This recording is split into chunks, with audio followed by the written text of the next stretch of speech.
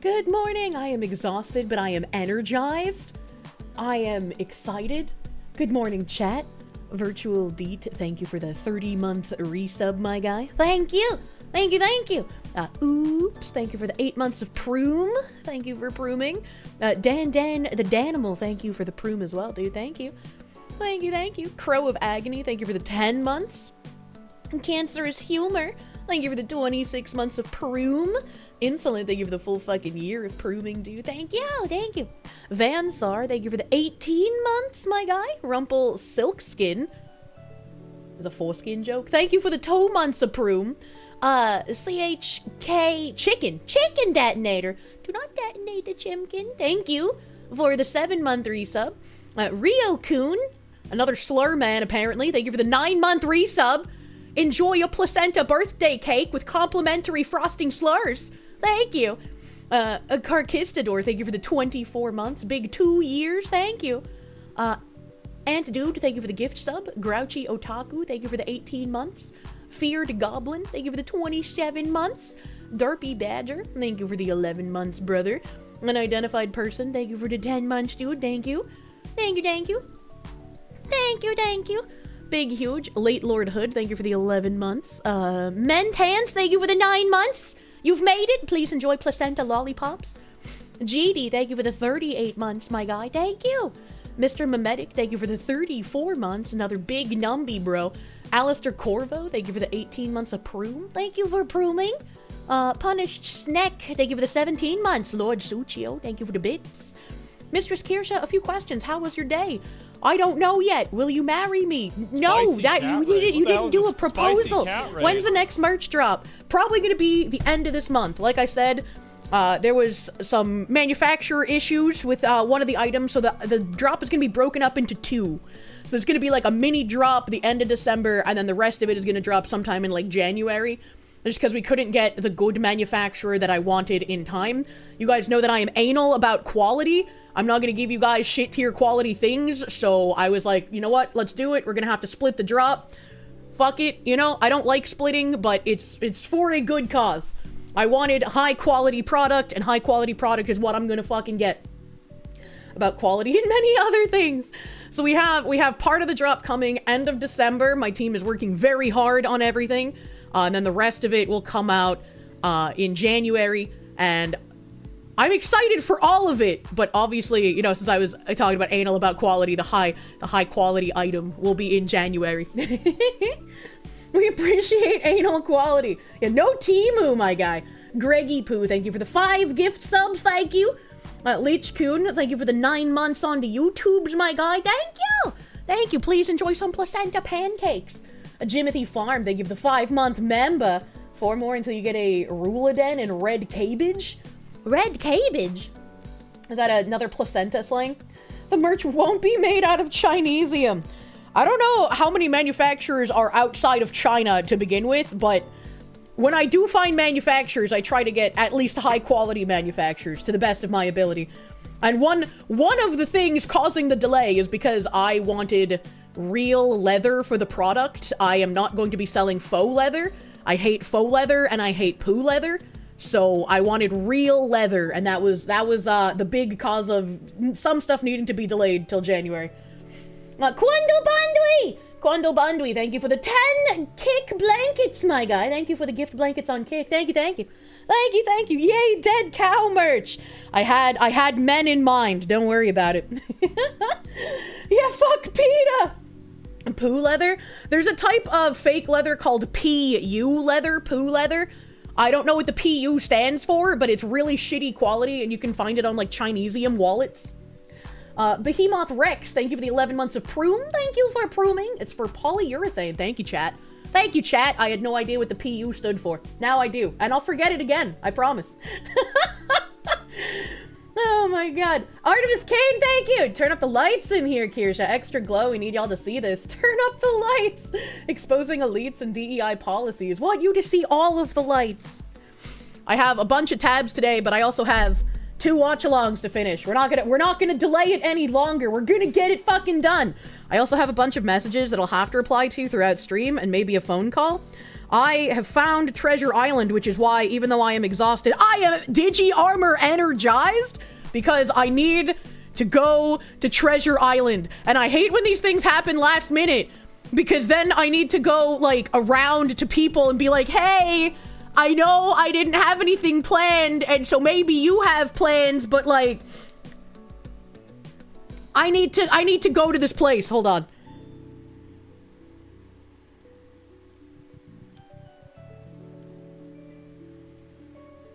Happy Finsub Friday, Kirsche.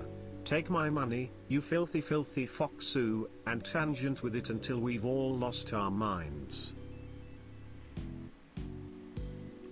Okay, so there are some old people who are dying, as old people do. That's not the exciting part. It's not exciting that they're dying, but they are like old dudes who have amassed a crazy fucking collection of antiques.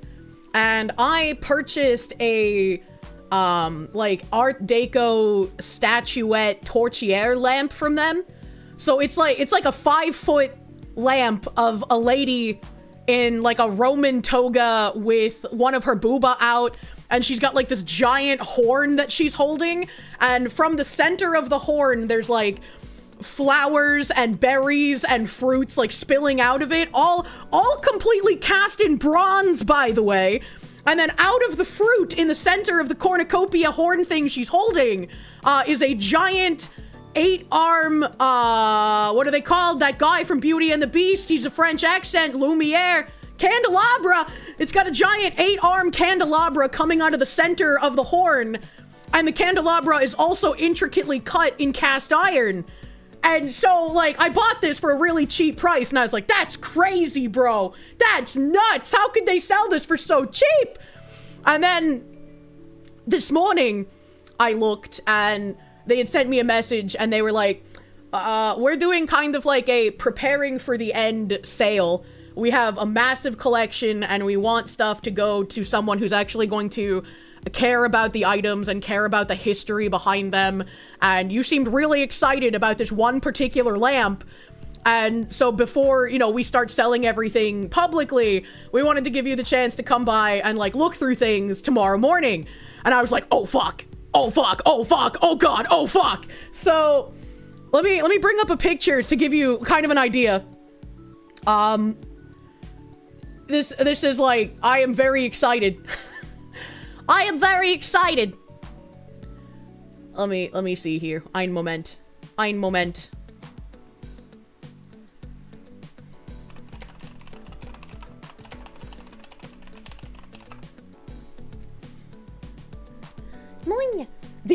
untapped mother... It's an untapped motherload, man.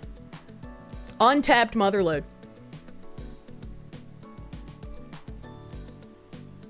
Look at this shit. Look at this shit, man. And they're not even selling it for crazy high prices because they're just like, we're gonna die soon and we don't really need a ton of money. So as long as you're someone who's gonna care about the items, we're happy to sell it. So I need to find, like, last minute someone who's available so I can go there.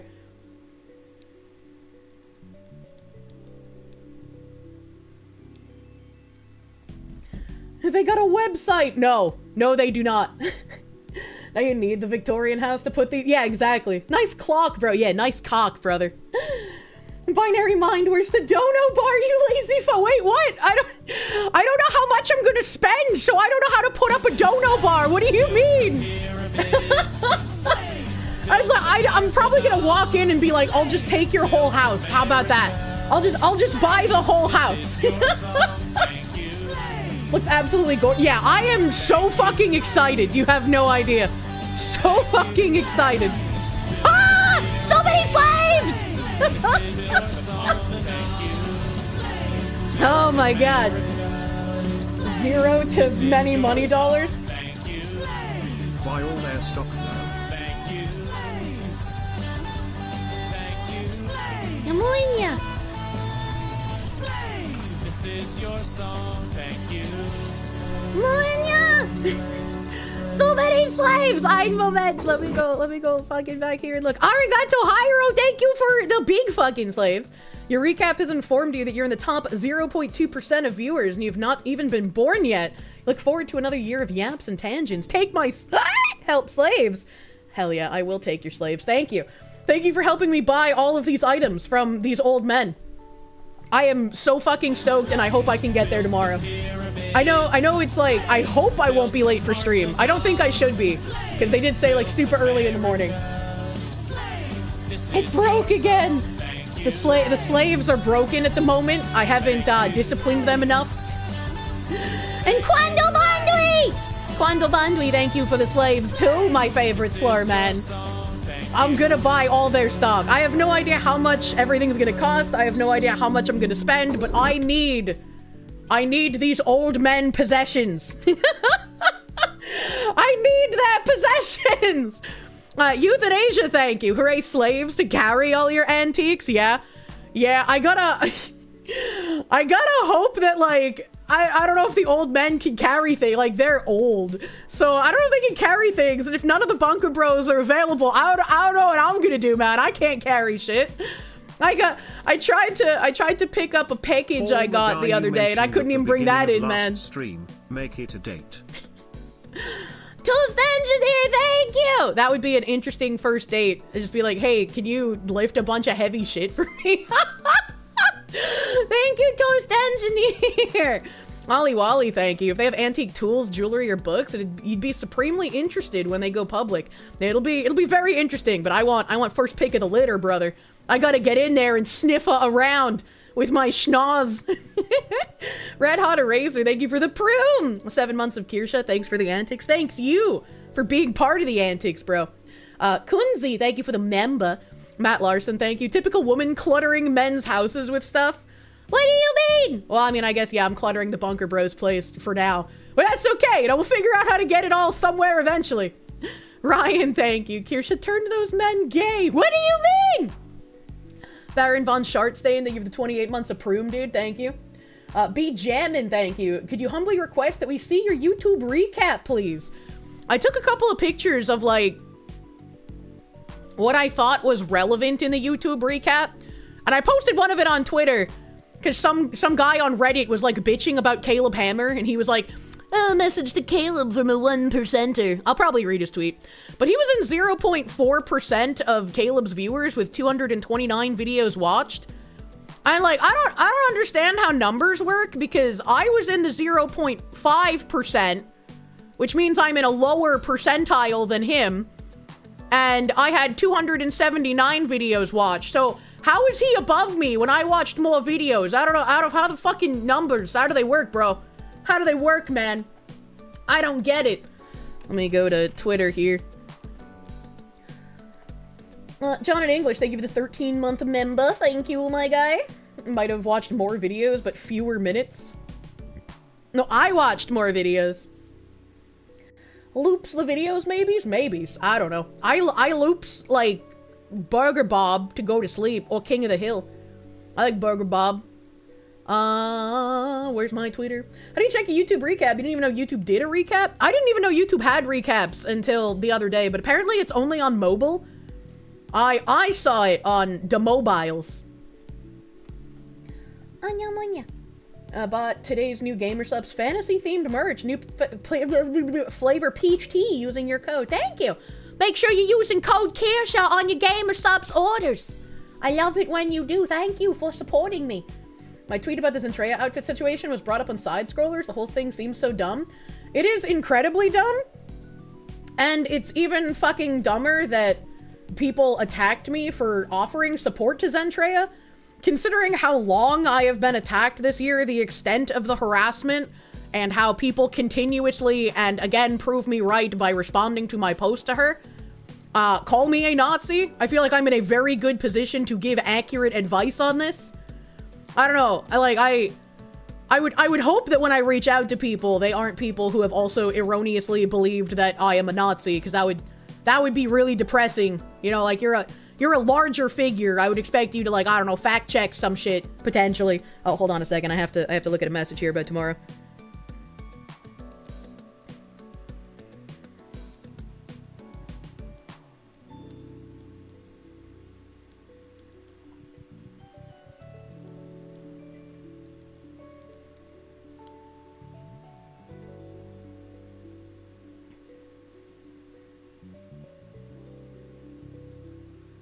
Okay.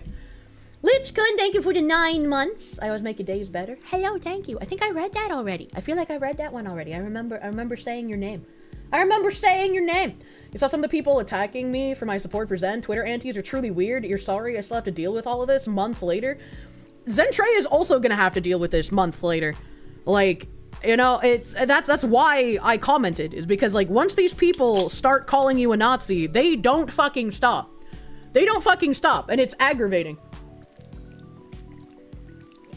And they'll even start, like, posting shit that you said that has the full context, that shows you're not a Nazi, and then post that context from you, and be like, well, this doesn't say what they claim it says. And it's like, yes, it fucking does. If you have eyes and you have ears, you know what this says. And then people still believe this, like, warped perception from those lying, and it is asinine, and it is aggravating, and it is frustrating, and the only thing you can do is call these people fucking retards and keep winning, because that's like the best way to do anything. You hope Zen doubles down on the outfit? This is an outfit based on Zen's original model back when they were, like, the commander of the anti-loot army. And it looks more like an Azure Lane inspired thing than it does any, like, real military uniform inspired. And it's just wild to me that people would attack Zen for that shit. Oh my god. Most watched topic was apparently video game lore in your YouTube recap. You got Bismarck vibes? Yeah, exactly. Exactly. I'm on you. Zen's latest replies are pretty base, not gonna lie. It's just, like, absolutely ridiculous. Like, the amount of hate that I got, and, like, people commenting under Zen's post wanting to somehow turn this into a political argument, and it's like, I'm not here to fucking politically fight under a post trying to give support to Zen because you freaks are fucking attacking her. This is actually crazy that you want to turn this into some shit about me. How about you focus on the actual issue at hand, you fucking retards? Oh my god. Keep in mind, if not for Reddit or Blue Sky, most libs' basic form is just meat with eyes.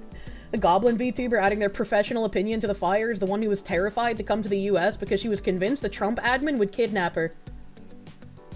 Like, how do these people live so far outside of fucking reality? It boggles my goddamn mind. Retard is so back. Curbmaster, thank you for the 8 months, dude. Professor John Wolfman, thank you. You saw Zen say, why did I even bother apologizing? Everyone tried to warn you, Zen. These people are like special needs sharks.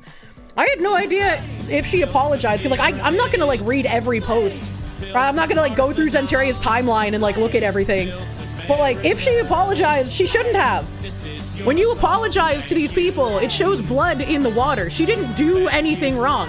She wasn't calling for like killing people. She wasn't celebrating a murder. She wasn't doing anything insane. She just had a military-inspired outfit that was lewd like an Azure Lane lady. Come the fuck on. Literally did nothing wrong. Literally no reason to apologize. Military uniforms are not automatically Nazi. I would not be surprised if we're not far off from, yes, actually all military uniforms are Nazi, because all military people follow illegal orders from fascist governments. You know, I wouldn't be surprised. Wouldn't be surprised. And the loser brigade was gloating that they won and that they beat Zentrea. It was never about virtue, it was about power. It's absolutely asinine. Absolutely asinine, and I hope she doesn't end up scrapping the model. Jimothy Farm, thank you for the huge fucking slaves. Massive 200 slaves. This was what I was worried about when the backlash hit them hard. Saw lots of Twitter types shift from Zen back to there are actually artsy VTuber we should be worried about. They are already trying to shift the focus to salvage this situation less than 3 foxes. Well, yeah, of course they're trying to salvage the situation. But as far as I know, there was only one actual Nazi VTuber. And it turned out that he was like a male Jewish person or some shit. Like, I don't... What do you mean? No one's going to take that seriously. Sylvani, thank you, my dude. Thank you. And yeah, it's ridiculous. It's absolutely ridiculous. You will not say publicly the big anti-left part about her new look. You found it so funny, though. Oh my god. Every single time. Jimothy Farm, thank you for the huge 200 fucking slaves. I got cut off by the TTS. I'm sorry, brother. Good morning, Kirsche. The couple on Financial Audit are saying in a terrible way Christianity is a relation, not a religion. Also, being part of a non-denomination that doesn't care about church structure and how they get yearly money, it sounds they're closer to Pentecostal.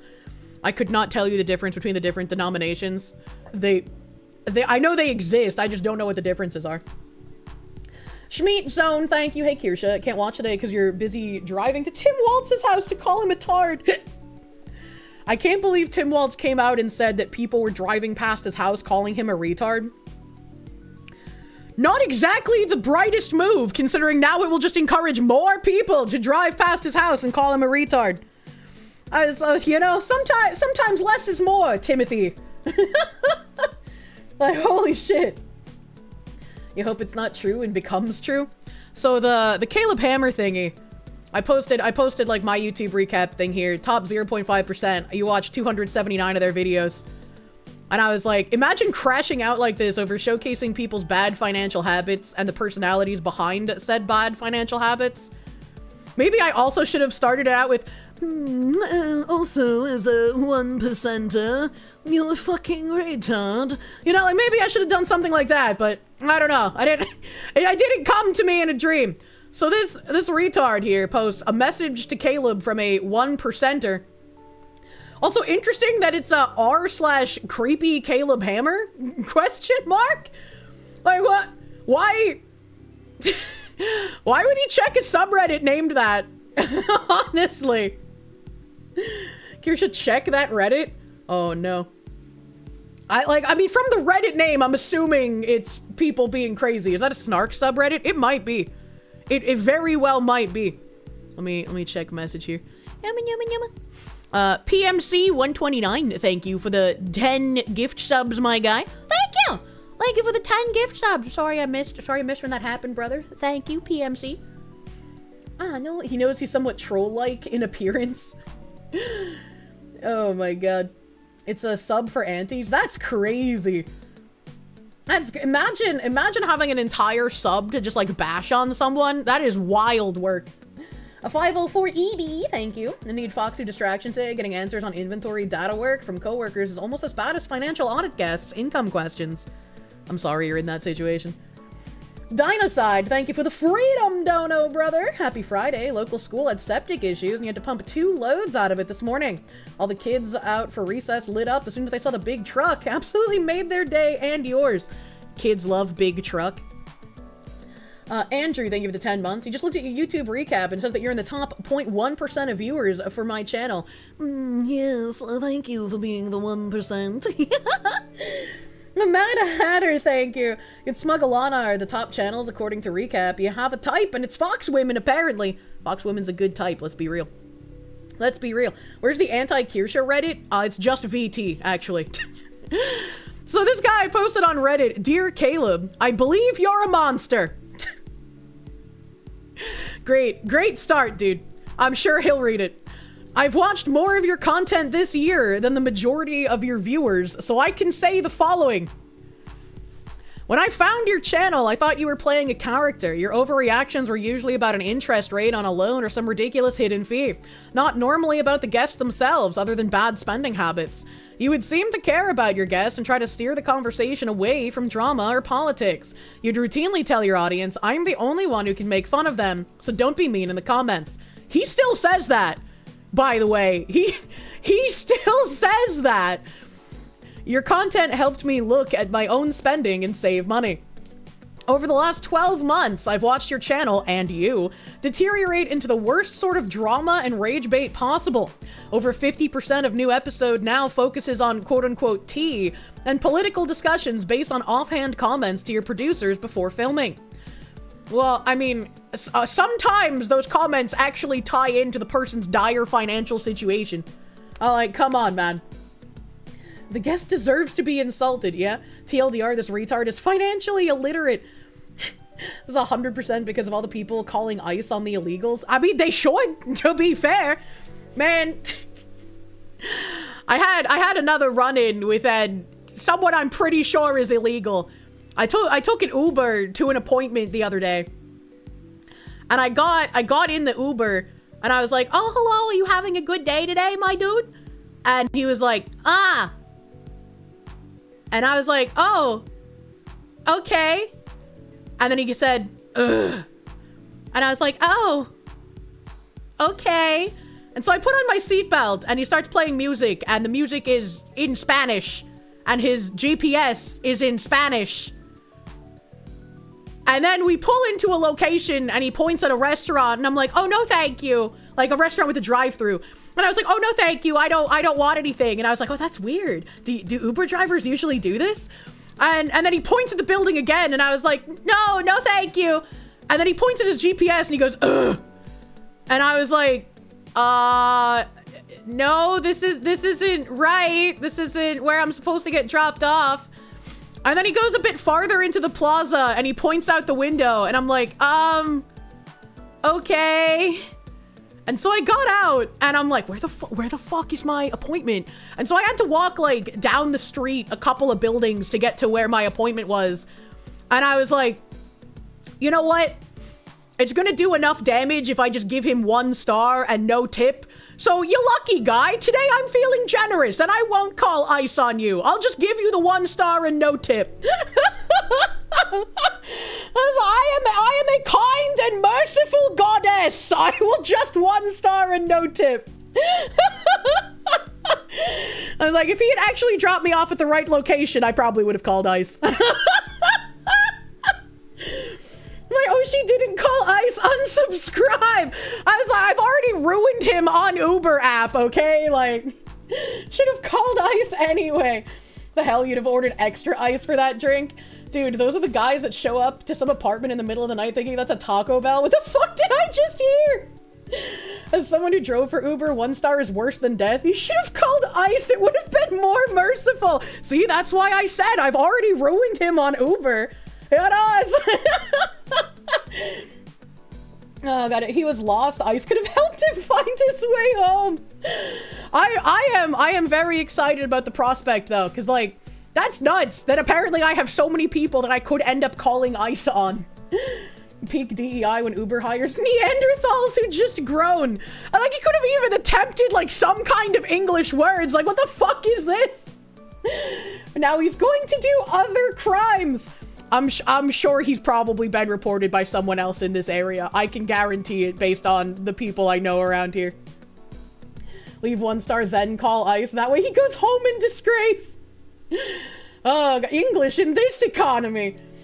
Daddy, thank you. We can all agree that Nazis are terrible, but can we also agree that their officers' uniforms look incredible? Whoever designed it was very good. Yeah, Hugo Boss. Hugo Boss is a very good fashion designer. Call ice on the caveman. He not only should go back to his origin country, but his correct timeline! Deport him to the past! The face when you realize half the traffic on the roads are foreigners. Can you imagine just the lift of congestion after mass deportations finally start happening? Holy shit. Samurai Jack, but backwards. Oh my god. Common mistake. Hugo Boss didn't design the uniforms, they just produced them. Oh, I thought they designed and produced. I didn't know there was a different designer. Bro had no idea where he was. Oh god. Warm body check again. Thank you for being a warm body on the kicks. I love warm bodies, bro. How can you even drive if you can't read English signs, bro? That's what I was thinking. I was like, how the fuck is he getting anywhere? Like, I understand the GPS was talking to him in Spanish, but like, how the fuck do you get anywhere? Ven Maru, thank you. I should call Ice anyway. He's just going to scurry away like a cockroach. Should I really retroactively call Ice a day later? Wouldn't they be like, how come you didn't call it in immediately? Like, would they accept my excuse of like, well, I thought 1 star on Uber and no tip was good enough. Danger? Yes, call them. Woman moment. I was like, you know, I've already ruined that man. He's gonna get fired. Uncharted territory. Couldn't tell you. I didn't call because I am a woman. I mean, maybe you're right, chat. Maybe I should go fucking full throttle. I think that they were based off an already existing uniform, but they pretty much look similar since they were in Prussia. Maybe. Tell Ice if they want to find the illegal, they should go for an Uber. Oh wait, you mean to tell me that the Cro-Magnums have time traveled and learned Espanol? Oh my god. But have you considered ruining the man more? You always say not to rest on our laurels. I mean, that's a good point. That's a good point. Maybe you guys are right. You know what? We would have picked him up if you called the same day, but stale illegal immigrants? No thanks!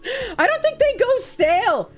You know, based on the recent articles I've read, they'll just steal someone else's identity and Uber in another city. Fuck, you're right.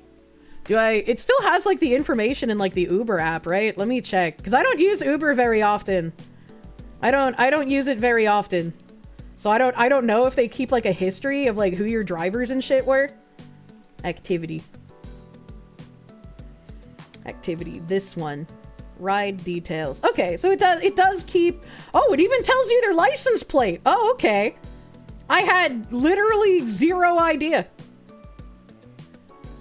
Literally zero idea it kept this information. Okay, well, yeah, maybe you guys are right then. All right, maybe we'll get a stale illegal.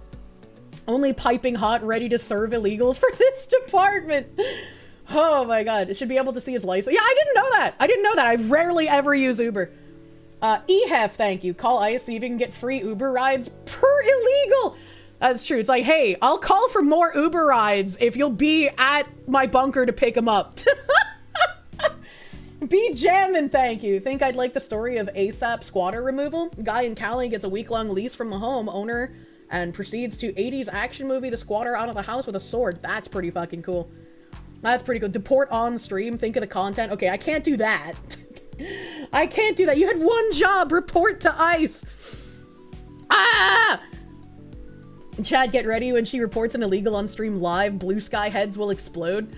I already reported a fucking guide to the FBI for fucking CSAM on stream.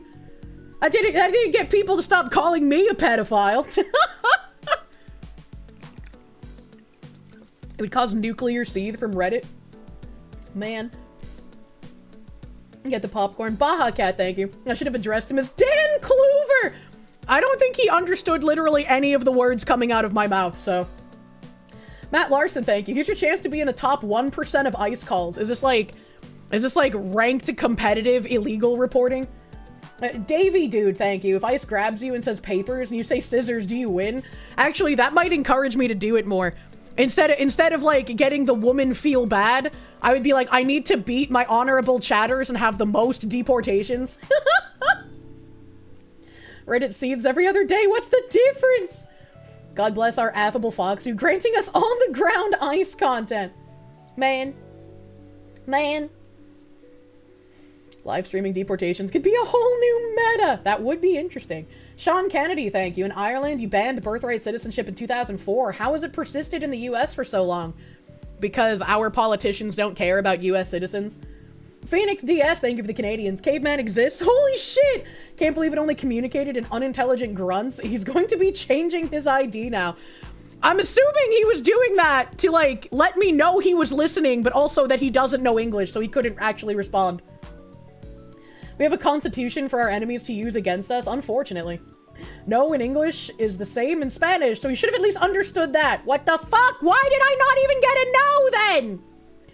Mr. Warm Body, thank you. Yo, Kirsche, a guy beneath my tweet linked to 2 videos from First Watch Show Financial Audit to be a PDF. Maybe check it out. Wait, what? I don't know what that means, but I'll have to go check my tweet after. Because what the fuck? Ice Rewind 2025. That would be funny. But back to this. Where did we stop reading? No. You routinely comment on the weight, gender, sexual orientation, and political affiliation of your guests. Even if a guest says, "Oh, I'm not gay," you'll refer to them in sexual terms or reply, "Sure you're not. I have no clue what this has to do with finances." I joke about I thought this was a finance show pretty frequently when one of the guests starts rambling about shit that, like, what are you even talking about? And during those segments, Caleb just looks extremely exhausted. So I have no idea what this guy in particular is complaining about. Does he want Caleb to just be like, "No, shut up! Stop talking about yourself!" What does he want Caleb to do? Doesn't make any sense. Oh my god. You can call me a pearl clutcher all you want, but you openly platformed a lady who was racist and spewed hateful ideology to your audience of millions. That's not an accident, that was intentional. You recorded the episode, you edited the episode, you brought in your Mexican, quote-unquote, employees for her to judge. First of all, she's literally married to a black man, and the jokes that they were making were stereotype jokes because she's a white woman married to a black man who's in prison for trafficking illegals. That's fucking funny. I don't care who you are. Calling that racist is insane to me. And why is Mexican in quotations? The employees Caleb brought in were very clearly Hispanic. They just have a sense of humor, unlike you, Redditoid. Caleb been noticing patterns. You know, that's a consent Redditors can't grasp. Please be patient. You know, there's a hole where a hippocampus should be. True. Quote unquote Mexican. It's amazing how mad people are on others' behalf. It's insane, dude. You position yourself as some sort of ally to anyone and everyone because you quote-unquote don't care what consenting adults do, but then judge them based on past and present relationship status. Bro. I haven't seen him, like, judge unless someone is dating someone who's already married, or, like, they broke up a marriage in order to get with someone. Which both of those things are just objectively wrong to do. You fucking freak. So I don't know what he means by this. I don't know what he means. He's just literally complaining to complain. And just because you make jokes doesn't mean you're judging someone. Maybe this guy is incapable of making jokes, so he just judges people. But like, what the fuck? Additionally, people who typically support groups of people don't continuously and repeatedly use derogatory language to describe that group of people. What the fuck is he talking about? Like, the only time Caleb's used, like, actual derogatory language I can think of is when he flew very close to the sun and put the N-word on a thumbnail. I still have no idea how he got away with that. I need to understand his powers, man. Diego Free Spirit, they give the 2-month member, thank you. You mention more and more how you have consent to make fun of your guest, and that may be true, and the guest is sitting right across from you, but what I think you don't have is consent to make fun of, bully, your guest's family, friends, children, or partner, who are typically not present on set, or even in the same state you're recording in. Asking multiple times if someone's relative is a R word. This fucking retard can't even type retard. It's not the N-word, bro. And the only reason people don't type that is because they don't want freaks ruining their entire lives by calling their employer because they said a word. or calling someone's partner a bitch is truly disgusting and shows the type of person you really are. Hear me out. But what if someone's partner is a bitch? This person has never had friends. Imagine being this person. Actual insanity. You can call me a liberal extremist too. I mean, you are. But I don't think anyone in this country should starve, ever. As a taxpayer, I'd rather my money go to food stamps for everyone than have it subsidize billion-dollar corporations. This isn't like a zero-sum game. It's not one or the other. You can want less subsidies for billion-dollar companies and less bailouts and also want fucking EBT fraud to stop. What is this guy talking about? You yourself have said multiple times you are quote-unquote set for life and can retire tomorrow. So why are you so angry if people need assistance? He's not angry if people need assistance. He's many times explained that he's fine giving people assistance who need it. He wants that to be the case. But in order for that to be a functioning system, you have to punish and remove the people who are fraudulently abusing it. But you've always been about the money. Even when you were in school making music, you quote-unquote made more money than professors. And that's the whole point of art, right? To make more money. Imagine the finance guy doing the finance show talks about how he was successful with finances to give himself more of a reason for people to listen to him. Crazy how that works, bro. You bring up how your sales job got you out of debt because you grinded long weeks and exceeded sales targets. Good for you. But I've noticed whenever a guest mentions they're in sales, you call them scummy.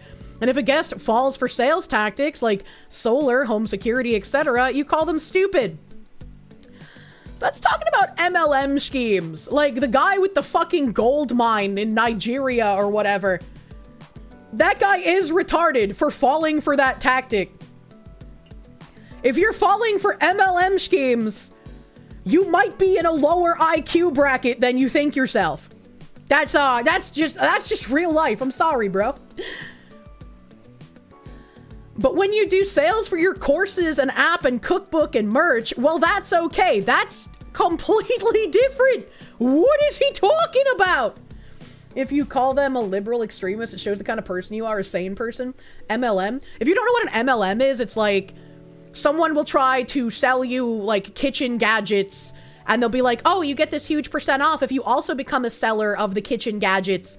And like they get paid by how many people they recruit to sell kitchen gadgets.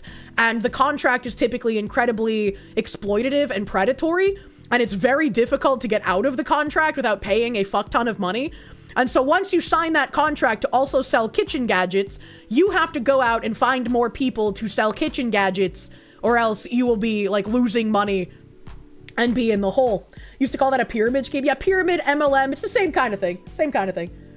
Pyramid scheme. Yeah, that's what it used to be called, and then it kind of morphed into MLM. It's creating a downline based on recruiting people to the org, not the product itself. Yeah. I don't know how to explain it any better than I did, but someone smarter than me might be able to. We'd be Ponzi scheming up in here. A Ponzi scheme's another way to put it. Avon is a good example. Yes, true. Avon is a good example. MLM is multi-level marketing. Thank you. I didn't remember what the acronym stood for. You thought it was men loving men. I think that would be better than what it actually stands for, to be fair. You always berate guests for infantilizing themselves, but you're the one with maturity of the average middle schooler.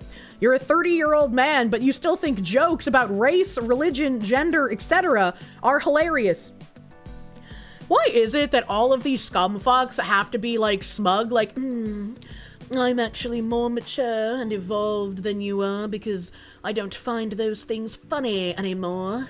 It's like, you're entitled to find what you find funny, that's fine, but like, if you're going to be morally superior, or like think of yourself as morally superior to someone because of the things they find funny, that's a little wild, right? Like, I've never been fond of like Beavis and Butthead or like fart jokes, but I'm not gonna like belittle someone if they do giggle at them, right? Like, that's wild to me. You found a joke that used race as a punchline funny? I'm above the likes of Eddie Murphy and Dave Chappelle.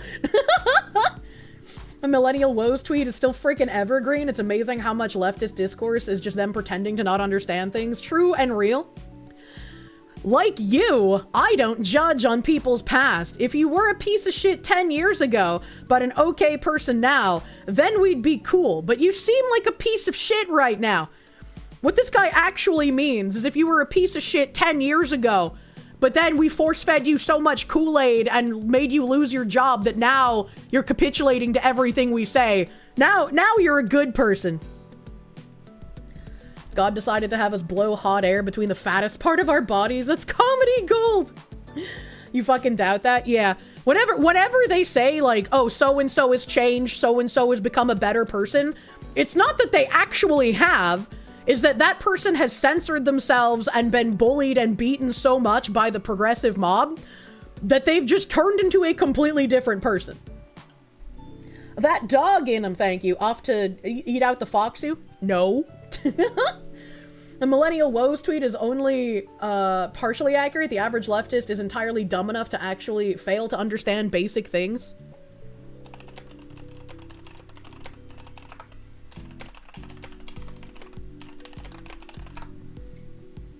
Punya. If you got hate in your heart, let it out. So you said somebody commented something about someone going on the show and then being outed as a pedophile on my tweet. Let's see. If they slip up again, all that evidence will be used to put them onto the reservation again. Oh, abso-fucking-lutely. Abso-fucking-lutely. Let's see, how do I find the data? There's that fucking retard. I didn't realize who this retard was until someone else posted. I think it's under this. My browser's being slow as fuck, bruh. Wait, why can't I see anything here? Okay, there we go. Someone posted this, and it's the same person that assumed when I reported my delivery driver to ICE that I had ordered Mexican food. I didn't even remember who the fucking person was. That's crazy. Keep reposting it. I love the exposure. The exposure of being shown to be a fucking retard? Like, what does he mean by this? That's what that was all about. Kirsche's chair towel. Thank you for the 3 months of proom. Thank you for prooming. I'm on you. Let's see.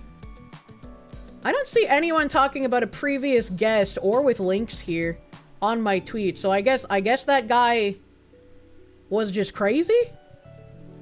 I guess that guy was just crazy. I don't know. I don't know what chat. I don't even remember which chatter said that, but honorable chatter who said that there were people commenting under my tweet about someone previously being on Caleb Hammer's show. I don't see it. I don't fucking see it, bro. Like, Massive Doge, thank you. Hey, Mouse, have you deciphered the meaning of 6-7? I'm pretty sure some people said that it was like police code for murder or some shit. I wasn't schizo, I swear. Scott Schaefer, please. I don't know what that means, but there's literally nothing under my tweet. Literally nothing under my tweet. And I don't see any Scott Schaefer either. Don't see that. It's the street guy who grew up in Chicago. It means nothing. I thought it meant nothing, but then apparently, like, weeks later, people were like, it means that. It means that. And I'm on you. God Hates Taxes, thank you for the 21-month member. Thank you. It's not a previous guest. It's a video by far leftist Scott Schaefer showing edited text to try and make Caleb look like a pedo.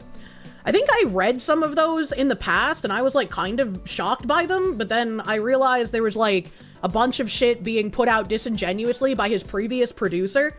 Because I guess his previous producer was, like, really fucking mad that he got fired. I don't know, like, the full story about why that guy got fired, but it's like, if you're gonna cut up information to try and make someone look bad, like, you're the piece of shit. And I especially feel for people who are victims of that, especially after having been a victim of it myself, you know? Random Tangent today got refunded for CPU, and you're getting a new PC next week? Hell yeah, brother. Congrats. Congratulations.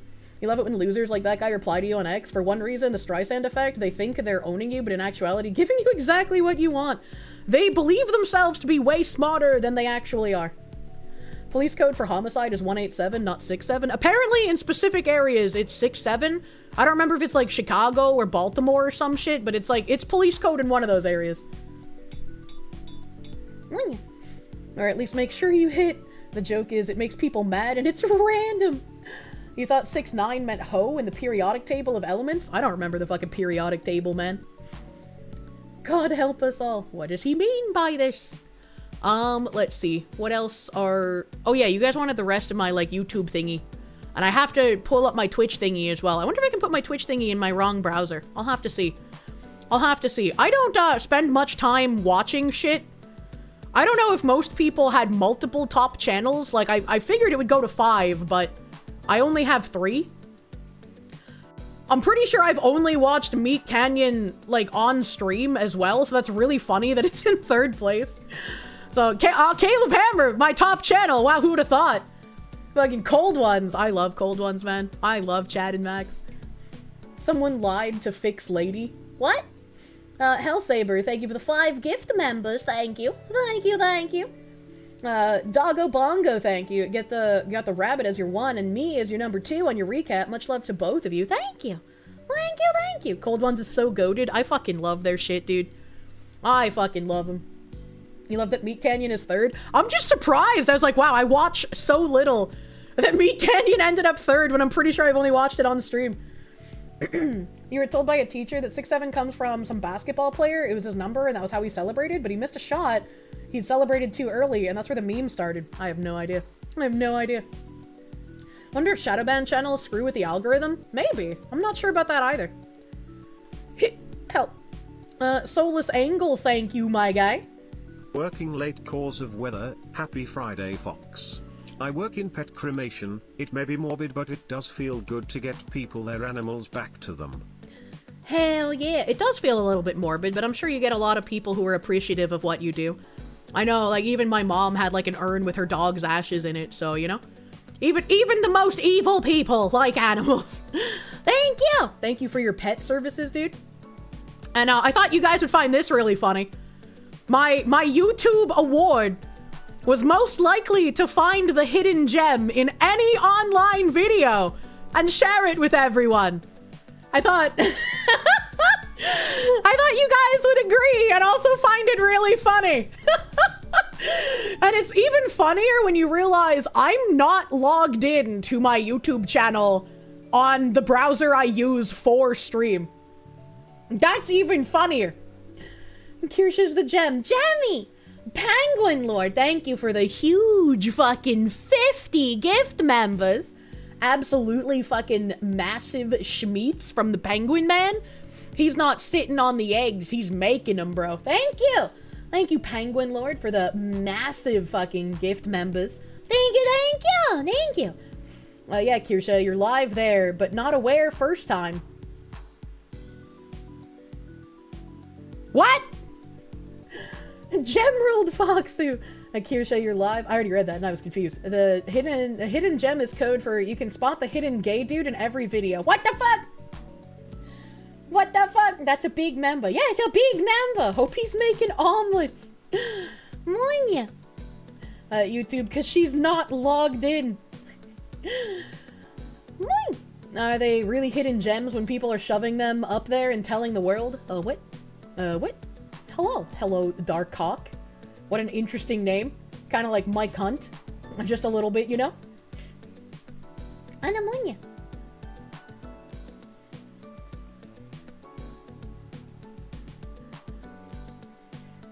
You still need to watch a Freerin, Foxu?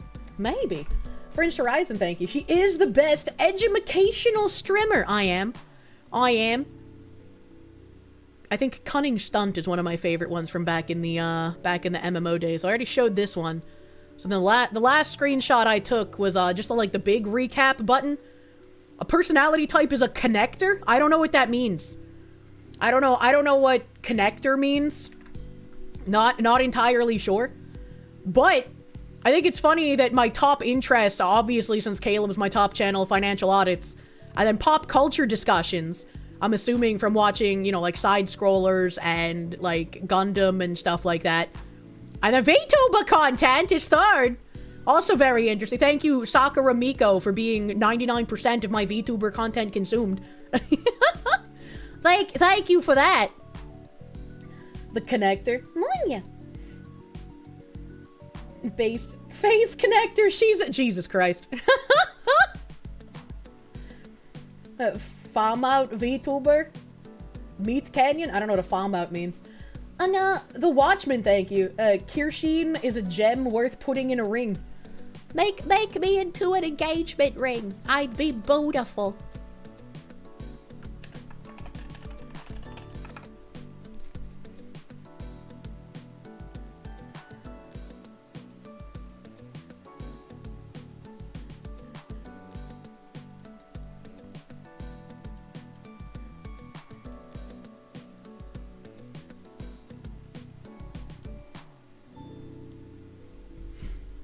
Must be in the holiday spirit, as you'd like to see Kirsche in a holiday outfit. Well, to do that, I would need to have artists that finish things on time, you know? Winchester Locke, thank you for the 37 months. Thank you. Thank you, my guy. Come on, yeah. So that was the YouTube recap. Let me see if I can bring up the Twitch recap. Because I don't know if it will let me in a different browser. Actually, I could probably just do it in the regular browser, right? I'd probably just do that. Probably just do that. Beep beep beep boop boop boop beep beep beep badoop badoop. It's all sparkly! Don't need to be an engagement ring to be beautiful. You already are. Look at this Rico Suave. I can't wait for the Steam year in review. Steam year in review is going to be both very interesting and very bittersweet, because I know I'm going to have Crime Bobs being pretty high up on there. Jacob, thank you for the 10-month member, thank you. You got your truck, you get your truck back today. Hope this Findom Friday is treating you well. Hell yeah. Hell yeah. I'm glad you get your truck back. It's always annoying when you have to bring that in for fixes, man. Always a blessing when caught up and Kirsche talks in slow-mo. I'm the slow-mo. Alright. Stream our review. Remember to share your recap. No, thank you. High scores. I streamed just over 1,000 hours. Is that a lot? I don't know if that's a lot. I feel like I don't have like a super crazy schedule like some people who do like 12-hour streams daily. But, you know. You think the new Digimon game is going to be one of the tops for you? Hell yeah. We're going to find out you've sunk 1,000 hours into the games. Boggy has gifted you. Speaking of which, I have gifts from Boggy to accept again. I wanted to wait until I was on stream, but I kept forgetting. You've watched 700 of those. That's crazy. That's nuts, dude. 1,000 hours total this year? Yeah, I guess 1,000 hours total. That doesn't feel like a lot to me. Not trying to be suave, just trying to be polite. Aw. She only streamed 1,007 hours. How did you watch over 1,800 hours of Kirsche this year? That's a great question. Did you, like, watch VODs and shit? Maybe you, like, watch some streams multiple times? I have no idea. That's about 200 days at 5 hours each. Not really that weird. I guess that makes sense. Sounds like we need more Foxu. It says you watched 12,000 hours. I don't understand how this works. A binary. We now worry about you. Well, he's a mod, you know. That makes sense. That makes sense.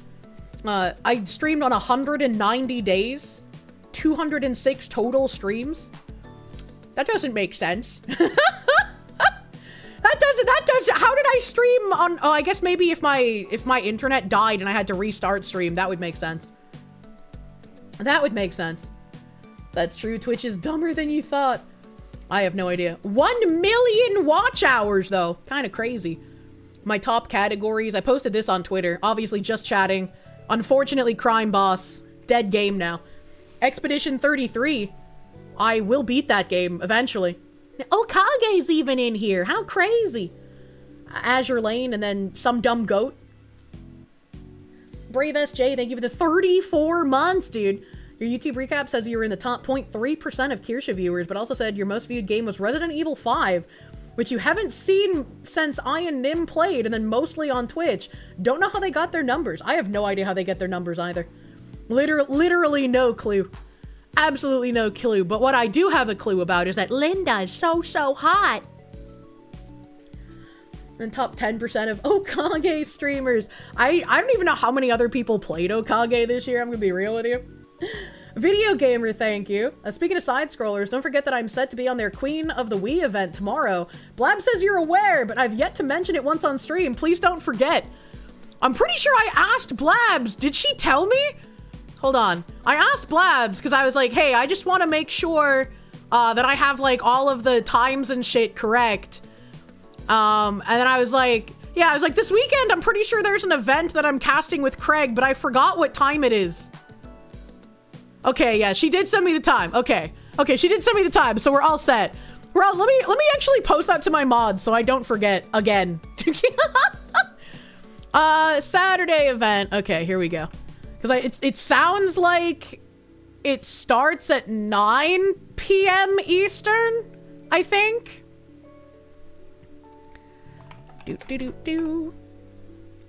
Okay. It sounds like it starts at 9 p.m. Eastern, and so they're probably having it announced at like 8 p.m. Central. That makes sense. Casting with Craig. Yeah, there's some sort of Wii tournament. Instead of King of the Cart, it's like a Queen of the something tournament on side scrollers. Ollie Wally, thank you. YouTube just called you a nerd. Imagine being a nerd on Plus. Yes, on Plus. Make sure if you are not subbed to Side Scrollers Plus, you can use code FOXLADY to get a discount on your annual subscription. I also have a little special linku that the mods post sometimes. You can use that for, like, any kind of subscription. I'm pretty sure. Come on, ya. They really need the personal memory. I do. It's real fucking bad. Is this a tweet about the stuff? Hold on, let me see if I can copy this. I wish my browser would work and that I could just open fucking things again, but it doesn't let me. It hates me. Ooh. Massive Doge, thank you for the 13-month member. Hey, boss, how many Wranglers do you exactly need? Too many. I am very retarded. So this is the announcement here. 4 women will duke it out for Queen of the Wii. Hired a 5th one to talk shit and ruin everyone's day on commentary. True and real. It is time to bash women. Our favorite pastime. Hold on, I have to give an address to a guy. How do I copy text here? I'm dying.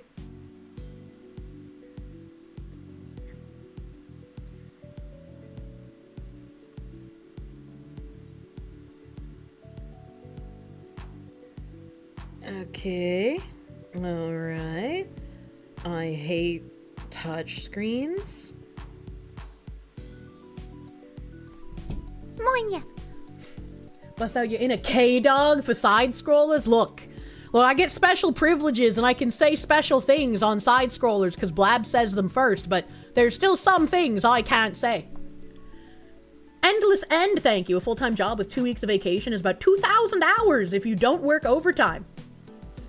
So what you're saying is I worked enough hours for a part-time job. I hates touchscreens. Ironic since she likes touching and being touched. Yeah, I don't want to touch screens. I want to touch man flesh. I wanted to drop by and say thanks for all the entertaining streams. Thank you, Nuddler. It's very sweet of you. Thank you guys for reminding me about the thing tomorrow as well. So I will not forget about it. That'd be scary if I did. Anamonia. Eine Moment.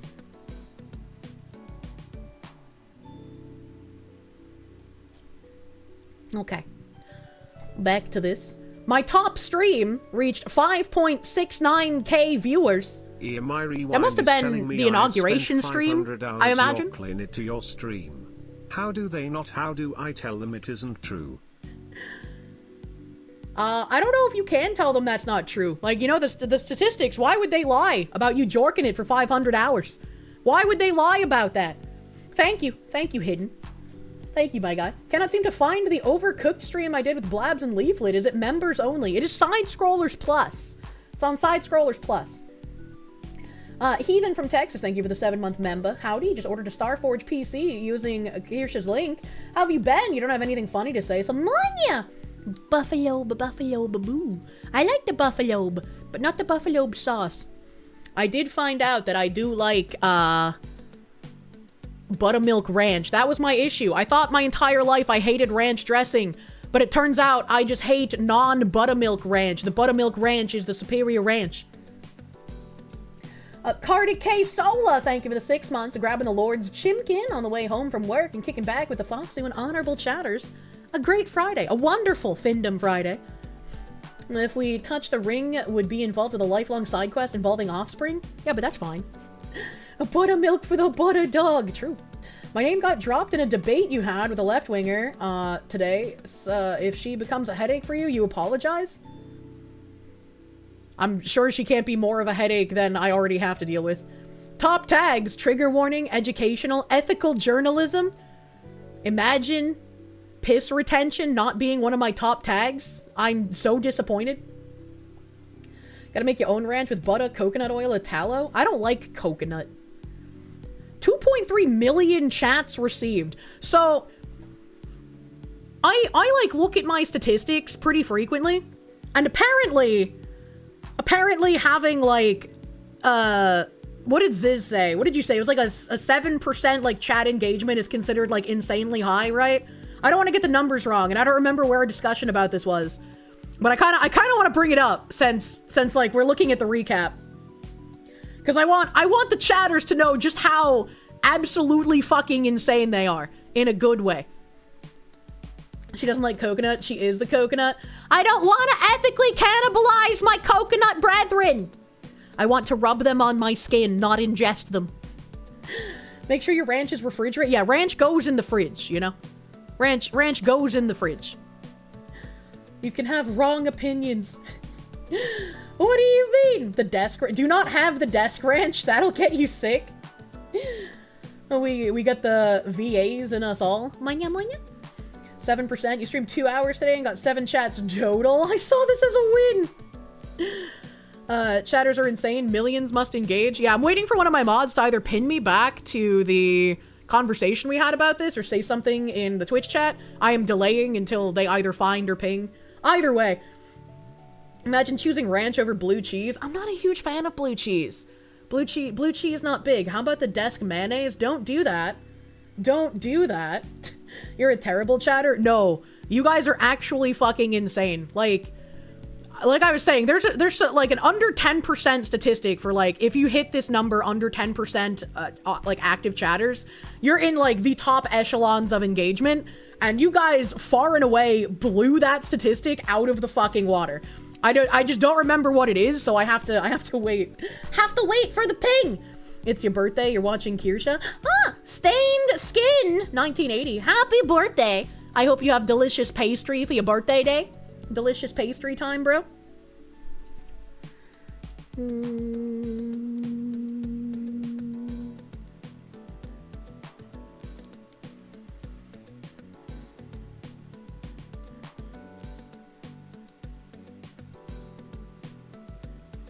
I'm responding to a text.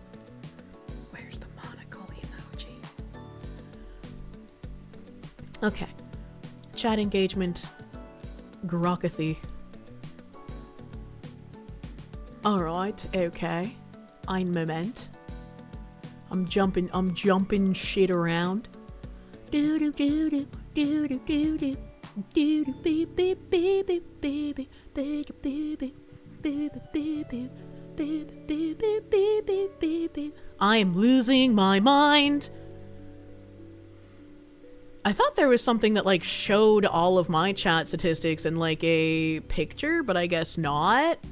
I guess maybe that came to me in a dream, because like I see all of us talking about it, but I don't see any of the images of like what my chat engagement is. But I guess I'll bring up the Grokathy thing. So let's bring this up. And let's bring this other Grok thing up.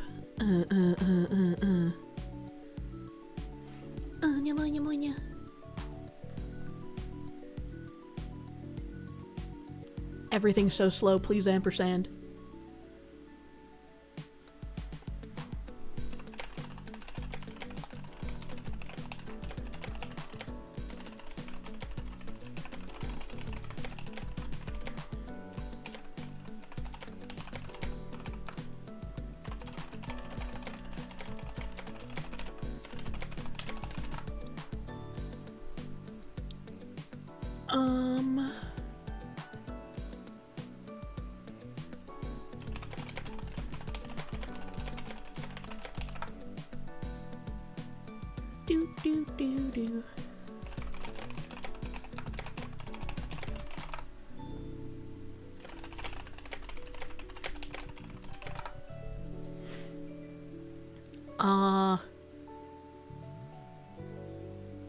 Okay, there's this saying that 30 is crazy. Okay, so I'll just bring up this one picture. Because I thought that there were pictures of a bunch of different streams, but I guess it was just like one picture. Maybe it was just like typed out what the other ones were. Because I was consistently above that. So let me switch browser here. Sorry that took me a second to find. Sorry about that, chat. But here's a little Grokathy thing. At 900 average viewers, a 30 to 35% rate means roughly 270 to 315 active chatters per stream. This is outstanding because it outperforms the 25% threshold that Twitch's ad algorithms reward, with 20 to 30% higher CPM, cost per mile rates, as active chats signal premium engaged demographics to advertisers. Wow! That'd be crazy if Twitch actually let me have ad revenue, but I've had $0 in ad revenue since June, and according to you guys, they don't even play, like, pre-roll ads on my channel anymore? Which I guess is a good thing. If you guys aren't getting ads, I'm not gonna complain. But if you guys are getting ads, I will fucking complain, because how dare they play ads on my channel and give me 0 ad revenue. Get that number higher.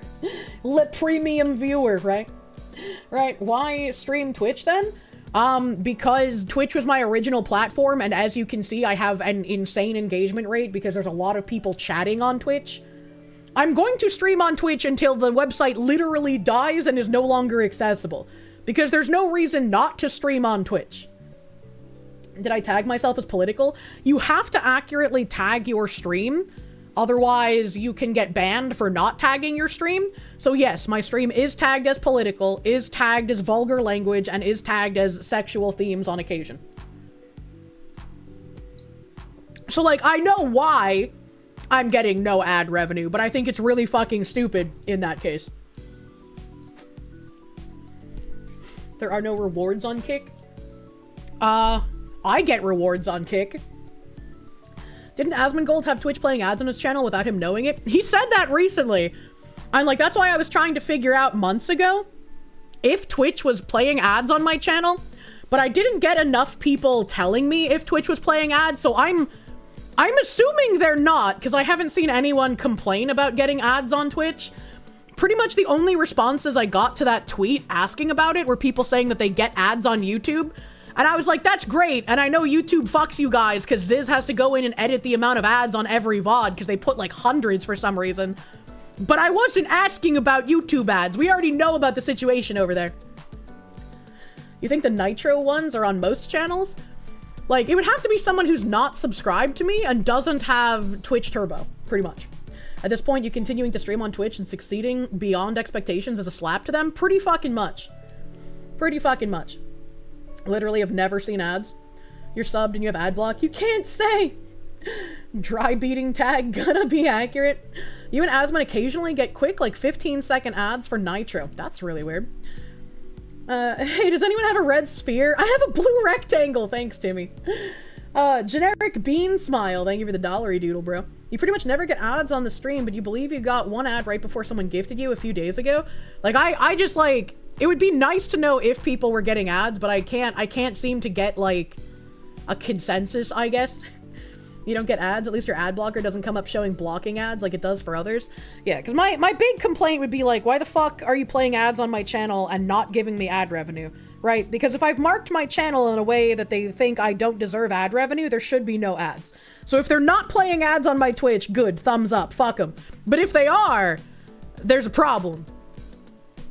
You've not seen ads except like once since you've been unsubbed and do not have Nitro or ad block. Arakeen, thank you for the 15 months of Proom, thank you. Thank you. Used to get ads on the channel on Twitch, but not in a while. You don't have Turbo, and you're not subbed, and you haven't seen ads. Okay. You're not getting ads, and you don't recall seeing any in the months since you've been here? You have a sub, Mr. Phoenix Soldier, so you wouldn't get ads with a sub. It's essentially 0. You just got one small one, like, every 6 months. That's good. That's good that they're not fucking you guys with ads, then.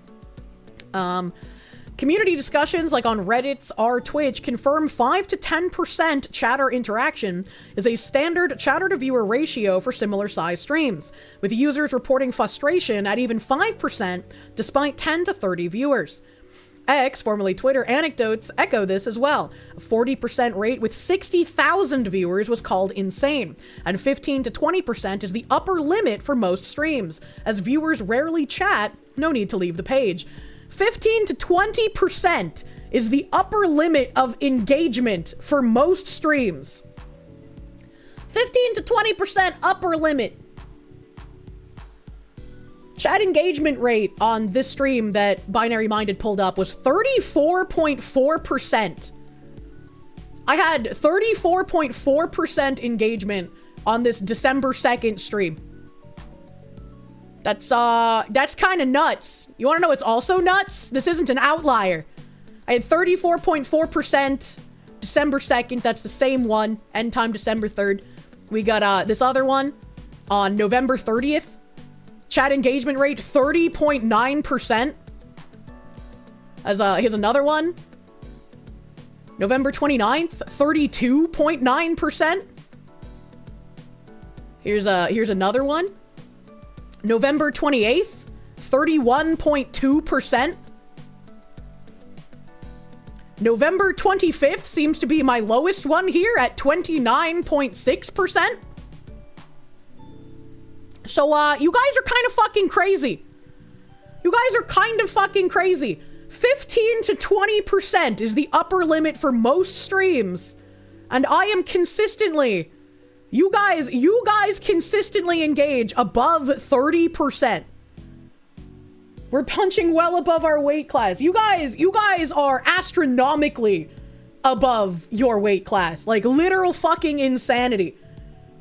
It has been proven time and time again that you guys are incredibly supportive in watch time, in engagement, in financial support.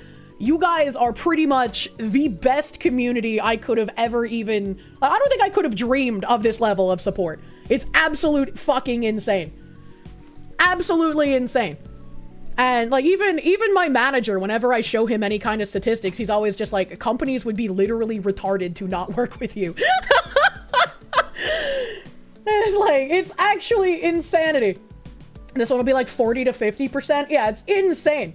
Gotta wonder if the sheer amount of other streamers botting brings that percent down. That's a good point. I never thought of that, but yeah, maybe the amount of streamers botting could bring down the percentage. Fifth Venom, thank you for the 5 gift subs, my guy. Thank you. Thank you, thank you. 30% of the viewers doing 100% of the chatting. And this is just the Twitch statistics. This is just, like, for Twitch chat. And YouTube chat is, like, just as fast, if not faster than Twitch chat sometimes. So I have at least 2 different chats that are incredibly high engagement rate. Kick, I love you guys, you're warm bodies. I don't have statistics for Kick. Maybe they'll give us statistics one year. I'm sorry. The reason why you have so much engagement is because we keep trying to get you to swallow the oppression, Olive. We gotta up our game, get those numbers up. It's fine. Even if your chat engagement rate never gets as high on Kick, you guys are fucking beautiful ass warm bodies. Your beautiful warm bodies get me paid American penny dollars. I don't care. Sleep to my stream on Kick. You guys are wonderful. Rusty McShane, thank you for the 10 gift subs on Kick. Thank you. Thank you, thank you. Funny, those were the words chosen in current year. The tard juice flows hard in the corpos, but they'll be the first to fall when the crunch swallows them. Pretty fucking much. Pretty fucking much. That's part of why you hope Zen listens to me. The geckos might be the only chat you've been in that comes close. It's really great when you see streamers who have, like, very engaged audiences, right? It's really nice. I don't know how Asmon fucking reads anything in his chat. It continuously impresses me because his chat it's so fucking fast, man. Easy Fox Lady VTuber Kirsche. Sonia, hi. Isn't this bitch a Nazi? And just think, all those chats give me great stuff to put in the false light deceivers files. Thanks, Kirsche watchers. No crimes recorded yet, but at least I stay busy. And thank you, friendliest FBI man. Maybe you can give me some hot tips on how to more efficiently report people to ICE. I'd appreciate that. Thank you, JK, for the 88 brother mans. Thank you. Thank you. I have a phone call I need to take really quickly. My BGM is on. I apologize. Let me make sure my mic is actually muted this time. This is an important phone call. Be right back. I'm sorry.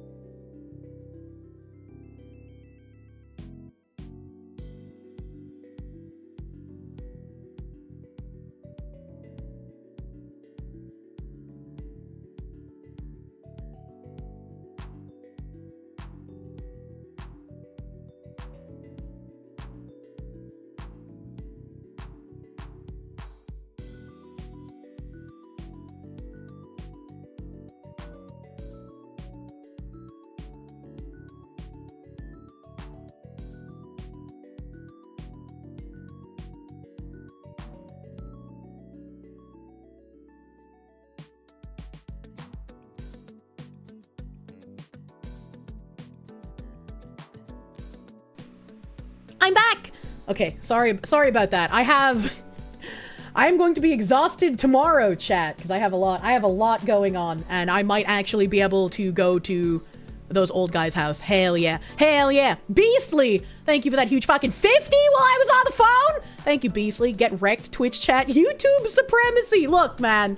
We don't need no race wars between the Twitch chatters and the YouTube chatters, okay? No brother wars, chat. She was confessing her love for Asmin. It would literally have been insane if he answered a phone call at the exact same time that I did. Like, you know. We can't keep doing things at the same time. Frick YouTube race war now. What the fuck? We all know Kick is supreme. Kick has the edge of the penny dollars, you know? She's getting what from OG Sans? Nice furniture! Oh, my tits are cold. I was shocked. I hugged my chest as I said that because I was excited about the furniture. I did a little autism thing, but man, I'm freezing. What the fuck? Shades, dude, thank you. Local mailman here. Sorry you're late. You missed the last hour. Can you say all of that again? I can't go back. Patchouli, thank you. Hi back. I'm Patchouli. Oh my god, this fucking guy. Fringed Horizon, thank you. Do not redeem! No, I beg you, woman! Do not redeem! I don't know how to redeem. Pyretia, thank you. You're getting a vigorous spanking because you've been a bad girl. Even silent, the yap must flow. I was giga yapping! Giga yapping! How cold-blooded do you have to be to have cold tits? I don't know, man. You're not burritoed today? I forgot to put on more clothes before stream. Thank you,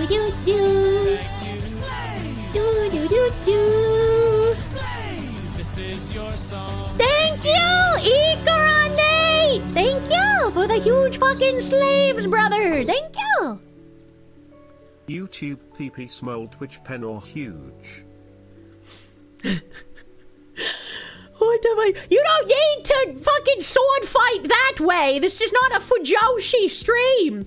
Thank you, Ikaron Nate. Thank you. You're streaming without clothes? No, I have clothes on, I just don't have a lot. I like wearing my pajamas, and so I have, like, night dresses. They're very cute, and the one I'm wearing right now is, like, velvety. And so it's very soft and cute, and it's got, like, lace around the neckline. It's cute, but it's not enough to keep me warm right now. Yowie chat. Anthony, thank you. We engage because it's the only way you let us out of the basement, Mistress Kirsche. More foot rubs. Battleizer, thank you. We're the glorious honorable chatters, and we're here for Foxu. Hell yeah. Night dresses are nice. I like pretending I'm going to sleep in 1886, you know? Beastly, thank you again for the huge fucking 50. Pyretia, thank you. You're not subbed on Twitch because fuck Twitch. You have ad block on because fuck YouTube. So occasionally you throw me a super because love the Foxu. Thank you! Thank you. Battleizer, thank you. We are the glorious honorable chatters, and we are here for the Foxu. I love my honorable chatters, man. The Fringed Horizon, thank you. YouTube chat still better, but holy damn, Twitch chat is on some shit. They truly are. Yo, Speedblood, the 101 slaves, man. 101 slaves. It's like 101 Dalmatians. Do they still get turned into coats? Thank you. Thank you for the 101 coats. Oh, what you need is a boyfriend hoodie. True and real. But until I get a boyfriend hoodie, I have those, like, big blanket hoodies from Gamer Subs, you know?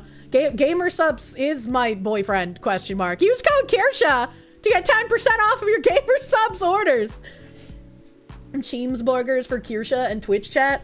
I actually cooked some chimkins because I have some chimkins that are marinated and they have, like, sell-by dates on them, but they don't have best-by dates, so I'm just kind of like, well, I can still eat it after the sell-by date, but there's no best-by date, so I don't know how long after the sell-by date it's fine to eat. So I had some chimkin that had a sell-by date of December 4th, and today is the 5th, and so I was like, well, it's probably still fine. And they were tomato and basil marinated chimkin breasts. And so I cooked those before stream, and I made a sandwich out of half of one of the boobies, and it was very delicious. I had some nice fluffy peasant milk bread. Do I know what peasant milk bread is? No, but does it taste good? Yes! As long as they were in the refrigerator, they're fine. Oh yeah, they were in the fridge. They were in the fridge. Anywhere from 3 to 7 days after the sell-by date. Usually, as long as they've been properly refrigerated, you're good. Oh, my refrigerator's cold as fuck. How do you milk a peasant? Very carefully? It's just freshness, usually. You can eat food a couple of days after past due. I usually eat food a couple of days after past, like, best by date, depending on what it is. I don't fuck with dairy. That's like the one thing where like the best by date is a hard cutoff. Don't fuck with dairy. She was so excited to eat what the peasants eat. Yeah, I don't think it's peasant milk, like milk from a peasant woman's bosom. I think the type of bread is peasant bread, but it is also doubly milk bread. So it is peasant style bread, but also milk bread. So peasant milk bread. I didn't even think about the peasant woman's bosom until you mentioned it, chat. Your milk always goes sour before the best by date because you use it so slowly. Same. I can't seem to drink enough milk even though I feel like I drink so much. New headcanon accepted. Kirsche milked peasants for her bread. I actually don't keep cats. I just call them cats for stream purposes and kayfabe. They're actually just peasants I keep in my closet to milk. Cunning Druger, thank you. Get sponsored by Tendies and Chalky Milk. I don't even know how I would do that. But I would have to like get sponsored by Chick-fil-A, and they would have to have like a Kirsche meal, like McDonald's and Boinger King and Wembley's has done with other celebrities. Except I'm not a celebrity. I'm like a micro niche cartoon woman.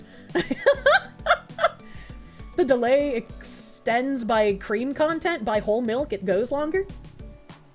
Does human Cheems ball still nibble your toes? I guess so. I guess that's canon now. You drink a glass with every bowl of cereal? I don't really eat cereal too much. I'm not a big cereal person, and when I am, I like Reese's Puffs! Eat them up, eat them up, eat them up. And Reese's Puffs are not really good for you, so you shouldn't eat them a lot. C. Thomas the Peasant, thank you. Good question, how do you milk a peasant? I volunteer for experimentation. Brosef, thank you. You joined the guard just before those two got shot. Hopefully you only show up here as a super chat and not a news story. I also hope that for you. I do not wish for my chatters to ever become a news story that I read on stream because that means something in your life has gone terribly wrong. Thank you, my guy. Thank you, my guy. Most cereal is bad for you. Too many carbs. Yeah, exactly. Yeah, exactly. Which is a shame because cereal is one of the most efficient ways to get your daily iron intake, and every natural method of getting iron requires you to eat a ton of stuff. What if you just eat like a recalled item that has like extra iron in it from contamination? Battleizer, thank you. Foxu, aren't your cats boys? It ain't milk. I mean, it's still milk, but it's not bosom milk. It's man milk. Fringed Horizon, thank you. You're our micro niche cartoon fox woman. True and real. True and real. Ichigo Tegus, thank you. Which text kick long ago the platforms coexisted by ignoring each other's terrible moderation, then everything changed when Twitch went feral. Only Kirsche could tame the algorithms, but she vanished. Now she's back, kinda. And maybe she can save our feeds. I don't know how to save the feeds. I'll try my best. Brother Goose, give us some of your crumbs. Thank you, Ichigo Tegus. Thank you. You missed the powerful truth, Redeem.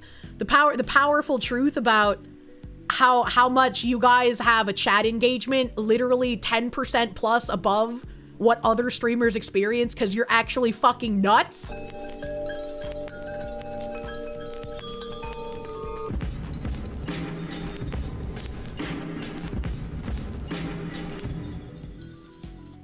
Yeah, it has been a while since I've used that, huh? Redeemed! Fucking nostalgia, hey, yeah? I just did the math, and I recommend in the strongest terms that you turn around or hide your model when taking phone calls. Modern AI would allow a motivated schizo to determine what you were saying from model mouth shapes with a few days' work. You know, honestly, if someone was schizophrenic enough to do that, I'd kind of be impressed. I don't think that's actually possible, especially like with the way my tracking is. I don't think that's possible. But if it did manage to happen, I would be so impressed. I'd be like, I gotta give the schizophrenic a clap, and then I gotta call the police. All right, there's like the 1-2 tap here. When someone asks you from now on why you called ICE, you'll say, for Sarah. Who's Sarah? Could reverse engineer based on past footage, perhaps? I don't know.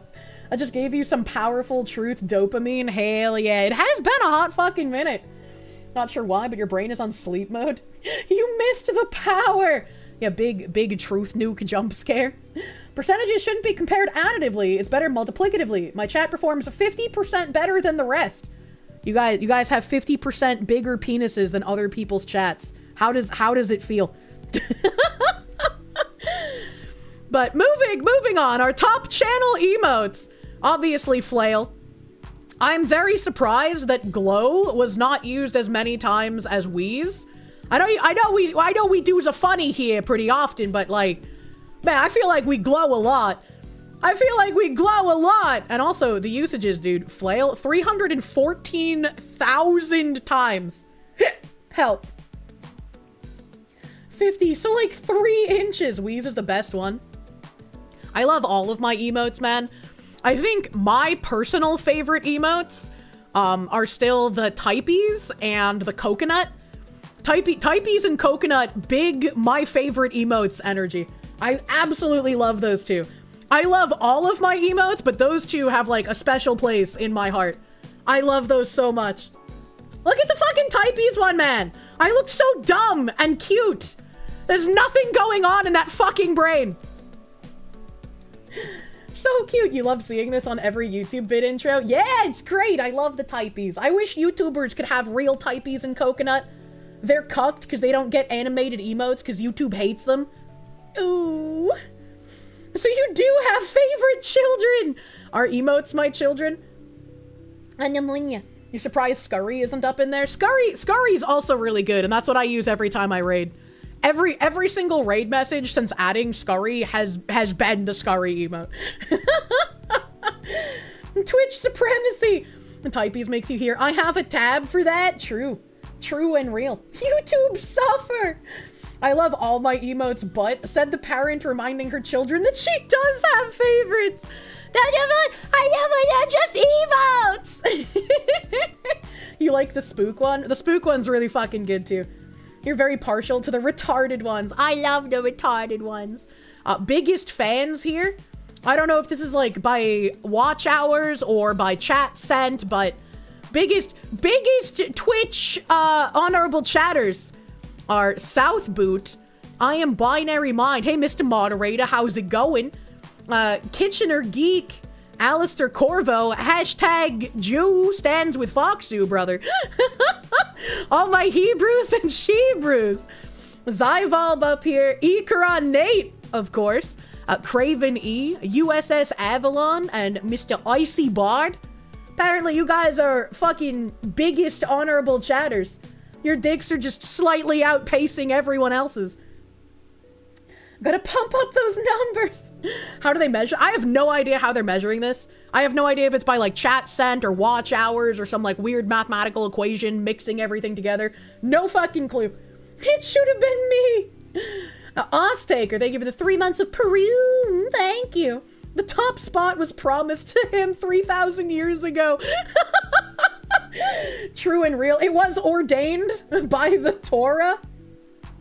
Didn't have to work for the first 2 hours. Also, hi, Cherry Fox Wife. Hello! If you had to guess, you'd think watch hours? Maybe. Maybe. I'm not entirely sure. Well, one time you did the math about how many people were driving in the snow for the first time in Toronto every year. You had a lot of time sitting in traffic behind crashes that snowstorm. Jesus Christ. Jesus Christ. We had crossovers. I think this is because this was like the only time that we used the like Twitch feature for adding people into like a combined chat. And I'm pretty sure I had one combined chat stream with Bagman, Hina, and Mari. I don't remember ever having a second combined chat stream with just Bagman. But apparently at some point we collaborated twice with combined chats, question mark? I don't remember when that happened. Nephenor, thank you for the biddies. You're giving me the bits so you can have the head pat emote. It's worth it. Foxu is always worth it. The vintage head pat, as it were. Pneumonia.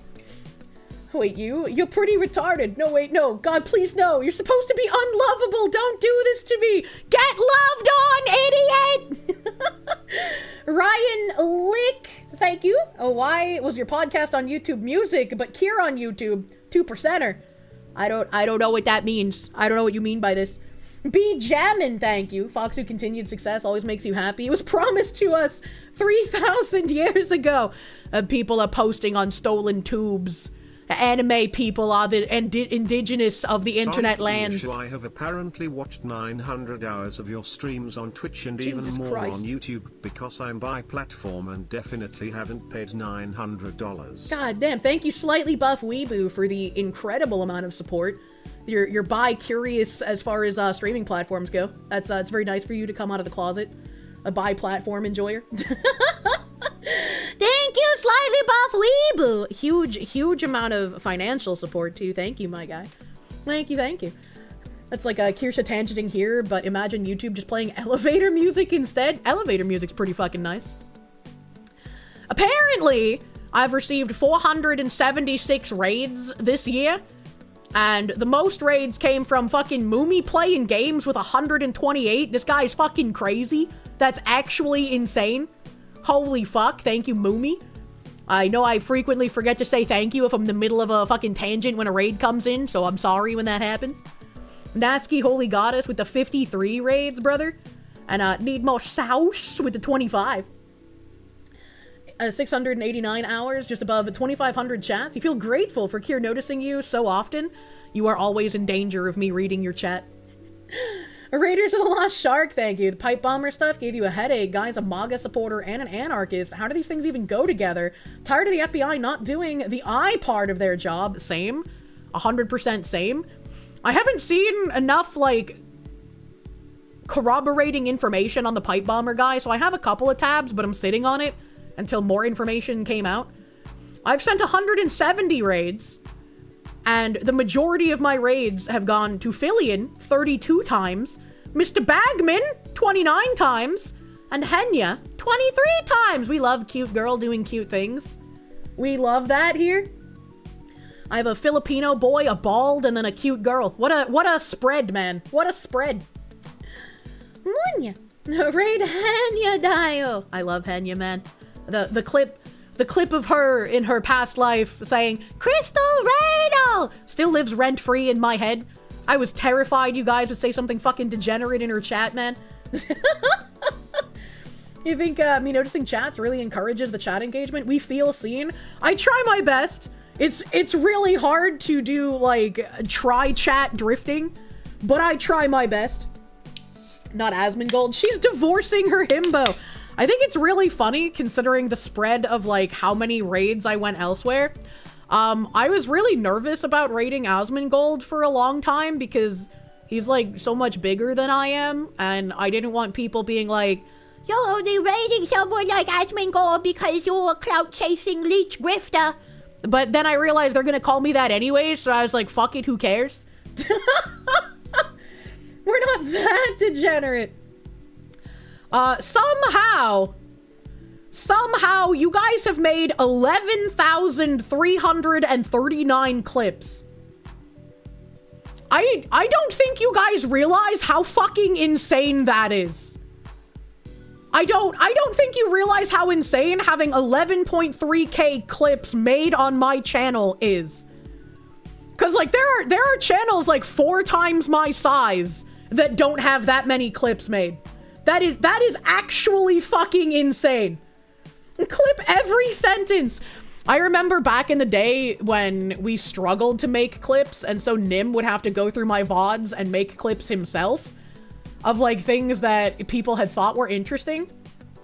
And there were people in the community who would frequently say that I'm very difficult to clip because I talk very fast, I don't breathe, and I'm constantly saying things that should get clipped.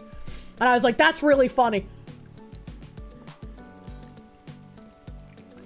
Oh god, drinking. You still are, by the way.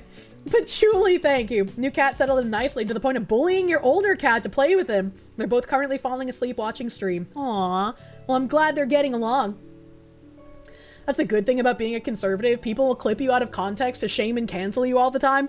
I don't want to be out of context in the bad way that also causes issues for my friends and sponsors, though, you know?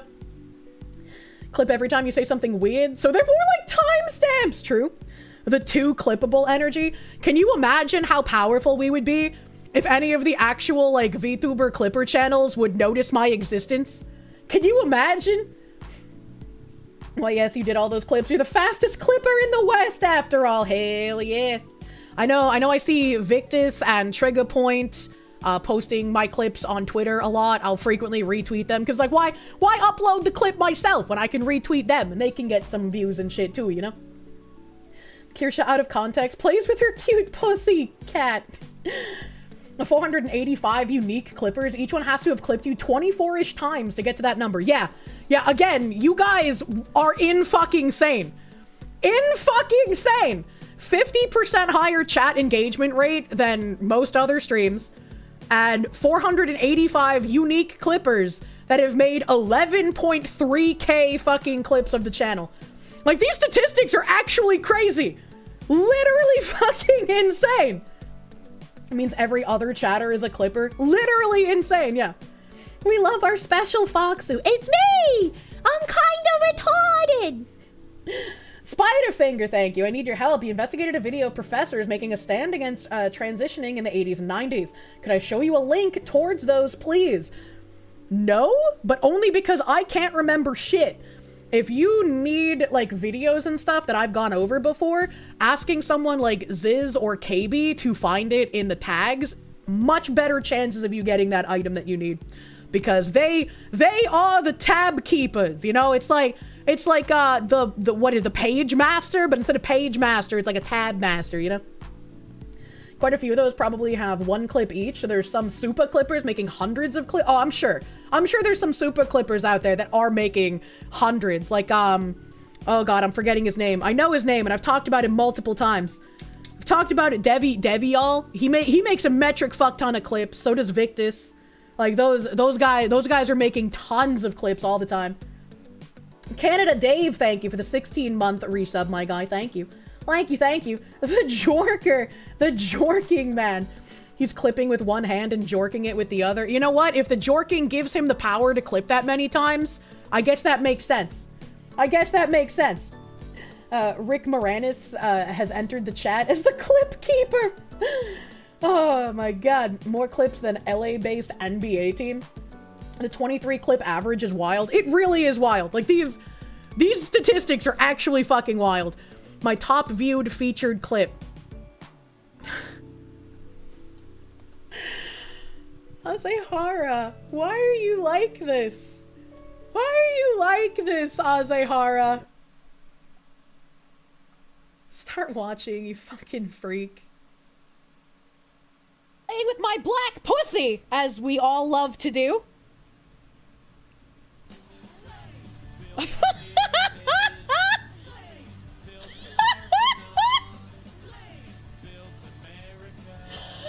You can't just start slaves when I'm playing with my black pussy, chat. You can't just do that. The talons out. I love it when cats do that. It's very cute. Playing with the black pussy. Thank you, Azehara. Your macaroni in a pot prose is always welcome here. Hype happenings. I got 25,000 new followers. For whatever reason, this is like my only low statistic. I don't know how to get new followers, apparently. Once I get a new follower, they become like a devout cult member, apparently. But getting the new ones is the hard part. Maybe I need to start spiking the Kool-Aid.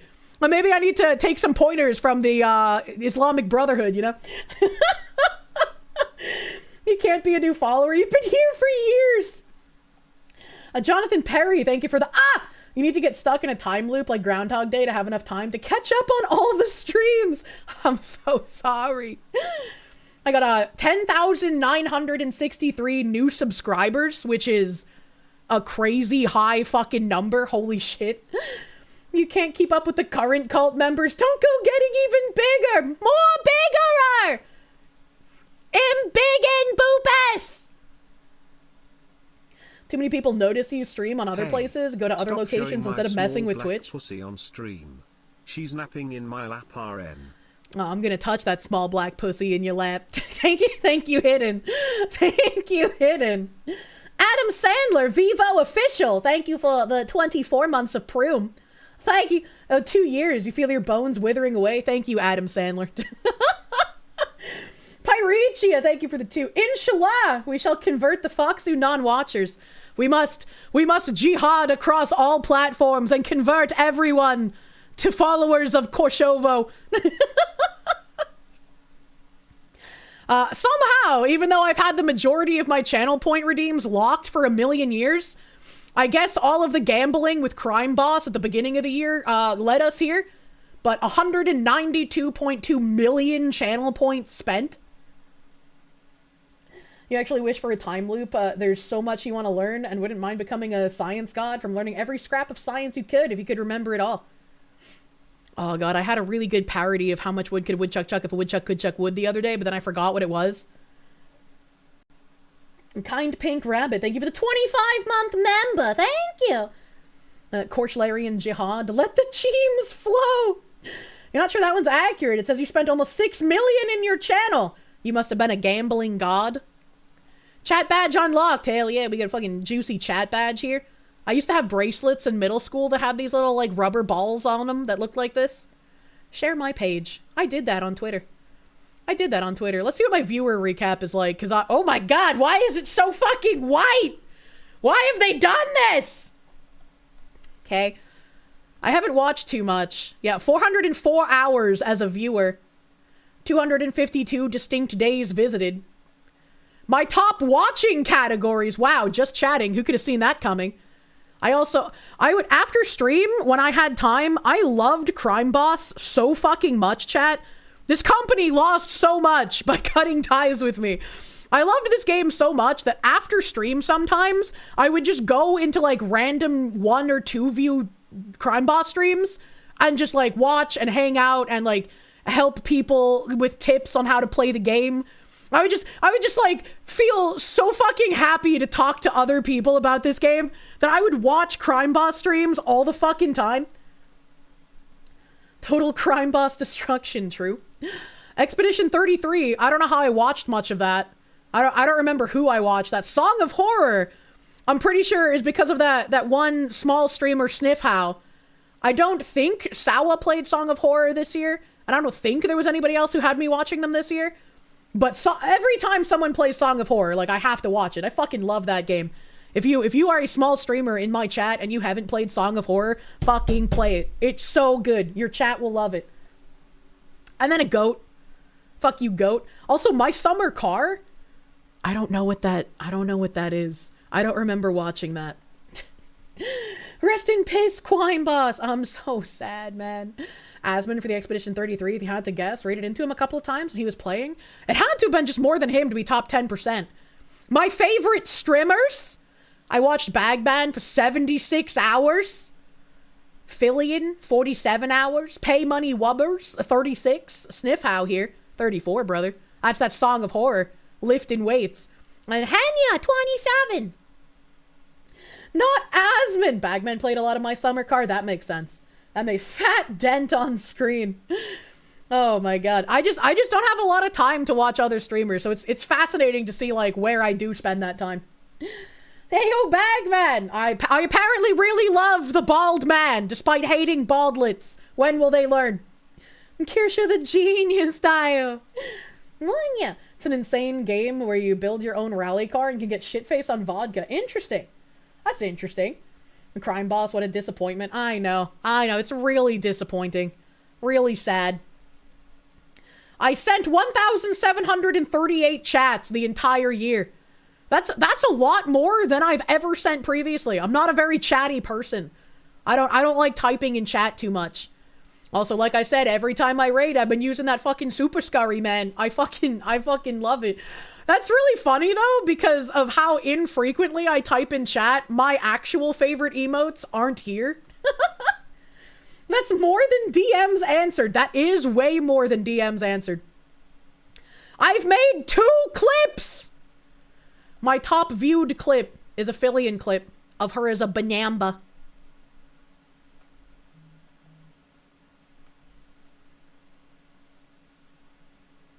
Hey, you know what's fucked, Cora? The amount of times your mom's faked a jellyfish thing to get me to piss on her. You think I love Letterkenny! What? You editor, don't put this on YouTube video. This is a stream only. This is a stream exclusive. This is a stream exclusive. Do not put this on the YouTube video. Stream exclusive. Get the first one? Oh, here comes Liam. He punched you right in the head. He punched me. Even if her editor didn't do anything, I did. I fucking caught you, Banana Man! Automatic clip right there. Fuck you, Shorzy. True. Going to get some big city slams, brother. Give your balls a tug, tit fucker. That's what I appreciates about you. Banana Gremlin. You literally just rewatched that episode? That's funny. Like, that's not Letterkenny, that's Shorzy. Oh, I didn't know they had a new spin-off. I have not seen the spin-off. But I recognize, obviously, that fucking actor man's. Great tips on making clips. No, thank you. Chat badge unlocked. Share your recap. My recap for a viewer is very sad. I don't chat a lot. I don't watch a lot. You know, I'm streamer. I don't have a lot of time. But those are interesting recaps for nonetheless. You guys are absolutely fucking nuts, and now you have the numbers to prove how fucking nuts you are. Your statistics, chat, are fucking crazy, and I love you guys. Thank you. Thank you for being you. Oh, going back to my other browser here. Let me get rid of some of these. Let me get Mushmouth. The only good thing about your ex was he got you into Letterkenny and Shorzy. Letterkenny is a great fucking show. All right. I have 1,000,001 tabs. However, we have 2 things we must finish watching. 2 things to finish. So let me go find the Sherm. We'll get the Sherm out of the way. We'll get our blood pressure up, up, up. And then we will go... Where's this fucking video? And then we will go and lower our blood pressure by finishing the Caleb Hammer financial audit with that bitch of a wife. I'm no longer your Kamiyoshi with a whopping over 1K hours watch. Leaflet's your new Kamiyoshi. I don't know why you'd say something like that. That's kind of weird. And I feel like when people make posts like that and someone replies, it's also really fucking weird. This shit makes you so mad last time. Yeah, watching this kind of shit is a little weird. That is fucking weird. Wow, rude, yeah. And did I see that I'm on Asmon's recap? Oh yeah, I was gonna bring that up really quick and I forgot that I even had it in a tab. I forgot that I even had it. Yeah, you're right. But I guess right before, one tiny thing, I was in Asmon's recap. I mentioned it briefly when we were looking at like my raids that I went to in my recap. But yeah, I raided Asmon 14 times. That's kind of insane to me. That his top raids were like 25, 14, and 14. I was like, why aren't more people raiding into Asmon? I was like, what the heck? What is that? Like, if I was like on his stream team or something, I'd like try to make an effort to raid him even more often than if he was just my husband, you know? Maybe too shy. Donut Operator raided him a bunch of times too. I was like, I don't know. Whenever I'm like on a stream team with people, or if I have like close friends, I always try to raid them more than other people, you know? That's just what makes sense, right? 14 is my lucky nut. That's true. 14 times a day, 14 raids into Asmon. Clearly it was ordained by the cards. You guess he's massive enough that people don't feel like he needs it? I mean, I guess some people raid based on who they feel like needs it, but I raid based on who I like and who I would like to promote to my audience, you know? And if something happens and I just don't feel okay promoting someone to my audience anymore, I just don't raid them anymore. It's that fucking simple. I feel like a lot of people use raiding as a way to try and get people to notice their channel. And when you have a streamer like him that doesn't shout out raids very often, you don't get those types raiding you as much. He shouts me out like every time. Even before like he defended me this year and like even really remembered who I was. Because remember he got me and Pippa confused before. So he didn't even really know who I was. He still shouted me out. Spicy cat raid, true. He does sometimes. Just no more talk of the Russian wars. That raid will forever be in my brain. He shouts you out because we're insane and spam the super scurry like there's no tomorrow. It's so sad when some people get thwacked by the auto mod for spamming, man. That's one of my favorite parts of Twitch raids is just like the little emote spam when you first come in. It's just like, it's so exciting. It's so exciting and hype and happy. And I don't know, I like it. That's one of the things I really like about Twitch raids. It could also have a component of him being a somewhat controversial guy and streamers not wanting to associate themselves with the Roach King. I feel like that's a little silly, you know? I mean, like, if you don't like him, obviously you wouldn't raid him. I just said, you know, I basically do the same thing. But, like, if it's just worried about controversy, I think that's a little silly. If people were a little less worried about that, I think we'd have a bit of a healthier environment, as it were. The Sherm thing. We got this, chat. We can get through this without wanting to kill ourselves. It is our patriotic duty to know what these scumfucks are doing. And I'm still the only person talking about Bridge, so I must take this burden upon my shoulders. We will finish this, we will finish financial audit, and if there's time, I got a fuck ton more tabs. I always have way more tabs than I ever think I do. And so I'm like, oh, I can get through all of these. I only have like 4 or 5 tabs. And then I'm setting up before stream and there's like 30. There's like 30 fucking tabs. You remember Crystal Rado? That's a great clip. You're guessing that the scum fucks are fucking scum. Pneumonia. Kick just suddenly stopped working completely. I hope not. I love the warm bodies. I hope Kick doesn't stop working.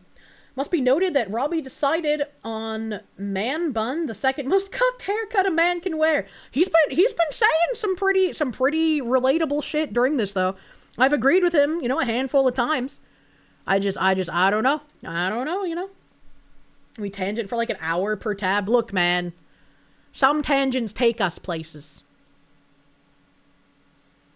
Let's see if this will just kick in. Yeah. Audience, you will tell us if we write a couple of takeaways. One, we never intended to convince any of you all to either like Van or like Robbie. That's not what this was about. The convening was to model the behavior that we all need to take back to our workplaces. That's the goal. And for people who miss that, thank you, can clap. Just clap. But because they represent what's happening in our workplaces every day. And that's what's creating a lot of the toxicity, I said the word right this time, and the tension that is tearing us apart. So we start with this idea that we would like you not, this isn't come see the sideshow, so you all thought they're gonna be fighting, it was gonna be Jerry Springer and I was gonna jump in the middle. It wasn't, I wasn't gonna let that happen. And we're gonna open this up to questions, by the way, Q&A, so get ready. I'm gonna identify people. But the number one thing was to showcase, and thank you again to my board chair and all my board, that we can show you this can be done for people who may diametrically opposed, and both of whom have said something that hurt. I just realized how far unbuttoned his business shirt is. Which we didn't know, by the way. Right. Like, I didn't know right. what You've he said about things me, mean to him, know. he thinks yeah. But we all do that every day, and we have to be able to give grace and mercy. Yeah. Think about that person. I was talking with Emily Dickens, our chief of staff, and she still talks about somebody who said something that offended her in the 3rd grade. Right? She's still talking about it. And it was a black woman, a black girl at the time. She's still mad about it. Like, we all have our stuff. That's kind of crazy. And the only way that we are going to get to a better place, I don't know if we're ever going to get to a perfect place, but a better place is if we can engage. Like, holding on to something from 3rd grade is a little crazy. Like, if it was at least high school, I'd understand, because, like, the person was older and could understand the ramifications of their actions. But, like, 3rd grade? What the fuck was that noise? Did you guys hear that? What was that noise? What was that noise? Am I crazy? Am I crazy? Was there a noise? Yes?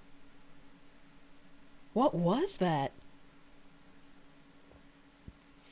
You deaf crazy? I don't know. Let's keep going. I'm confused. No noise? I could have sworn I heard some like notification noise. Glenn, thank you. For all that is good and holy, please no more sounding stories. It hurts to hear. I'm sorry, brother. There will be more sounding as long as men keep sticking things in their urethra.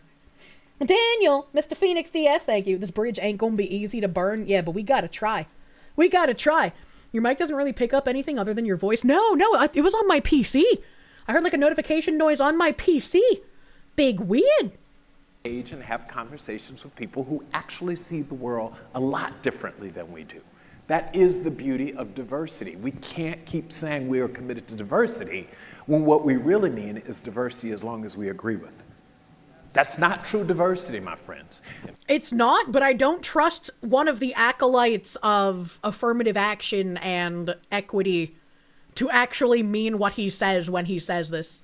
I need to be able to bring people who are diametrically opposed. Final point, though, is we always have to do so with dignity and respect and see a human being on the other side and be willing to say, that hurt me. I mean, I love my mother to death, and there are times she said things that hurt me. Tell them that. That doesn't mean you forever hate that person or hold them accountable for it. Can we get with that? Can we try to take that message of we're gonna hurt each other, human beings, right? Are we gonna? And that we as HR have got to model, we've got to do better. It's the one place where you're forced to operate in a diverse environment. Because if you really think about it, in our personal lives, we're pretty segregated. Not just by race, but by gender, by socioeconomic status, et cetera. That's and by algorithm. Right, by algorithm, right? That's just how it, and tribal, like at the core. So we start with that. Workplace, you're forced to deal with people who are different. And I think it is incumbent upon all of us as we open this floor for questions.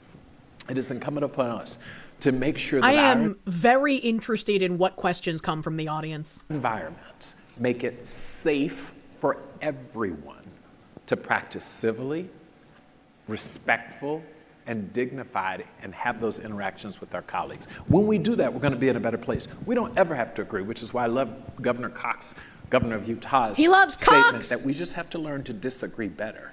It's not agree. If you came here believing I'm going to have to end up agreeing with one or the other, it's a mistake. I think it's part of what makes America so beautiful is that we can actually disagree and nobody goes. The scariest thing about this kind of emotional manipulation is that he knows the counterpoints, meets the counterpoints, and then acts very personable to get your guard down and convince you he isn't literally doing everything he said. He isn't just under the facade of language. And again, and this calls back to the SHRM conference last year in July that I covered and have a video on my channel. This same guy talking right now about how we need to be more civil, how we need to have these conversations, how we need diversity of thought. Last year in July is the same guy that said, we've spent too long ostracizing white men from the conversation of diversity and the conversation of equity. And if we want to be able to get the cultural change that we're trying to achieve, we need to get white men on board with us.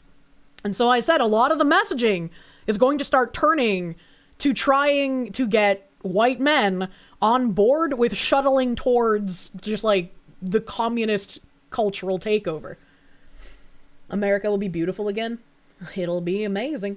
Bullfugging Shot, thank you for the 13 months. Hello, Foxwoman. Hello. Phoenix DS, thank you. A better place, only in a communist wet dreams. There isn't such a place that is utopia. It can only end in societal death. True.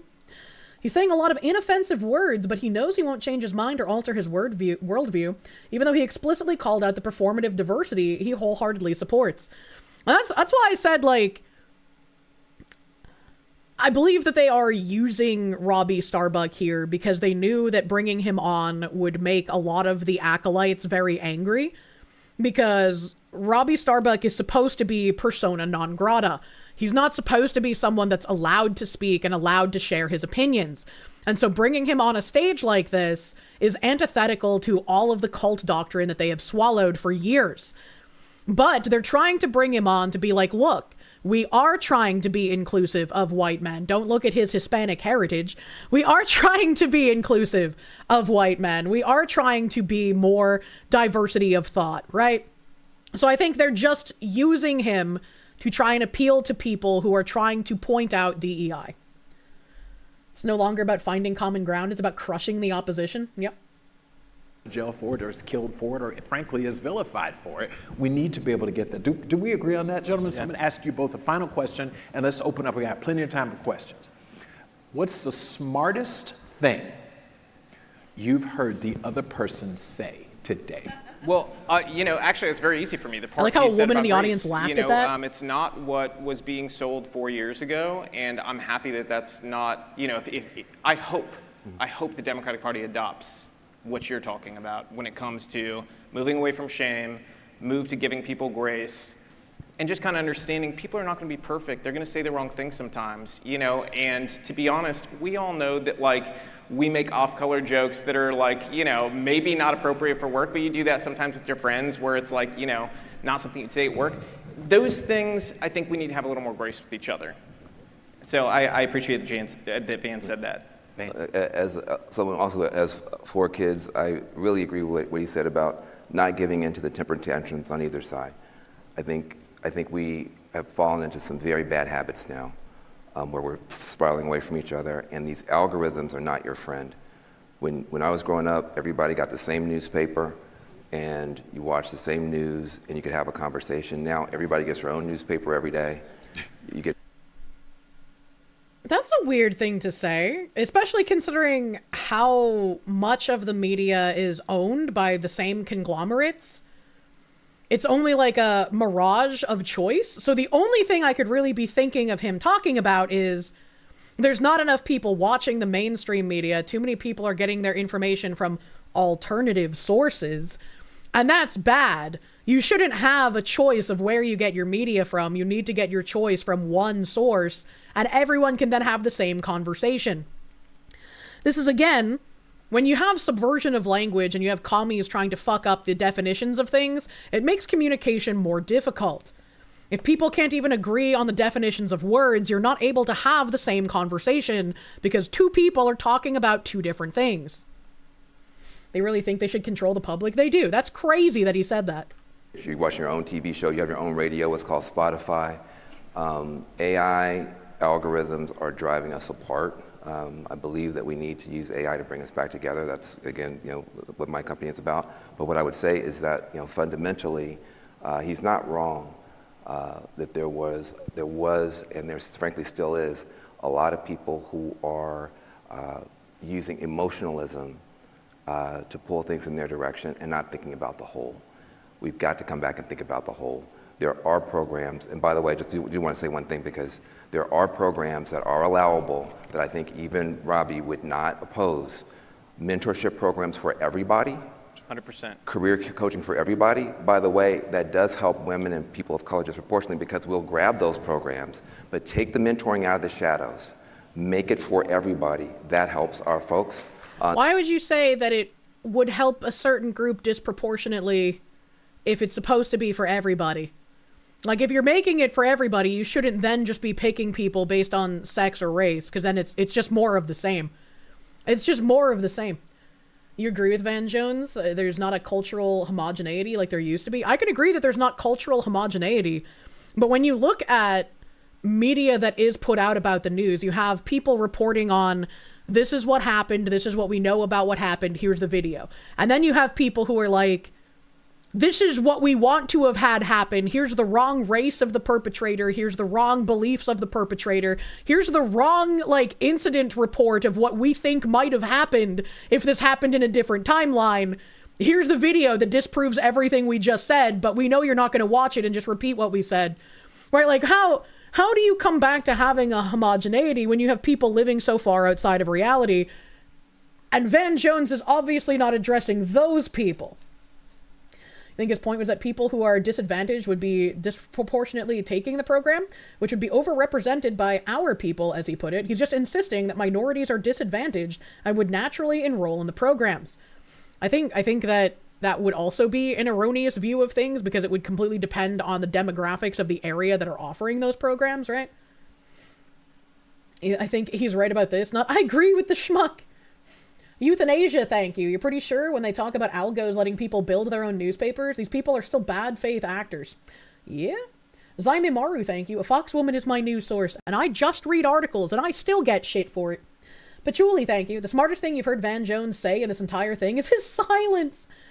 Phoenix DS, thank you. You doubt liberals and Democrats will ever move away from shaming language to demonize white people, even the poor class. Excuse me, fuck, there was a little burp in that hiccup, I'm sorry. I'm sorry. My hiccups are killing me today. Hey. Even the poor class of white people in flyover states, yeah, they don't matter because of the color of their skin, unfortunately. Phoenix DS, thank you. A better place, only in a communist wet dreams. There isn't any such place that is utopia. It can only end in societal death. I think I might have read that, but I don't remember. I'm sorry. And thank you again. Windstalker, thank you. Van is wrong. There used to be 2 different newspapers in each area. That's why a lot of newspapers are named Democrat or Republican. I do not remember much about physical newspapers. They still existed, and we still had newspaper stands when I was a kid, but, like, I was a kid. I wasn't reading the newspaper, you know? Battleizer, thank you. You know, that might just be the biggest flaw in their goals. We need to be having the same conversation that is frankly never going to happen. If you asked 10,000 people a yes or no question, you'll get 14,000 answers. Yeah? Yeah, and again, like, how do you start bringing people back to at least, even if we have different opinions, how do we bring people back to at least understanding the same reality? Right? Like, there was that Matt Van Swole guy that I showed the other day. And I've been reading a lot of his tweets recently, and he only recently learned that hands up, don't shoot was fake. He believed up until, like, last week that hands up, don't shoot was a real thing that actually happened because that narrative is repeated so many times. And it's like, how do you fix that there's so many people that believe things that just aren't true and didn't happen? Number 2, skills-based hiring. Just because somebody didn't go to Harvard doesn't mean they're not smart. 100%. So I think that's allowable, and he won't be mad at you about that. Or to college at all. Or college at all. Yeah. That's very true, but you also need to have, like, the equal standards, right? Like, if they can do the job, they should get hired. There shouldn't be any sort of, like, race, gender, religion, whatever. Take it into account when you're hiring these people. Skills-based hiring. You can do targeted recruitment if you feel like you haven't been doing enough with any population.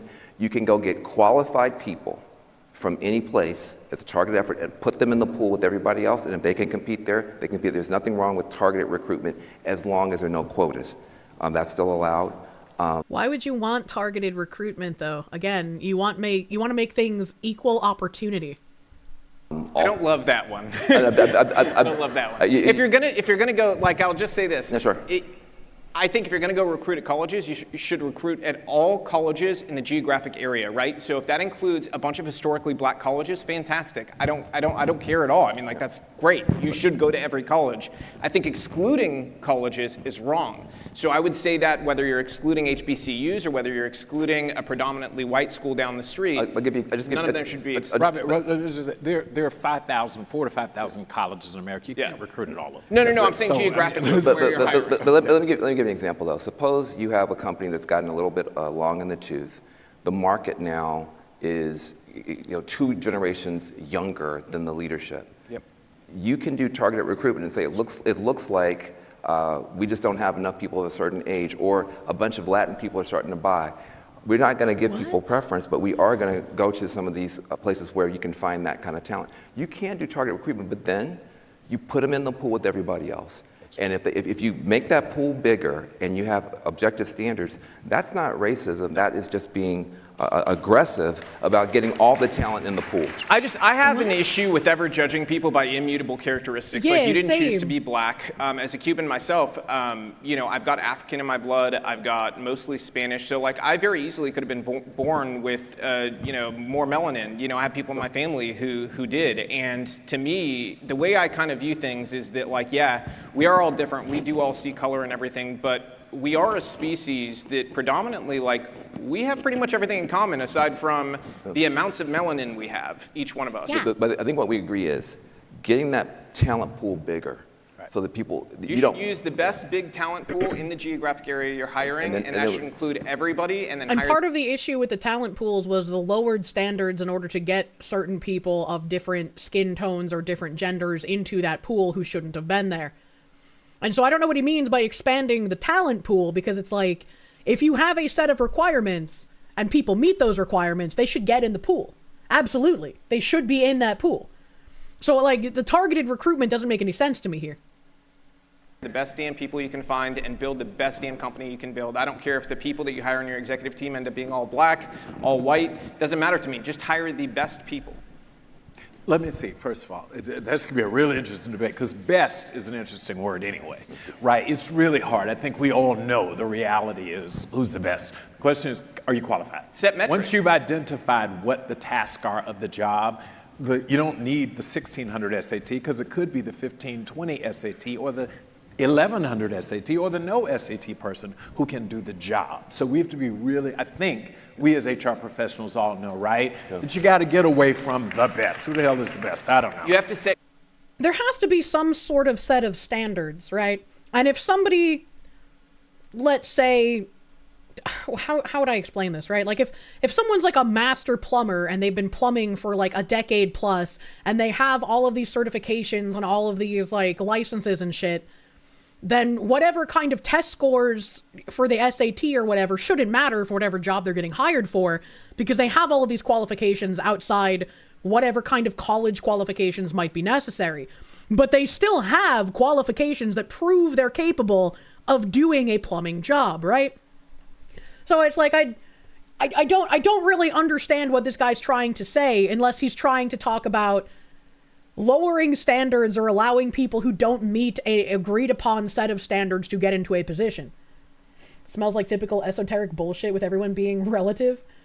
You don't hate the people on the left enough. We already know who's the best. What the hell does he mean by that? Yeah, that doesn't make any sense. He's just obscuring language. Roadkill VT, thank you. You think he means the targeted hiring advertisements? Help.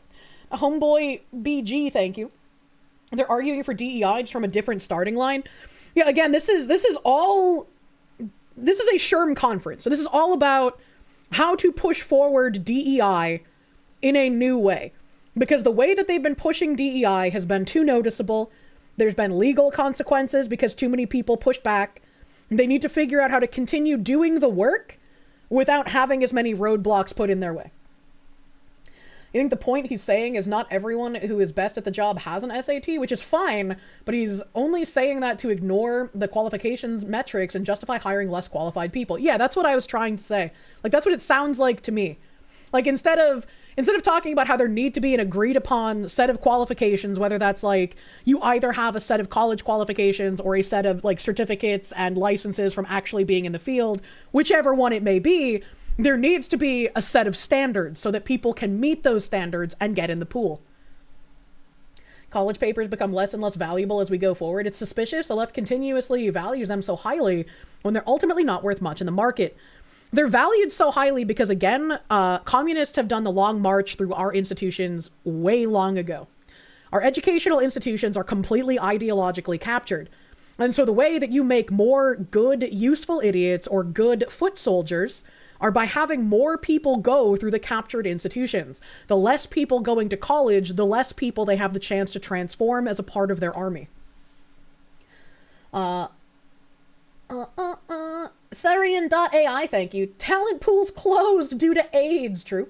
Psycho, thank you. On vacation, getting paid to watch Kirsche. Monya! True and real, thank you very much. Also, I got the fucking message. I'm going to the treasure island tomorrow. I'm so excited. I can't wait to show you guys. I'm gonna buy so many things. I'm so hyped. I'm gonna be fucking exhausted for stream though. Phoenix DS, thank you. Reality is subjective in the eyes of the experiencer. Not any one person experiences reality the same way. Hell yeah. Michael Turner, thank you for the 11-month member. Establishment types have been complaining about independent fact-gathering since Rush Limbaugh. Before then, the New York Times set agendas and news across the U.S. I'm not surprised, man. Ollie Wally, thank you. Dang it, YouTube, come neck, Chani. Apparently you're not allowed to have joy. Just let me watch the Foxu. God damn. Why is YouTube cocking you, man? Battleizer, thank you. You know, that might just be the biggest flaw in their goals. We all need to be having the same conversation. Frankly, never going to happen. I read that. Thank you again. Thank you again! I'm scrolling back to reality. Give me a moment. Phoenix DS, thank you. Can we pour chlorine in the talent pool so only the strong talents rise to the top?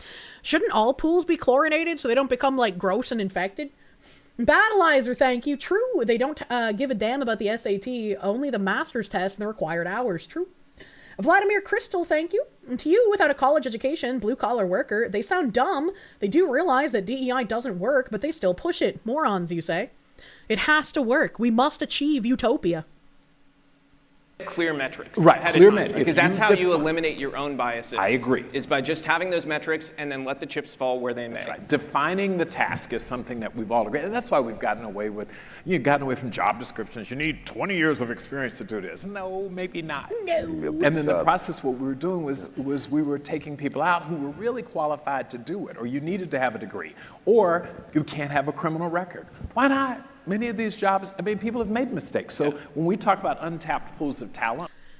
You see, while our justice system is continuously letting people off for murder or for rape or letting violent criminals out on the street for the 30th, 40th, 50th, 70th time, I don't really agree with that.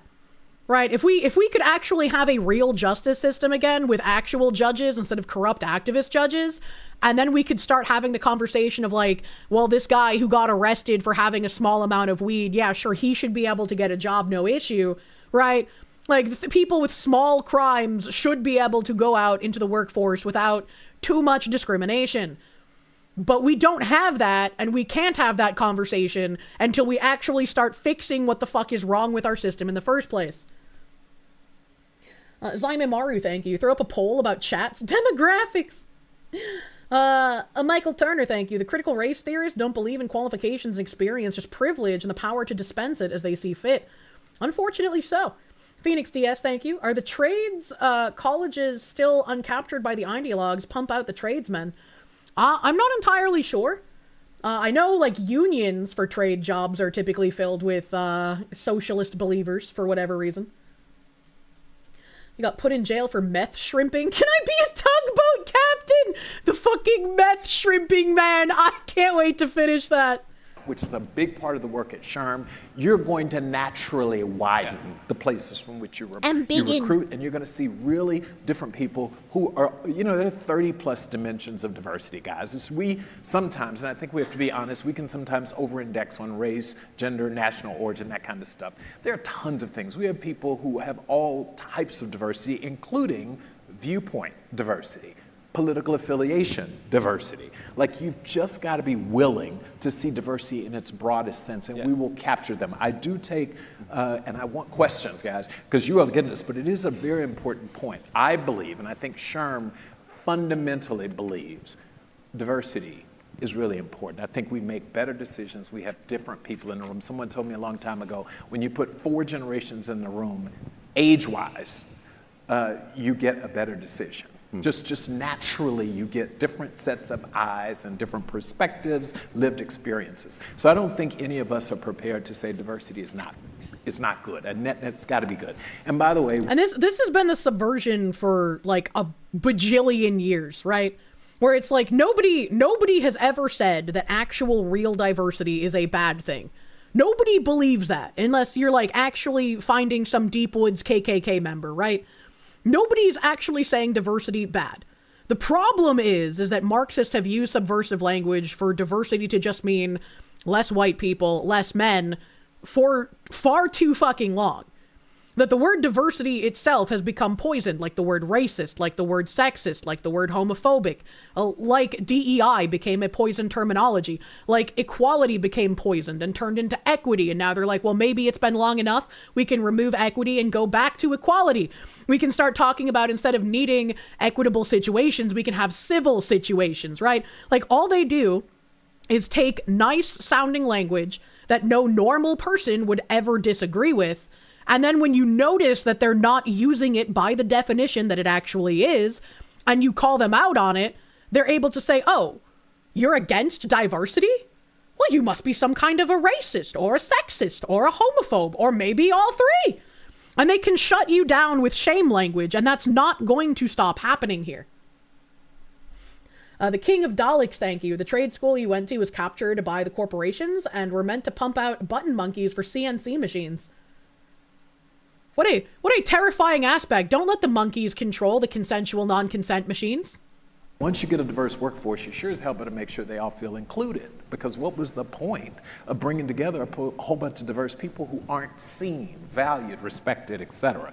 So where we, back to this question I hit you with. The problem is we haven't been doing that. And we're going to. So again, I don't want to look backwards. There's 0 point to it. Sherm convened this so that we can. Don't look at all the mistakes we've made and how this won't work going forward. Just focus on going forward without looking at any mistakes made in the past. Surely that will work. Go forward. Yeah. That's the blueprint. I think and the I blueprint love what Dan said. Going forward. I hope people rewind back who work in HR. The other things he named are things that we 100% agree on. Totally. And those are things that are going to bring unity at work. They're going to be open to everybody. And I really don't care how it disproportionately helps any one group. You know, having it available for everybody is the right thing. It'll unify people. It's a good use of resources. And another thing, too, is I've actually had executives go, you want us to drop our climate goals. Okay. The problem is, right, if something naturally, disproportionately supports one group more than another, maybe more of those people apply for it, maybe more of those people are qualified for it, who fucking knows, right? If it just happens naturally as a consequence of wherever the program is set up, no one cares. When it becomes a problem, and why it's been a problem, is because it's not a natural consequence of where things are set up or how things are filtered. It's a forced consequence of the people in charge specifically putting importance on race, on sex, on gender, on all these things that should not matter to how this person can do the job. Okay, and so you want us to stop making all these donations. Okay, and I'm like, well, actually, I think you totally misunderstand the position here. A company wanting to do something socially good, like that's your own, sort of thing. If you want to do that, what I'm telling you is the way you're doing it is dividing people. So if you go out there and you message climate change nonstop, you're going to upset people. It is a divisive topic. It existed in the political realm as a way to elect people on both sides for a very long time, and it will continue to do that for a very long time. You want to actually solve problems? Talk about what we all agree on. We're doing this to get cleaner air. We're doing this to get cleaner water. These are things everybody can agree on. I want my kids to have cleaner air and water. We might fundamentally disagree about the human. Sorry, my nail tapped the space bar. Why is he giving them ideas on how to be more subversive? This is like a dangerous path to go down. Cause like, yes, I would love if companies were like, we're specifically going to focus on how to get cleaner water in certain areas. I'm looking at you, like Flint, Michigan, bro. And their fucking water supply being poisoned for God knows how long, right? But like, if they start changing climate change to like just different words while still doing DEI, then nothing will have changed. Dear Lord, he's arguing in good faith with communists. I know, it's wild. Battleizer, thank you. You'll be watching their failures going forward with popcorn and water balloons for the inevitable I told you so afterwards.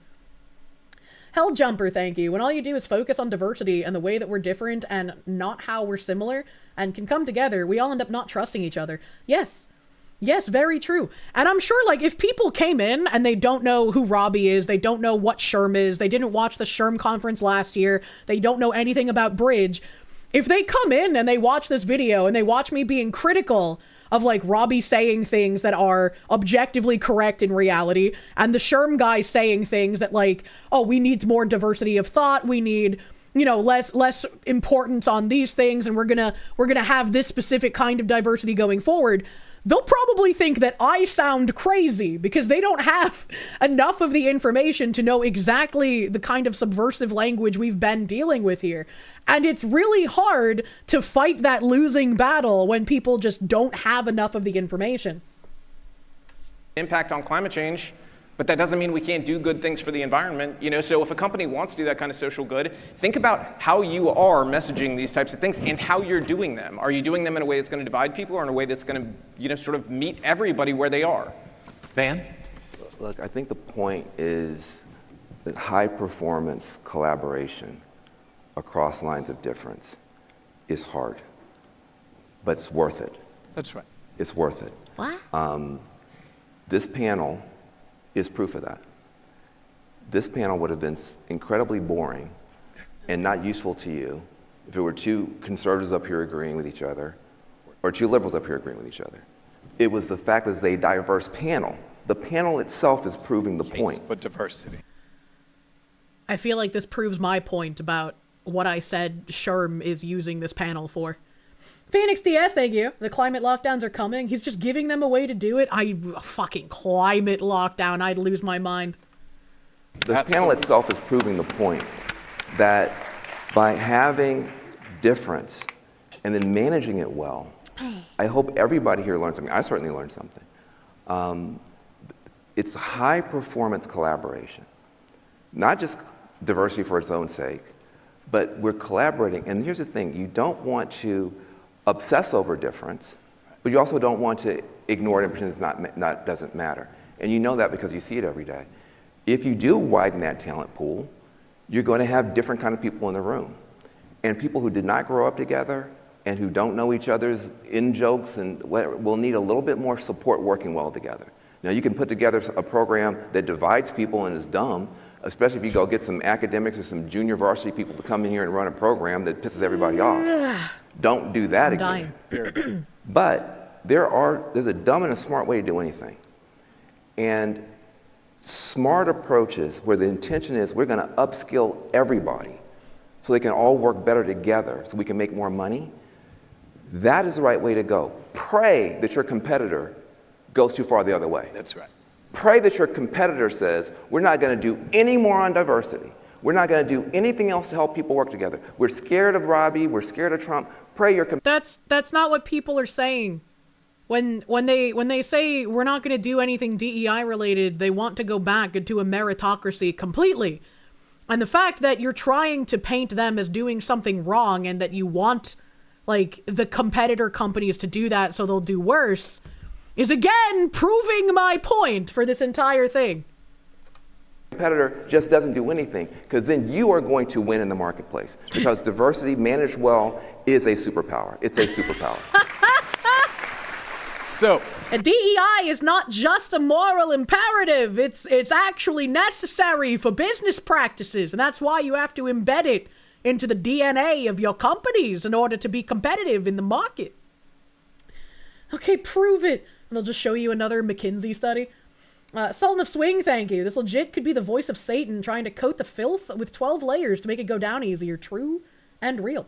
Therion.ai, thank you. You are the carbon they want to reduce, Robbie. But for now, he's useful to them. Vladimir Crystal, thank you. What's funny is that the feminists are going to eat them alive. They pushed "you don't need men" so hard. Now there's a lot of people who are unhappy. Imagine. Phoenix DS, thank you. They're trying to bore Foxy to death with long-winded word salad. I hate the corpo slop.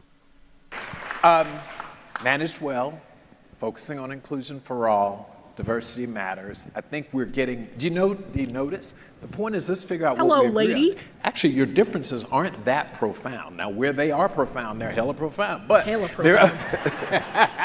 but the fact is we agree on most things. Let's get some Q&A from the audience. I see a young woman right here. Yes, mics are coming over. I got the Oprah's running Or waiting for that, I will say, if the left continued to keep going leftward after that woke swing, I was going to say, eventually Van would be right wing. You know, Stop it. Some people say I am. Hey, also, what the fuck did Robbie just say? Continue to keep going leftward after that. Coming over, I got the Oprah's running Or waiting for that, I will say, if the left continued to keep going leftward after that woke swing, I was going to say, eventually Van would be right wing. You know, Stop it. Some people say I am. Hey, you're getting into our question. Yes. I mean, like, yeah, it's the fucking Ouroboros eating their own tail. Eventually, Van would not be left-wing enough for the left wing. But, considering his position as a DEI acolyte, I feel like that would be a long way away, man. Usagi, thank you. You ordered some gamer subs and forgot to put in the promo code. So here you go. How could you forget code Kirsche for 10% off your order? Oh, I'm sorry you missed out on the discount, brother, but thank you. Thank you, dude. Alakar Zyvern, thank you. Can you immigrate to Korshovo? We should all create a Korshovo, man. Helljumper, thank you. A lot of words to say. We're still doing DEI. Yep, pretty much. Battleizer, thank you. DEI is our strength. Pre-AAA market movies and massive tech sector crash. You know? Yes, ma'am. My name is Beth Searle. I'm the CEO of the National Organization on Disability. Oh, wonderful. And I can't personally pass up an opportunity to thank you, Van, for the work you've done on behalf of fighting anti-Semitism as an ally to the Jewish community. Didn't she say she was a CEO for like some disability thing? Why is she talking about anti-Semitism? Is this like the same DEI thing that's just like, we need to talk about the intersection of race and disability? Being black is kind of like a disability because these people are crazy. Is she now saying like, thank you for your work on anti-Semitism as being Jewish is like a disability? What is going on? But my question is for Robbie. I live in Oakland, California. I'm fond of saying, if you don't know my politics, you're not paying attention. But I did agree with you on several things. My question is, and it's really an opportunity, I think, for you to clarify. You said, if I heard you correctly, at one point, I don't care whether I convince a CEO by the persuasiveness of my argument or because I bullied him. And we are here talking about civility. By definition, bullying is uncivil, I believe is the word. And so, why did people clap? Because she figured out the right word. What the fuck? Like, what I heard when you said that was the ends justify the means. And if you take that to its logical conclusion, the assassination of Melissa Hortman and the assassination of Charlie Kirk, oh, well, the ends justify, like, no. So clarify what. How did she jump from Robbie pointing out companies doing bad things, a la his bully tactic on Twitter, which I don't think that's a bully tactic, that's shedding light on company doing bad thing.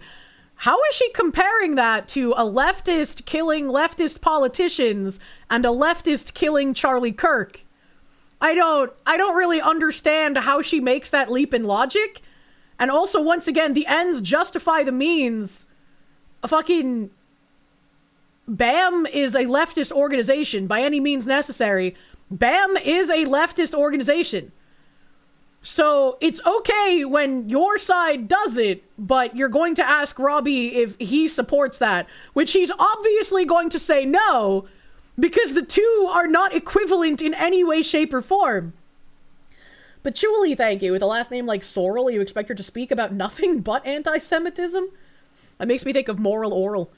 And Dim the Lamps, thank you for the swastikas. We don't need protection. They only make it worse. True and real.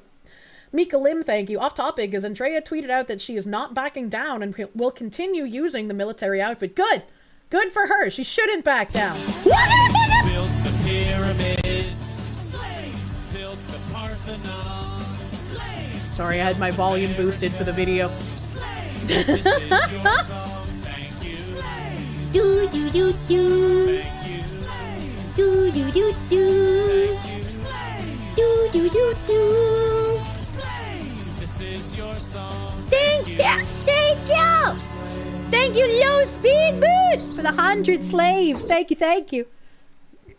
Diversity is not strength. Diversity is conflict, and the result of conflict properly conducted is strength. Conflict too often, too large, and too deep cannot be conducted properly. They only produce destruction and weakness. That's a very interesting way to look at it. That's a very, very eloquent way to put things. Thank you, Mr. Low Speed The more I Boot. listen to Starbuck, the more I think he's some kind of paid actor plant, and then he says something so off-key and weird that there's no way anyone would have picked him for the job. Maybe they're just that good at manipulating idiots. Yeah, I feel like more and more it's just that he's a bit naive to commies, potentially. Toast Engineer, thank you. Thank you very much. I'm super scrolled up in YouTube chat. Hold on. YouTube chat, please. Please, I beg. It's not working. Oakview, thank you. 50 years ago, Charlie Kirk would have been considered a Democrat and even far left. Yeah, I'm pretty sure 50 years ago I would have been considered a Democrat. Like, in the 90s, the Dems were like hard on illegal immigration stances. Not that they actually lived up to their hard-on illegal immigration stances, but neither have Republicans who have promised the same thing in the last couple of decades. Battleizer, thank you. The leftists tend to take beliefs to logical extremes. Utopia is in itself an extreme due to what it is. True. No, Kier, a based anti-DEI advocate would never support the climate change hoax because they would be red-pilled on almost every corpo scheme.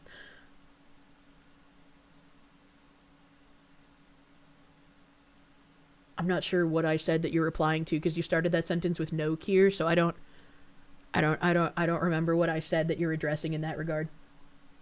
Robbie's trying to be the negotiator. It ain't gonna work. Yes, correct. People like Zentreya and people in general need to learn the lesson. Stop wasting time humoring the mentally ill.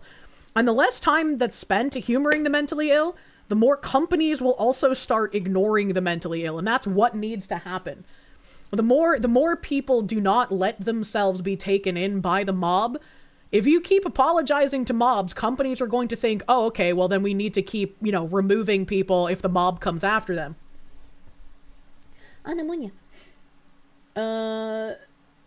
Phoenix DS, thank you. They can't even stay in their lanes. If she's talking about disability, then anti-Semitism has nothing to do with disability. Do they even comprehend? I have no fucking clue, man.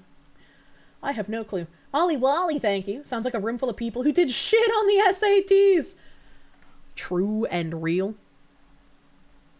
What you mean? No, I was yeah, good question. I was talking about perceptions, so I'm like, I don't care what the perception is. I don't care whether it's that, they think that these are bully tactics because if we're being real, all I'm doing is I'm holding up a mirror. I'm not doing. Yes, that's exactly what he's doing. And I was going to interject and say, just like Matt Walsh said, the time for niceties is over. And I'm pretty sure he said that like last year sometime, where it's like, instead of being just kind all the time, you have to start holding that mirror up, because that is what they hate the most. They hate libs of TikTok for just reposting what people were saying. She faced immense repercussions for that. I don't know if that's still what she does today, but she faced immense repercussions for that. Robbie was holding a mirror up to companies. Oftentimes he would be wrong when he celebrated victory afterwards, objectively, perceivably wrong if you have eyeballs.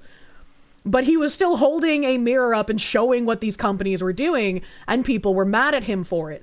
I read articles and I show my evidence of what I'm reading and what I'm addressing, and people get mad at me for it. The best way to do damage is to show the objective reality. Axios, thank you. LBJ said a thing you can't say, but it's why certain groups might vote a certain way. I don't remember what LBJ said, man. Great pause frame, by the way. I have a lot of great pause frames. Doing anything crazy. I'm saying, hey, here's the policy set. This is what they believe in. This is who they donated to. Are you okay with that as consumers? I don't see that as bullying. That's like, I'm just letting consumers know what companies are doing. So if people perceive it that way, I'm okay with that. I can live with that. It doesn't hurt my feelings. And I'm okay with it being perceived either way, as long as we get the positive outcome. What is behavior where do you draw a line? What behavior would you not engage in because it would be bullying? I can't hear this bitch. I want people to hear your question. Yeah, the question. Sorry. I'm trying to understand where your line is. And I would ask Van the same thing. What behavior is outside? We need to know how far you're willing to go so that we know where exactly we can stop you so that we can go farther. Spineless Republicans will never be able to do what is necessary. The norm of what's okay. What's okay? Yeah, what's okay and what's not okay? Is it okay for the president to generate an AI? CEO doesn't know how to use a mic. I didn't see it, but what's okay in our society today? Yeah. Okay, I hear the question. For me, there's very clear lines. I'm never going to incite violence. I don't believe in doxing people. I don't believe in going after people's kids. I'm not going to send people out to your house. I'm always going to tell people that. And what he doesn't realize is no matter how many times he says that, people will still claim he supports all of that nonsense. There are still people who say the exact same thing about me. That I support violence because I cheered on an actual communist getting assassinated back in the 60s that saved Japan from being under Maoist policy, which, would you rather have millions of people in Japan die of starvation? I don't know, man. There are still people that will say I support doxing no matter how many times I say I am against it and I hate it and it shouldn't happen to anyone. I got attacked years ago, and this is how Stone Toss ended up following me, is because I defended him from being doxed as well. I think if you're doxing someone and you're trying to cause harm to them, you are the piece of shit. You should not be doing that. That should not be something that happens. And I really hope that laws start catching up much faster than they have been as far as doxing goes. Personally targeting people in that way is beyond inappropriate and criminal, and I don't care who the person is, what side they're on, they should go to prison, probably for life, honestly. If you target somebody in that way in such a personal way and put their kids in danger, I think there's something very wrong with your brain. Imagine. And you know, that's something we should take very seriously. I mean, that's a whole other conversation about mental health issues that we're not putting enough resources into. But beyond that, you know, and I think that's actually a point of many that, like, we can work on positive things across the aisle. Like, there's things we agree on. We all understand there's a mental health crisis. The advent of social media, AI has changed and rewired the brains of a generation. There's going to be problems. And we've got to work together and not talk past each other on these things. But there has to be lines, to your point, you know, like, so I'm... There has to be, he's right, but it's very hard to have these conversations, again, when you're dealing with subversive people who change the definitions of words, who lie to you outright in order to advance their agenda. Like, you're not able to have an honest conversation with these people, and it's very unfortunate, and that's what's gotten us to the place that we're at now. Never going to engage in any of those things. I think our process has always been reflect back the policy sets and tell the consumers and let them react to it. How they react, I have actually drawn lines before where I've seen them target. I've seen somebody target an executive and say, this is their personal cell phone number, and I immediately reported that person and had it taken down, because I don't allow that type of thing. I always tell people that's not okay, that's not how we do things. So I hope that answers your question. I don't disagree with what you said. I want to hear more questions. More questions. I got a question back there, and then I'm going to come to the young woman here, and then there, and then I'm going to flip over to this back there. We're flipping. Okay. This is my Oprah moment. I'm loving it, y'all. Okay. I just need her $1 billion, but that's Oprah. I hope you're looking. Why? No. Thank you. I appreciate the conversation. So we have helicoptered up with this conversation, and we're talking corporate. We're talking national. I have a question about rural. Okay.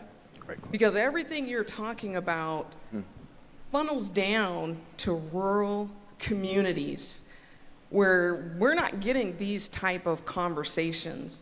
And so my question is, how do you take this conversation that's up here, that's not a reality, to most rural communities? Tell me what's happening in the rural. So in the rural communities, we're not corporate. We're not Chicago.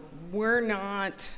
She's saying rural, like with 2 R's, rural communities. It's hard for me to say as well. She's not saying world. She's saying rural, like farmland people.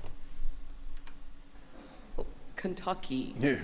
So in the rural, when it comes to the workplace, the reality, and I like that analogy that you gave, when you have 4 generations working in an organization, some of that thought pattern of behavior from the past affects the future. Even he's like, what the fuck is this bitch talking about? Like, I have no idea what the fuck she's trying to ask.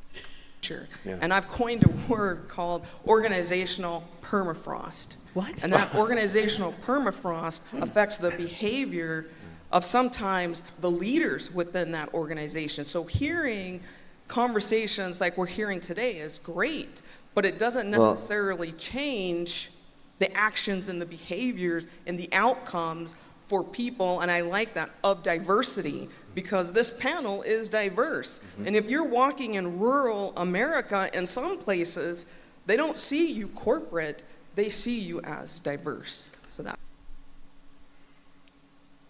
People of diversity is a wild phrase, number 1. 2, what do you mean people don't see you as corporate? They shouldn't? You don't want people to see you as corporate? Because corporate is like icy and cold and emotionless? I'm very confused. What in the fuck is she talking about? That's my question. I don't have a great answer to your question. I grew up in rural West Tennessee on the edge of a small town. By the way, you know, Johnny, as you know, gravel road, no sewage, we had septic tank, no street lights until I was in high school. Can I raise my hand? Why did he say septic tank? Because like all the other things point to a rural community, right? But the septic tank is a weird one because like, if you're a very wealthy person or if you have a house in a nice area, chances are you have a septic tank instead of being on city sewer. What? So I've come a long way. I do get a chance to go home and see my twin sister who still lives there. And I know that there's a big difference. One of my big fears is at this age and stage of my life and career, I'm not as connected. I don't have the answers for the kind of things that you're talking about. And I would actually love to talk with you and learn more what you're seeing. You have a septic tank and you're not rural? Yeah, that's what I'm saying. Like, having a septic tank isn't like an indicator that you're rural. That doesn't make any sense. Like, everything else made sense, but then he threw in the septic tank and I was like, why? I remember talking about a house in New Jersey that I looked at, and it had a weird thing that is illegal in New Jersey now. And like, if I bought the house, I would have had to get it like put in as a new sewage system, but I can't remember what it's called. And it's something that you call retarded people sometimes too. But I can never remember it when I'm trying to talk about the story for some reason. Cesspit! Yeah! It had a cesspit! And I remember being, like, when I first saw it, I was like, what the fuck is a cesspit? I've never heard of that as, like, an actual, like, poopy thingy. But apparently, like, cesspits were what happened before leach fields and shit. If a house way out, it doesn't have a public pipe. Yes, but it's not only rural houses that don't have public pipes, was my point. Him saying the house had a septic tank isn't oh, that means you live rurally. It doesn't. It has nothing to do with living rurally. Like, yes, if you are rural, you're going to have a septic tank, but there are plenty of people in, like, large, wealthy houses or in suburban communities that have septic tanks instead of being on city sewer. That was my point. Like, him bringing up the septic tank made no fucking sense. Suburban areas have septic systems where the city haven't run sewer system pipes. I would prefer to have my own sewage system rather than be on the city pipes. As someone who grew up rural with a septic tank, you thought they were a rural thing? No. Growing up in New England, a lot of people have their own septic systems. A lot of people aren't on like a city sewage line. And people out here aren't rural. I mean, there are rural areas for sure, but like not everywhere, obviously. There are houses where AOC lives that have cesspools. Cesspits are how you know the DM is done with the party shit and we're all about to die. What the fuck? Septic tanks are either not so great places or really nice places. That's a good way to put it. Septic tanks are pretty normal. The regulations get crazy when you need engineered fields. Yeah, just shows how disconnected from reality they are. It's weird that I have to explain it to chat too. I just thought this was like normal. Your uncle had a septic system. You lived just outside Fall River. Yeah. It's all word salad. You're from small town America. Most small town companies don't care about diversity. They want someone who can do the job. Pushing DEI to the rural area is stupid for the most part. Yes, 1,000% agree. Battleizer, thank you. Last year you were building $1 million house and installed a septic system. Yeah, that's what I was saying. That's what I was saying, man. To be fair, if you live in a rural area, you have more important things to worry about than DEI. Also agree. Like, maybe I'm being nitpicky. I just thought it was weird that he's like, here are all the ways you can tell I lived in a rural area, and then he brings up septic tank, which doesn't necessarily mean rural all the time. So I can be more relevant. So I'm gonna make a real pitch that SHRM, we have 565 chapters throughout the country, roughly 10 in every state. We are in these markets. Jesus. I do want to answer her question. Okay, I live on a farm in Tennessee, you know, so I'm out there and I go speak to rural communities all the time. I think, you know, in terms of transmuting this conversation, if I'm, you know, really thinking about it critically, that's typically not what happens. What's going to happen is you're probably, I can't speak for you, but you're probably usually what happens is you're connected to a larger company and you guys have an office there in a rural area. Yeah. And so policy comes down from the top down to the frustration oftentimes of many people in the rural area because the policy set at the top of the corporate side doesn't always work in a rural area the way it does in Chicago, right? And so that's something I would actually encourage you to talk about with your company. If you're in that situation, you're in a rural area and the policies from the top side of corporate don't align with what's going on in your rural area and you feel like it needs some sort of, you know, modifications to it, you know, stand up for the community, talk to You just like hearing Kirsche say rural? Is it really that weird? You know, talking about look at this fucking weird ass rural retard, you know, like hey corporate, the locals say fuck off with the commie bullshit, true and real. Your executives about what's different in the rural area and how you can increase productivity by changing the rules. As I said, small and medium-sized businesses, we have an expertise in that. So we're very intentionally going to be rolling this out. This conversation is not the end. It's the beginning. We need to figure out how to do this across the globe. Where are my Montana folks? I was in Montana recently, and didn't he mention the Montana thing like 1 or 2 other times when we were watching this before? How many times are you going to talk about Montana in this one fucking conference? Steel Storm Gaming, thank you. Isn't Van Jones the guy who called Charlie Kirk a race-hustling hate-monger the very day before Charlie got shot? Yes. He indeed is. The Seal Boy, thank you. Kirsche, the rural Jara. Rural Jara. The rural Jara. I can say it when I do that. Devastator, thank you for the freedom dono. Thank you. It's good to see people being educated on such matters and the youth of the day showing understanding of septic systems, as well as seeing young ladies like yourself showing understanding. I don't know exactly how these works, but I knows that poor folks and rich folks alike can get the septic systems, you know? And the septic system, in my opinion, is preferable to being on the city sewage. And then you just got to get the poopy pumped every so often. I don't know how often you got to get it pumped, but, you know, just occasionally.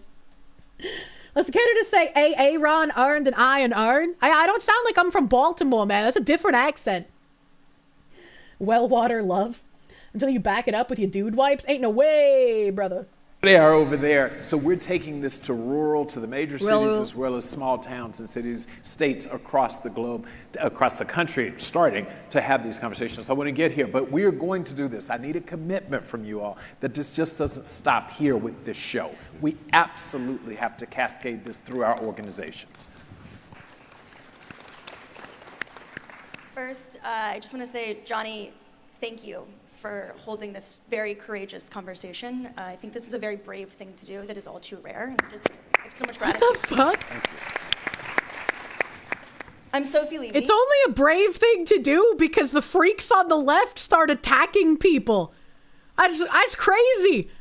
That's just like someone who responded to me when I was like, you know, saying nice things to Zentreya after she was getting attacked. Someone was like, what the fuck are you doing here? You even commenting is going to make more people attack her. And it's like, brother, if more people attack Zentreya because I'm offering kind words and advice, that's not my fault that you guys are fucked up and crazy. That's a wild thing to say. To create context. Thank you for the 5 gift members. Thank you. Thank you, thank you. I lead an organization called the Magnet Collective, and we provide those tool sets that Van, you were talking about. We set those boundaries, Robbie, that you were speaking to, so our workplaces can be more productive. They can perform better, but also so employees actually show up feeling purpose in their work. And I want to ask, with return to office, you don't have to feel purpose in your work. You don't have to feel like you're doing something for like a higher order. Kind of like how rape is the higher purpose for bugs, you know? But like, you don't need to feel that when you go to, well, you can just go to work and do your job and come home. That is an option. These conversations are happening for the first time in person after maybe years of people being apart. And so I want to ask both of you, and Johnny, I'd honestly love to hear your answer as well. What skills, conversations, topics have to happen in person to be effective versus what can happen virtually or with AI?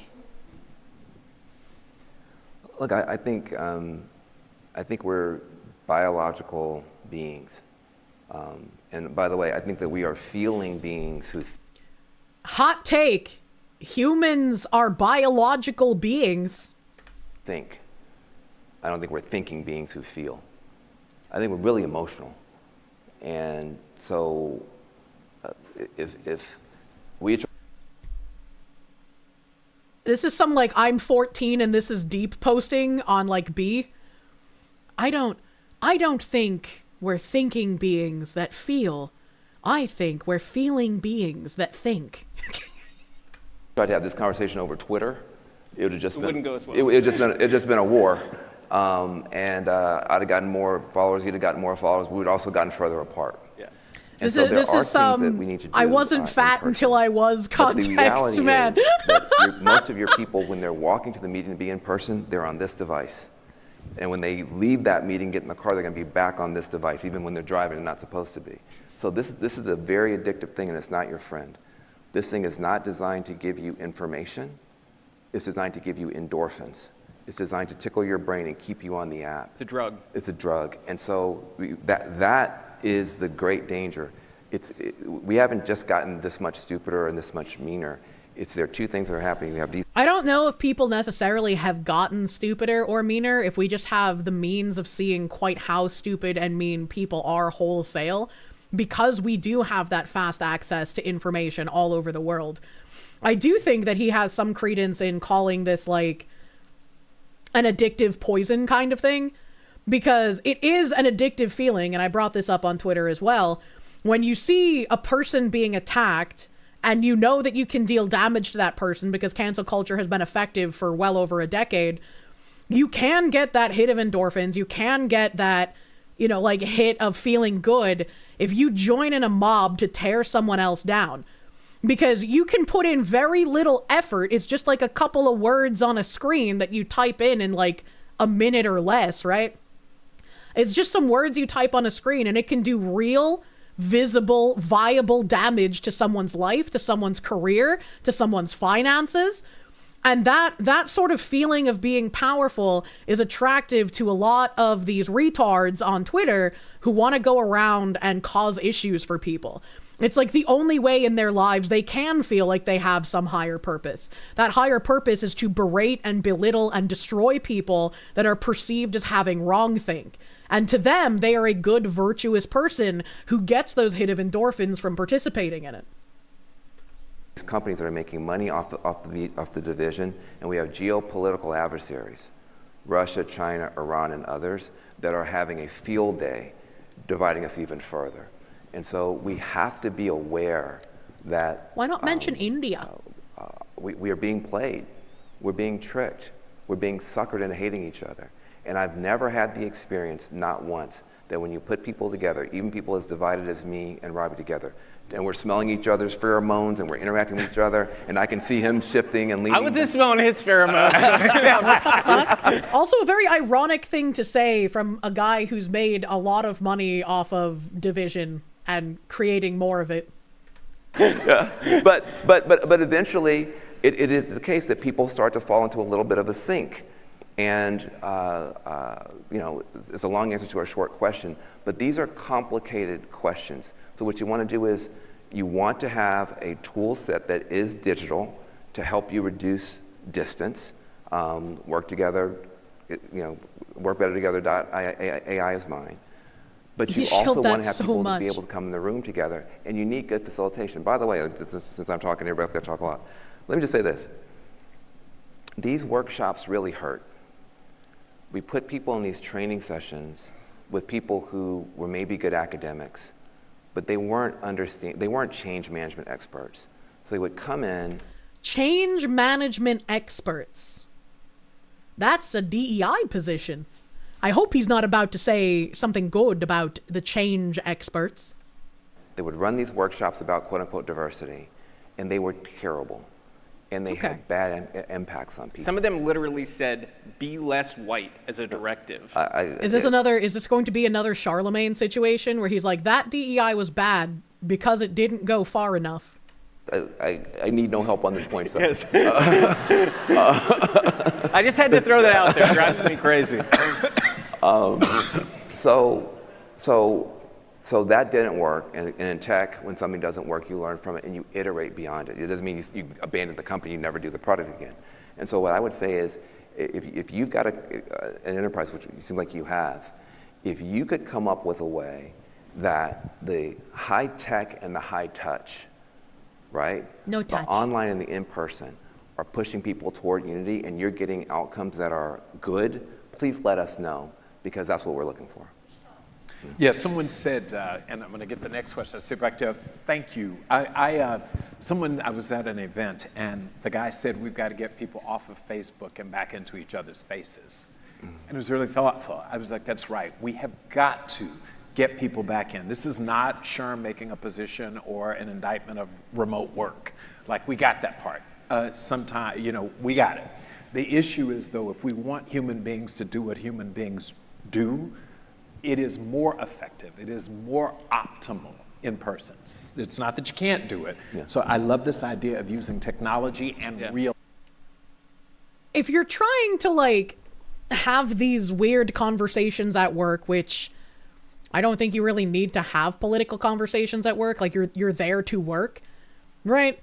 But if you're trying to have these kinds of conversations, yeah, it does work better in person. If you meet someone in person that you've only talked to online before, even if you weren't intending it to, a lot of people see someone as more human once they actually meet the flesh body of the person they've spoken to online. And having that connection of, oh, this is an actual person, can very much help having certain kinds of conversations.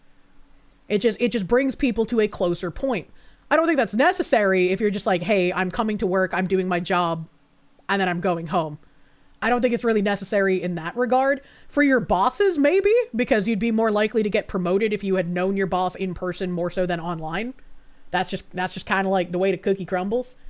Topazora, thank you for the member. Thank you for the member. It's okay, you spent quite a bit of your time and money to not have people in your face. Life. We talk about, can you teach a pilot, commercial pilot, to fly in simulated machines? Sure. But who wants to fly with that person? I want somebody who's been in the air for real. You know, the machines are cute.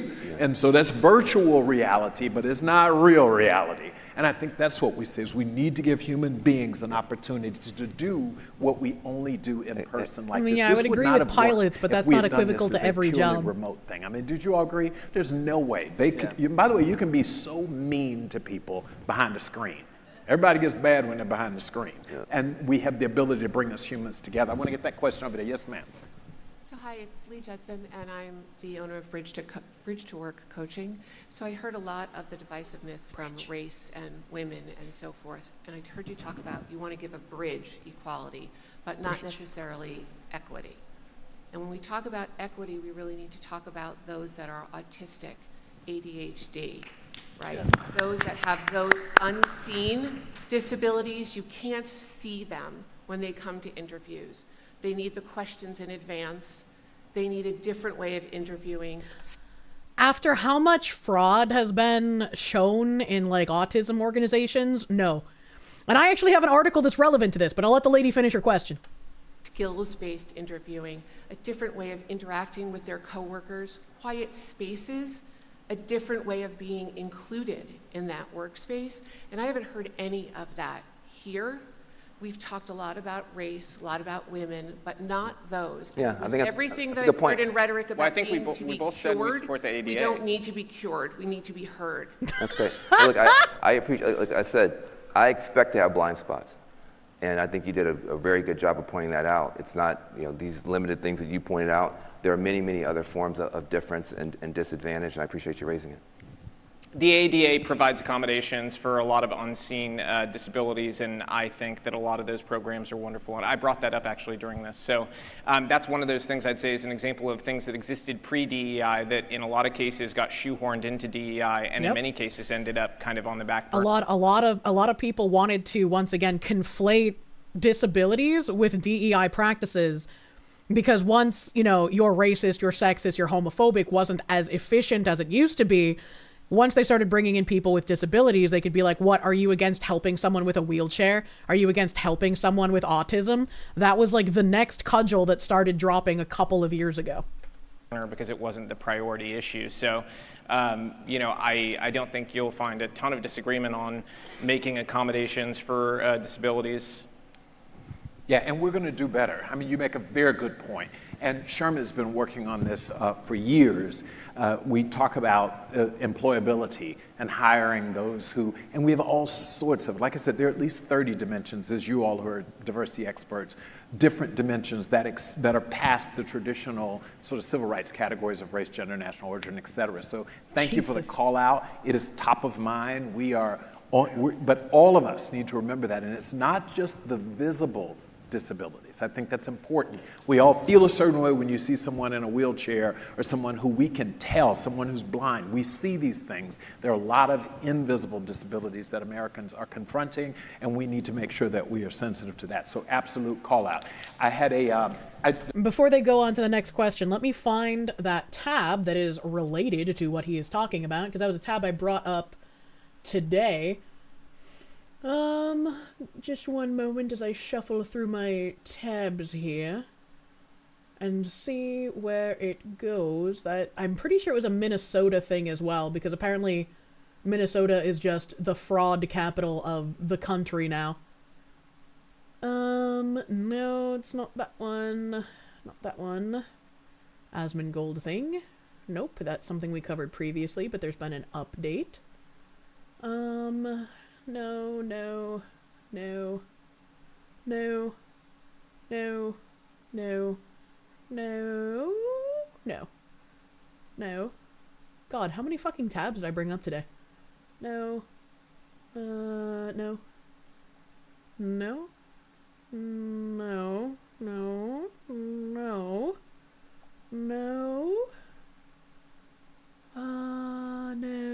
No. Here we go. Ivy League students are abusing the disability status to get special benefits like bringing their mom to class. More than 20% of undergraduate students at Brown and Harvard and 38% at Stanford claim to have a disability. This status allows students exemptions from being called on by professors due to social anxiety, bringing their mom to class, extended time on exams, access to distraction-free environments, and use otherwise prohibited technology. And I'll play this video in a second, but I've also talked about this many times on stream about how even when I was in high school, this was happening. When I was in high school, we obviously had, the SPED programs that a lot of high schools at the time did and still do. And people who were not qualified to be in the SPED program could still claim that they had slow mentality and they weren't able to learn as fast as the other kids.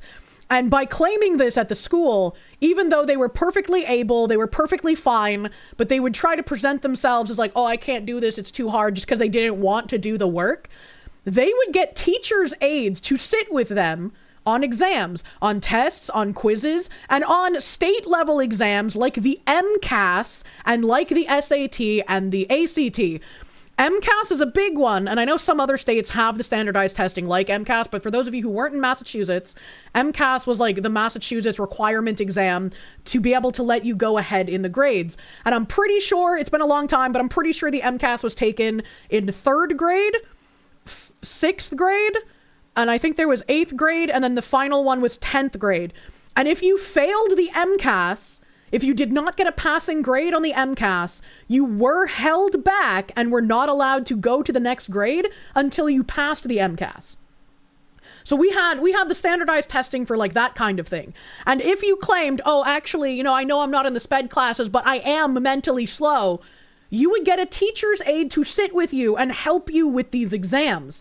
And when I realized that friends of mine were doing this, and they were getting assistance on these quizzes, and especially the standardized testing, I was like, well, then none of this really fucking matters, right?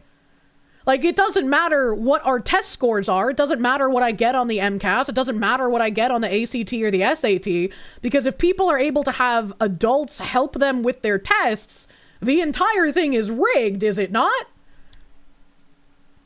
You passed the hard mode version, yeah?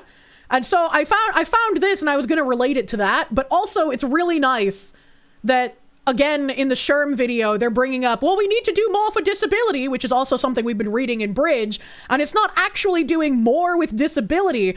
It's trying to usher in disability as a part of DEI, so they have yet another cudgel to beat you with to say, if you're against DEI, you're against people with disabilities getting the help they need.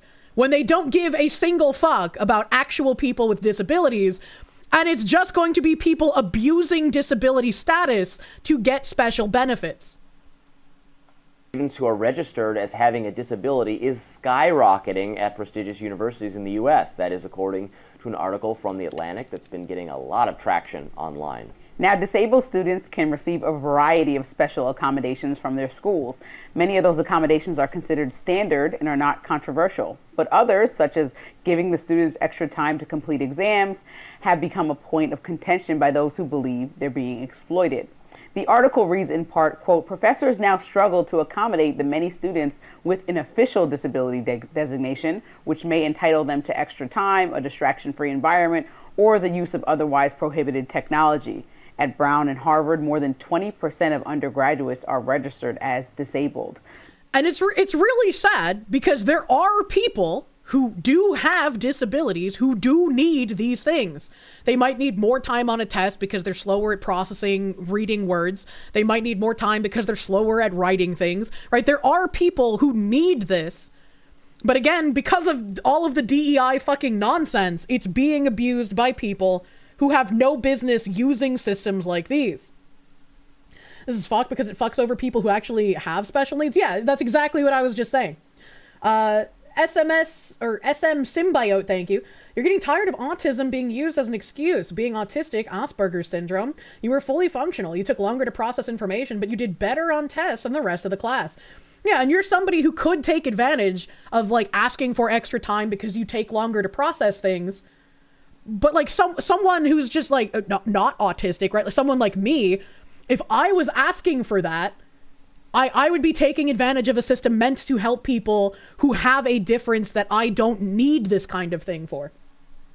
Board DevOps, thank you. Just a heads up, Robbie Suave's already out. I'm too late. What does that mean? What does that mean?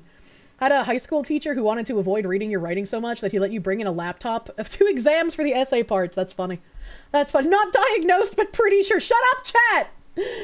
Penitent Lizard, thank you. One obvious problem with the unseen disabilities thing is that it can be abused to label people they don't like for retaliation. Also that, it very much reminds me of like all the self-ID laws that happened during like peak transgender craze, where just like anyone could claim to be transgender for any reason, and if you questioned them, you're a terrible person, and they could get their legal documents changed on that basis. Doing that with disabilities is another jar you don't want to open. Metallic Church, thank you. You don't need your ADHD cured or acknowledged. You just do your work and be held accountable and then go the fuck home and ignore the corporate slop. You hate everything becoming a mental disability? Same, brother. You're hard of hearing and visually impaired and you have ADHD but hate bringing it up. You're only bringing it up now because you hate the people that abuse their disability. Sure, yeah, absolutely. As an autistic man who had it rough in school, it boils your blood seeing the sheer amount of self-diagnosed crap being accepted in schools, etc.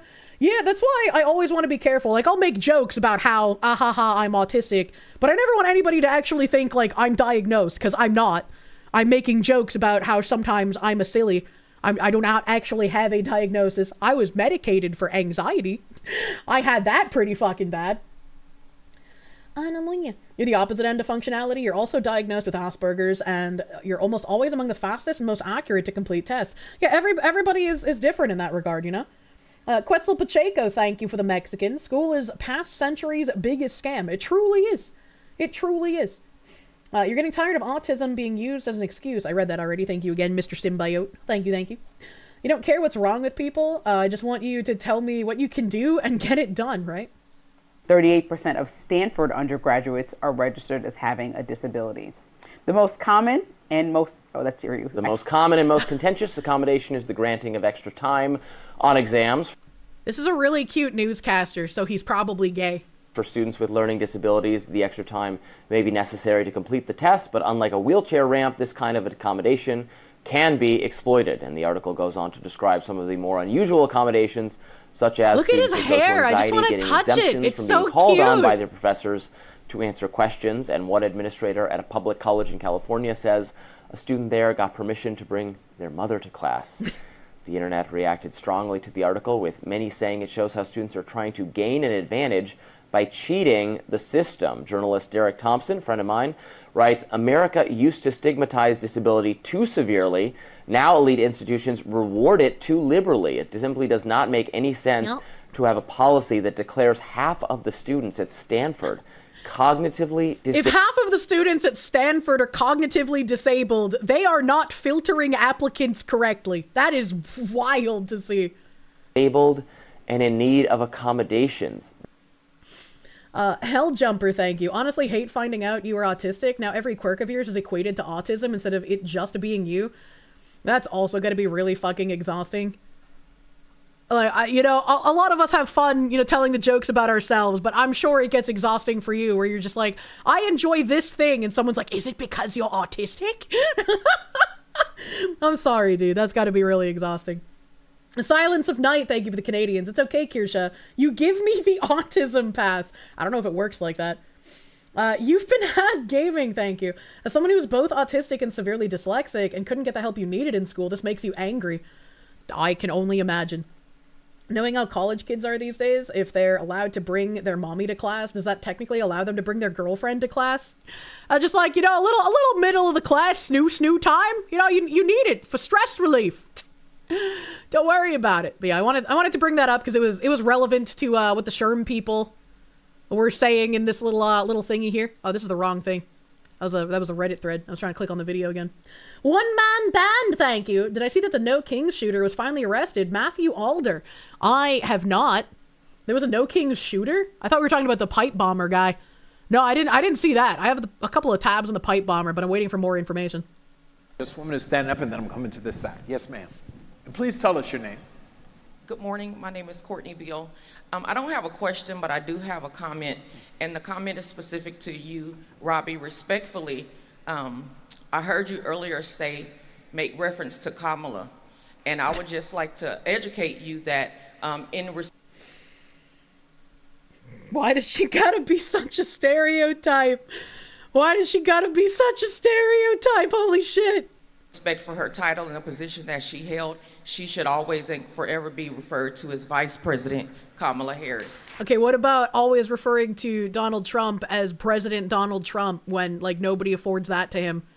I'll forever refer to Kamala as Vice President when everyone starts referring to Donald Trump as President all of the time. How about that? So that just for the record was not a knock on her. I call Trump Trump. I call JD JD, you know. What a waste of fucking time. I can't believe they, like, actually let her say that. Called Biden Biden. I'm not great at formalities in that sense. I kind of feel like we're all people.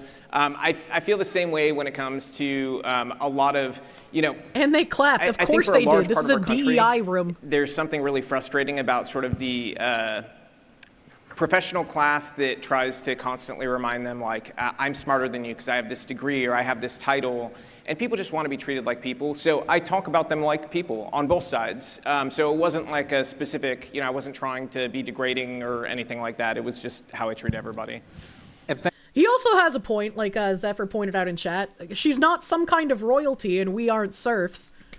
And it's like they started playing that game first, right? With capitalizing black, lowercasing white, with never calling Trump as president and calling other presidents who were previous presidents still with the president title. It's all been like a humiliation tactic. And her even bringing this up is, again, just for humiliation purposes. Kamala does not deserve that kind of respect if it's not going to be returned in kind. Trump should declare himself a woman and become the first trans female president just to see people melt down. That'd be funny. Mildly OCD, thank you. You have severe ADHD, officially diagnosed but unmedicated. ADHD simultaneously sits in a position that nobody takes seriously, but everybody self-diagnoses for brownie points. Both aspects piss you off. Yeah, I just don't like when people on Twitter are just like, let me talk about my ADHD. I'm like, I don't know if I believe you, lady. You know? Fringed Horizon, thank you. YouTube won't let you type what you call her. YouTube is pretty censorious. He didn't need to defend his position. He should have just said, thank you for your comment. Thank you for both of that. Thank you for saying that, and thank you. I totally appreciate. I like that. I've never introduced myself as Attorney Taylor. Like, it's just not what I do. And I worked really hard for that law degree, and you did too, right? So I get it. This is a classic example of us seeing things differently and being okay with it. That reminds me of that meme of, like, you know, I can't remember what kind of doctor it was, right? But they had, like, just some guy on the right side, and it's just like, oh, yeah, like, fucking neurosurgeon, whatever, PhD. And he's like, hi, I'm Bob. And then on the other side, it's just like a master PhD in social sciences. And it's like a woman, and she's like, I demand you call me doctor. It reminds me of that fucking meme. This guy crosses his fucking legs.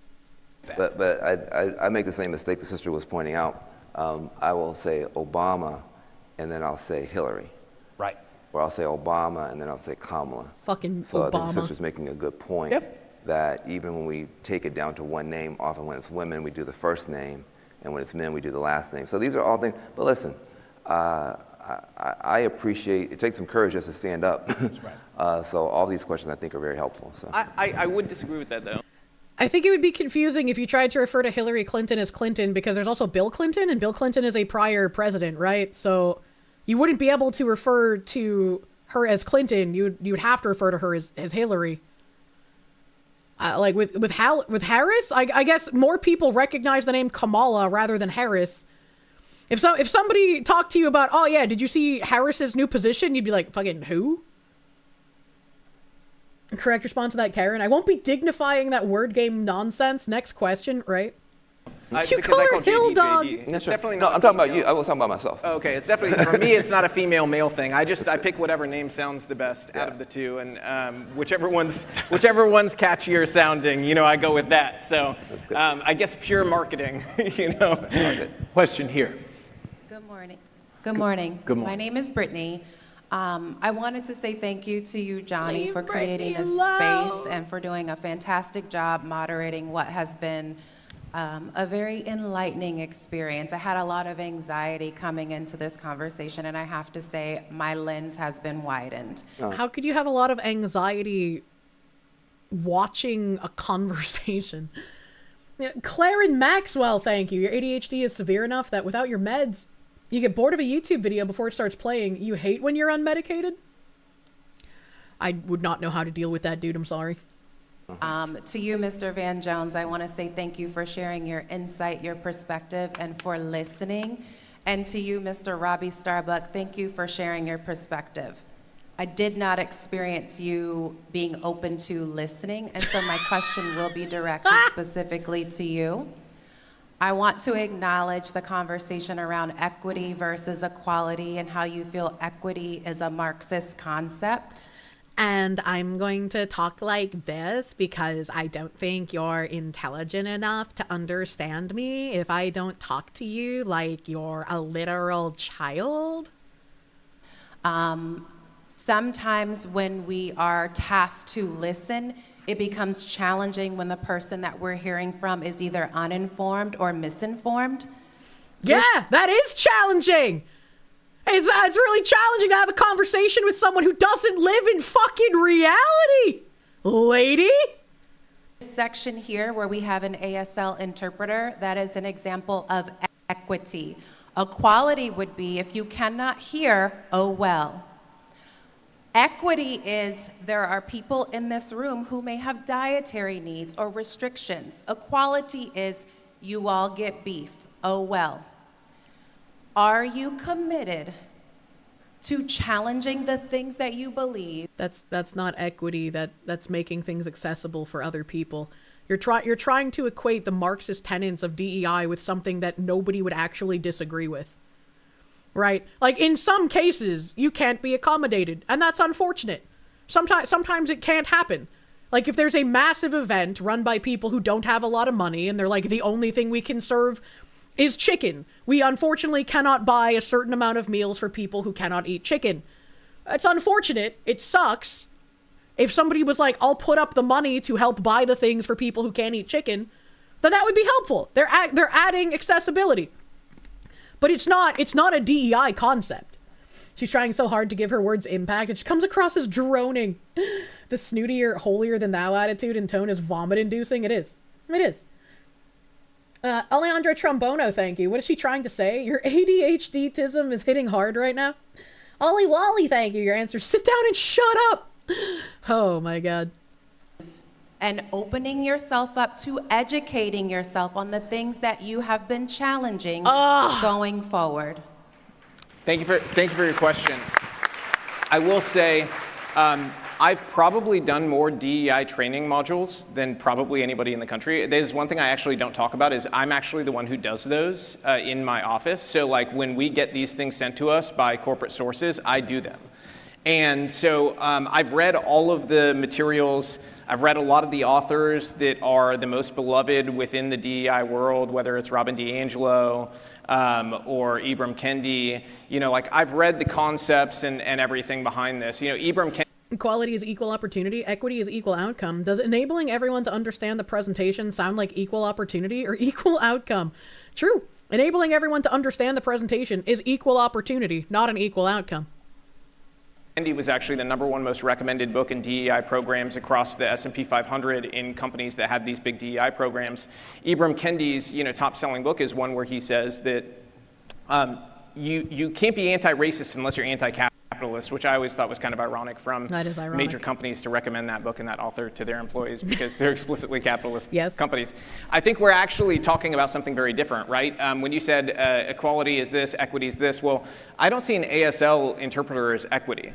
I see it as an equal, you know, opportunity. This is equality happening, right? Equity would be, you know, I have the same job as Van, we work for the same employer, and I perform higher, I sell, let's say we're car salesmen, okay? I sell 20 cars, Van sells 10. And my employer comes to me and says, hey, we're gonna advance Van for the promotion and we're gonna give him a raise because we really need more Black people in leadership, not Hispanics. Correct. That is the core issue with equity, and if you look deeply into the concept of equity, She's literally screaming at him, educate yourself without a microphone. And this fucking woman. Amalgamite, thank you for the kick raid. Thank you for the kick raid. Welcome more warm bodies on Kick. We love our warm Kick bodies. You guys are wonderful. My tits are still cold. Holy shit, I need a blanket. We're watching the end of a DEI presentation at the moment. And then we got some Caleb Hammer as well. Prove his point more, true. Mildly OCD, thank you. Hearing this woman makes you genuinely angry. The only response should be, I'm not going to answer that question until you stop speaking to me like a child. True. Symbiote Man, thank you. Wow, she started out the gate being condescending. I mean, that's what these people know how to do, right? They think that you are beneath them because they've spent years dehumanizing you. And they think that if you don't believe the same things they do, not only are you a bad person, but you're uneducated and you're dumb. This is a public service announcement. Kirsche and Chat are super mega duper cute and wonderful. Bailey, you are super duper mega cute and wonderful. Thank you. Her name is Brittany. It's spelled C-U-N-T.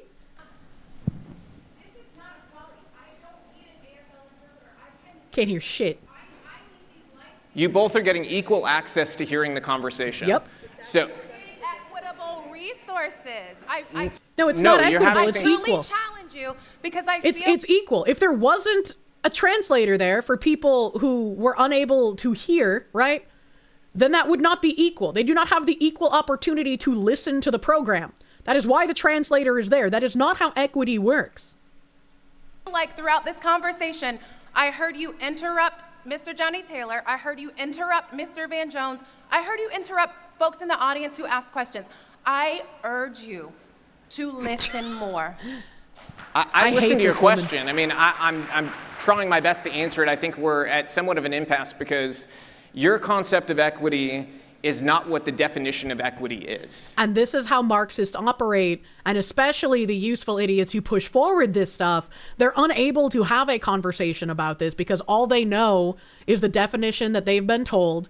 All they know is how to react to certain stimuli. Robbie is wrong no matter what he does or what he says or what kind of proof he puts forward. Their mind is not going to change. And this is what being completely propagandized is.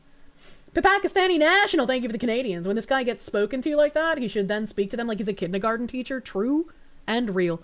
Nelthina, thank you for the 27 months, my dude.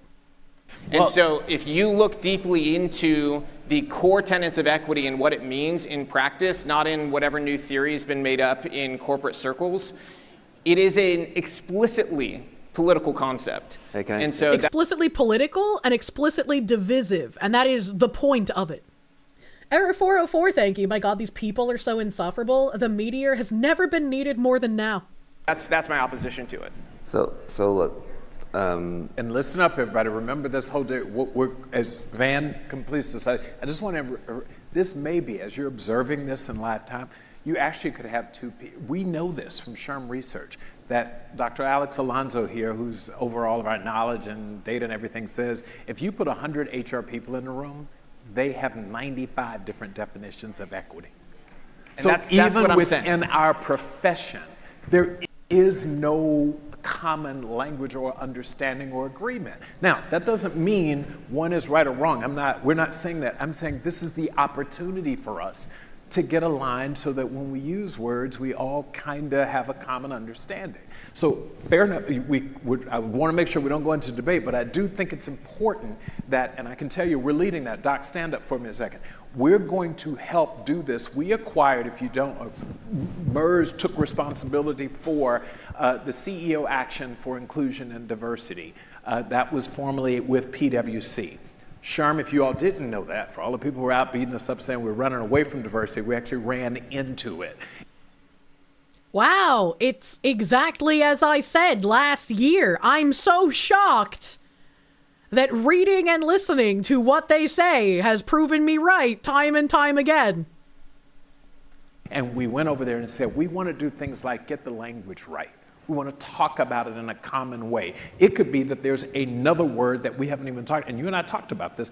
Who knows what's the right word, but we need common definitions or we're going to be constantly at each other. We're going to be fighting like this because the truth is, I'm not even saying that you're wrong about what you think your understanding of the word is, okay? The problem is that the word means different things to different people. So inherently, my family comes from a country where they lost everything to policy sets that are described as some form of equity. They lost everything they ever worked for, and it was given to other people that the government decided were more worthy of getting those things. Yeah. And that was called equitable, okay? So we're gonna have different definitions about it. Mine is gonna come from a place that is rooted there, and if we're being really honest with each other and want to fix this, we're going to come to an agreement and say, you know what, maybe the word is not the healthiest one to go forward with. Maybe we find a word that we can actually agree means the same thing. And that we treat each other. You're never going to come to common definitions with communists. The whole thing that they do is subversion. If you have a common definition with a communist, something has gone wrong somewhere. We can obfuscate on definition forever because we're the good guys, pretty much. Electronic Control, thank you for the 3-month member. So he learned nothing from his family's struggles. You hope he gets what he wishes for, far away from you. What do you mean by this? He's not arguing for equity, he's arguing against it. Helljumper, thank you. Hey, guess what? Definitions aren't objective, true and real. Van has now tried to interrupt Robbie twice, and she complained about Robbie interrupting them. Yep. But it's okay. It's okay when other people interrupt. It's okay when they do it. A one-man band, thank you. That's the damn point. It was always meant to be an alamorous language they could twist. Yep. Yep. If you have to obfuscate on definitions, you're no longer the good guys. Oh no, they still are the good guys because, sometimes... just like children don't understand that vegetables are good for them, sometimes you have to hide the DEI vegetables so people will take them. They won't take their medicine to make everything good, so you have to hide it. You have to hide it so they'll take it secretly. Munya. A Charminator, thank you. 95 definitions of equity because it is commie bullshit. 100%. Alejandro Trombono, thank you. You don't even know what the fuck these people are yammering about anymore. You can get easily lost in the sauce when you're listening to Corpo speak and Commie speak all at the same time. Dark Malice, thank you. Please read Harrison Bergeron's short story on stream. I think I read that before. I vaguely remember the name. Symbiote Man, thank you. He who hath ears to hear, let him hear. Yeah. And someone else in chat brought up, you're not entitled to someone else's labor either. So, you're not always going to be able to get, a translator for certain things. And in certain situations... you can't have, in America, if you need to speak English because the country's language is English, when I get a delivery driver that doesn't speak English, I'm not gonna have a translator on tap. It's not my responsibility, right? He should be the one speaking English. You can't apply this as, an everyday situation in every situation. Yeah, I have read Harrison Bergeron on stream before. Hide the DEI pill inside the hot dog? Yeah. You want to coin the term commie gook? No. Commie gobbledygook just rolls off the tongue way better. Have ICE translate. Error 404, thank you. My god, these people are so insufferable. The meteor has never been needed more than now. Yeah. We do our best to give equal opportunity, or we used to do our best to give equal opportunity when it came to getting into colleges or getting a job or other things like that that matter. But life is inherently unfair. You can't make everything equal for everyone all the time. And the more you try to make everything equal all the time, the more you're going to be disadvantaging people who don't deserve it. The more you're going to be taking away from people who worked hard for things. Should be maximizing inequality. I'm telling you. That's an L. How is that an L? In what way is that an L? I think I just kind of said how reality is. But Pakistani National, thank you. When this guy gets spoken to, I already read that, but thank you again. Thank you again. If you speak, you're going to glow brighter than a Khazar. What the heck? Marx was a tard, a lazy mooching one that starved his kids and didn't bathe, but his ideas sure did eliminate a lot of commies. True and real. Other fairly. And so that's going to be, you talk another check, right, Doc? You're already working on it, so you're going to be hearing from Sherm on that. I want to get 2 more questions because that's what you all came to do. I want to hear it. I see the young lady here. Let me get the woman all the way in the back there with the mic. Woman. That's a gentleman, actually, but it's a woman holding the mic. Yes, sir. My name is Jacob. So I pretty much kind of more have a comment, not a question. But first and foremost, just thank y'all for having this courageous conversation. So I've been privileged to be in the DEI space for about 13 years.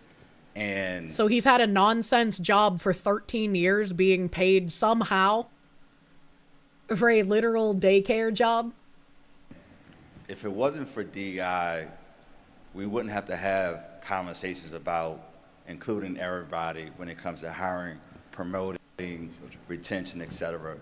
DEI amplifies the voices of people that are not getting the same access and opportunities in the workplace. When you think about how are they not getting the same access? This is kind of like the gender pay gap that people have lied about for a million years.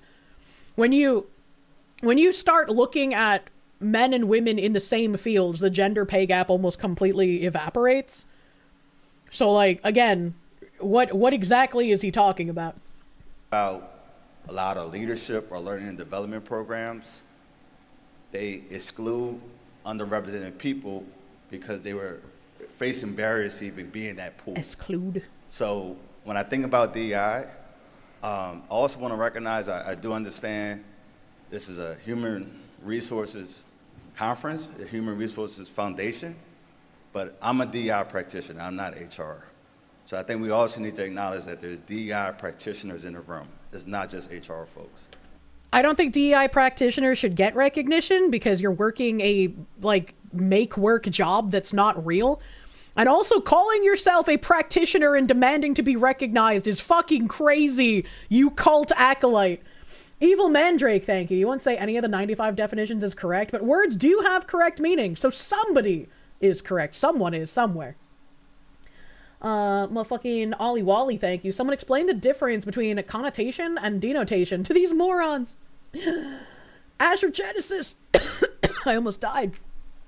Thank you. Have you read, I heard people throwing around the term virtue jacking to describe these people, because they're as uncomfortable to watch as a person pleasuring themselves in public and just as indecent. I do like the virtue jacking. They're jacking off the virtue. Thank you. Walla walla bing bang, my guy. That's a funny way to phrase it. I agree. Asher Genesis, thank you. Have I read What Shall We Ask of Writers on stream before? It's from the 40s and still applies to Hollywood's writing today. I don't think so. That one doesn't sound familiar. Helljumper, thank you. When all you do is cater to the lowest common denominator, the majority suffers 100%. And we are here because we have to amplify the voices of those who are overlooked and undervalued. And in a perfect world, we wouldn't need DEI, but we need DEI because it's not a perfect world. Doing things in pursuit of the perfect world, again, the path to hell is paved with good intentions. You cannot elevate people who shouldn't be in positions that they don't have qualifications for over people who do. And trying to do this is just an exercise in futility. Thank you. Thank you. And of course they clap. Bad latency, thank you. I promised you. Yes, ma'am. Practitioners, I said, like they're ancient wizards or some shit. Yeah, I really hate when they call themselves practitioners. It's like really gross, icky feeling language. It's like they know and they have this, again, inflated sense of self-importance. Two, and then I'm gonna get that one and one more, I promise, because they said they'd be here all night. I got to fly. No, I have to actually this afternoon give a talk at 4 o'clock in California for Fidelity Investment. So I'm off to my next city, but I want to make sure that if you all stay. I will answer everybody's Yes. questions. As long as you guys have questions, I'm happy to sit and listen to them. Even if you are very upset with me, it's okay. Hi, my name is Jackie Galliani, and I work for the Lemfest Institute for Journalism, which is the non-parent or the nonprofit owner of the Philadelphia Inquirer. Imagine being a journalist!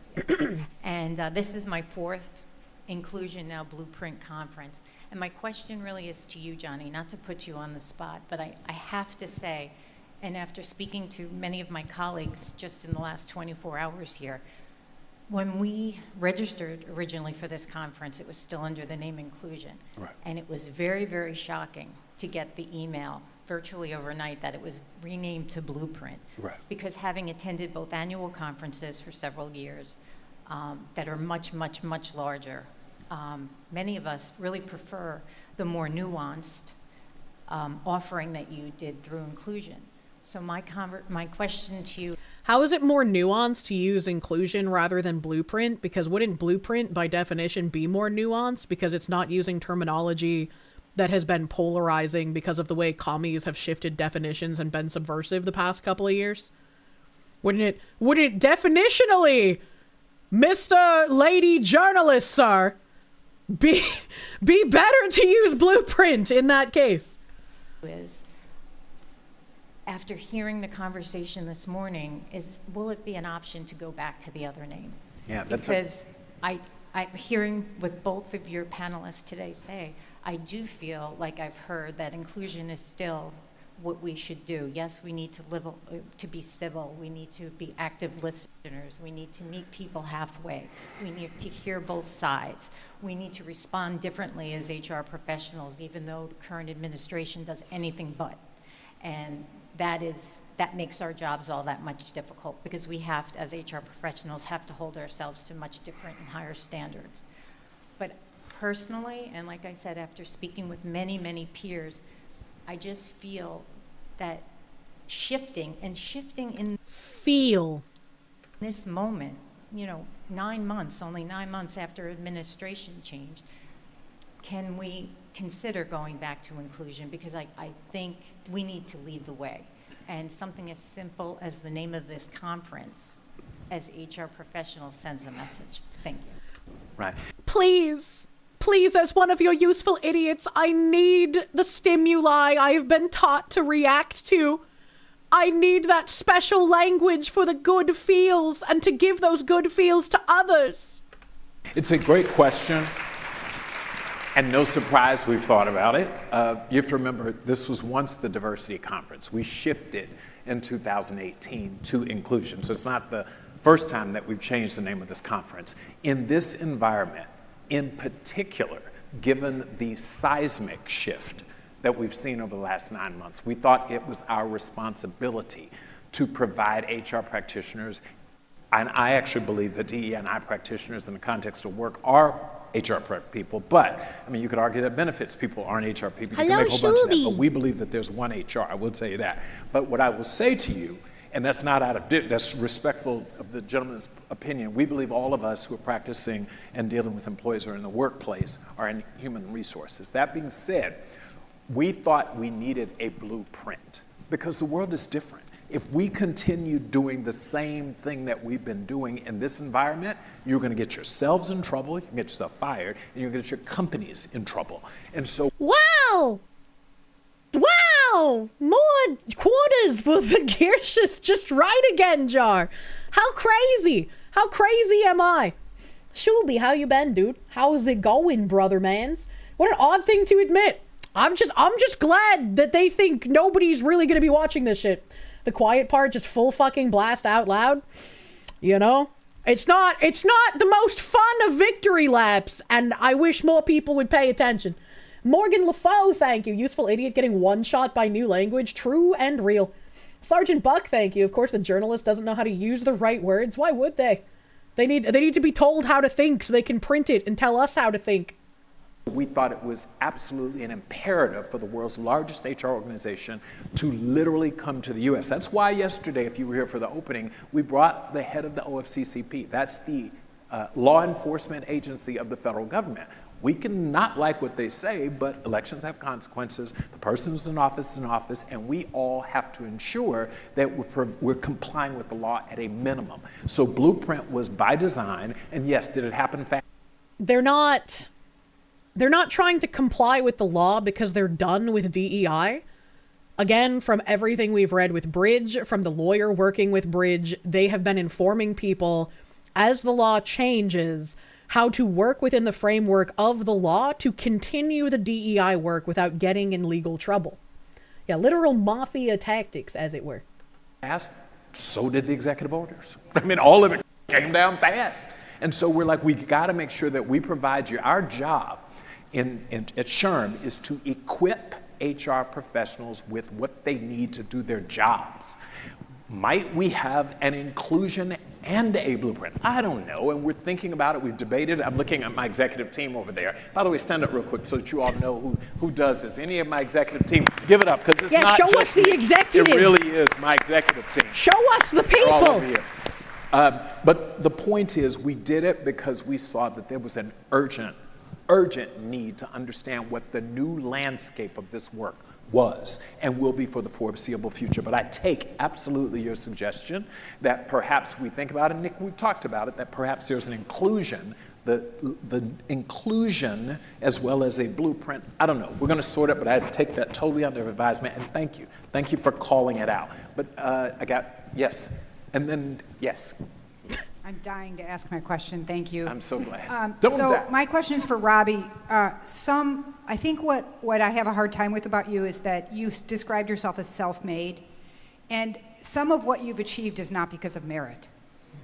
You have an advantage when you walk into 7-Eleven and nobody assumes you're going to shoplift. You can keep your hands in your pockets if you want. You can keep your hands out of your pockets. My 13-year-old black son keeps his hands out of his pockets. So I guess I'm just wondering if you can acknowledge, like Van did, who has helped you? What policies, what practices, what attitudes have helped shape you to be a success today? I think if he walks into a 7-Eleven with a suit, yeah, they're going to assume he's not going to shoplift because he's wearing a suit. If you're like a white kid with his hands in a sweatshirt pocket and his hood up, yeah, they're probably going to assume you're going to try to shoplift. It's not the color of the skin that matters here, lady. Me, myself, and I, fuck off, bitch. He's Cuban, you dunce.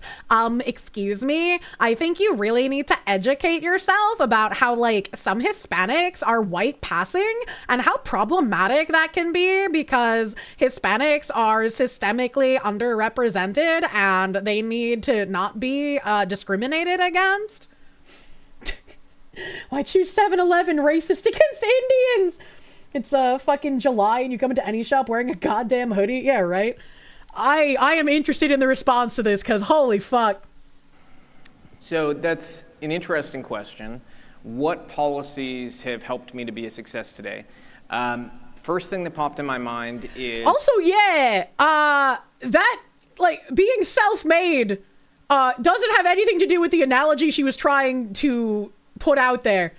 I didn't even think of that at first, but she's like, people view you differently because you're like white passing, but that doesn't matter. That's not what's going through people's heads when they're trying to look for like a screenwriter or a director or whatever the fuck he did in Hollywood. I can't even remember.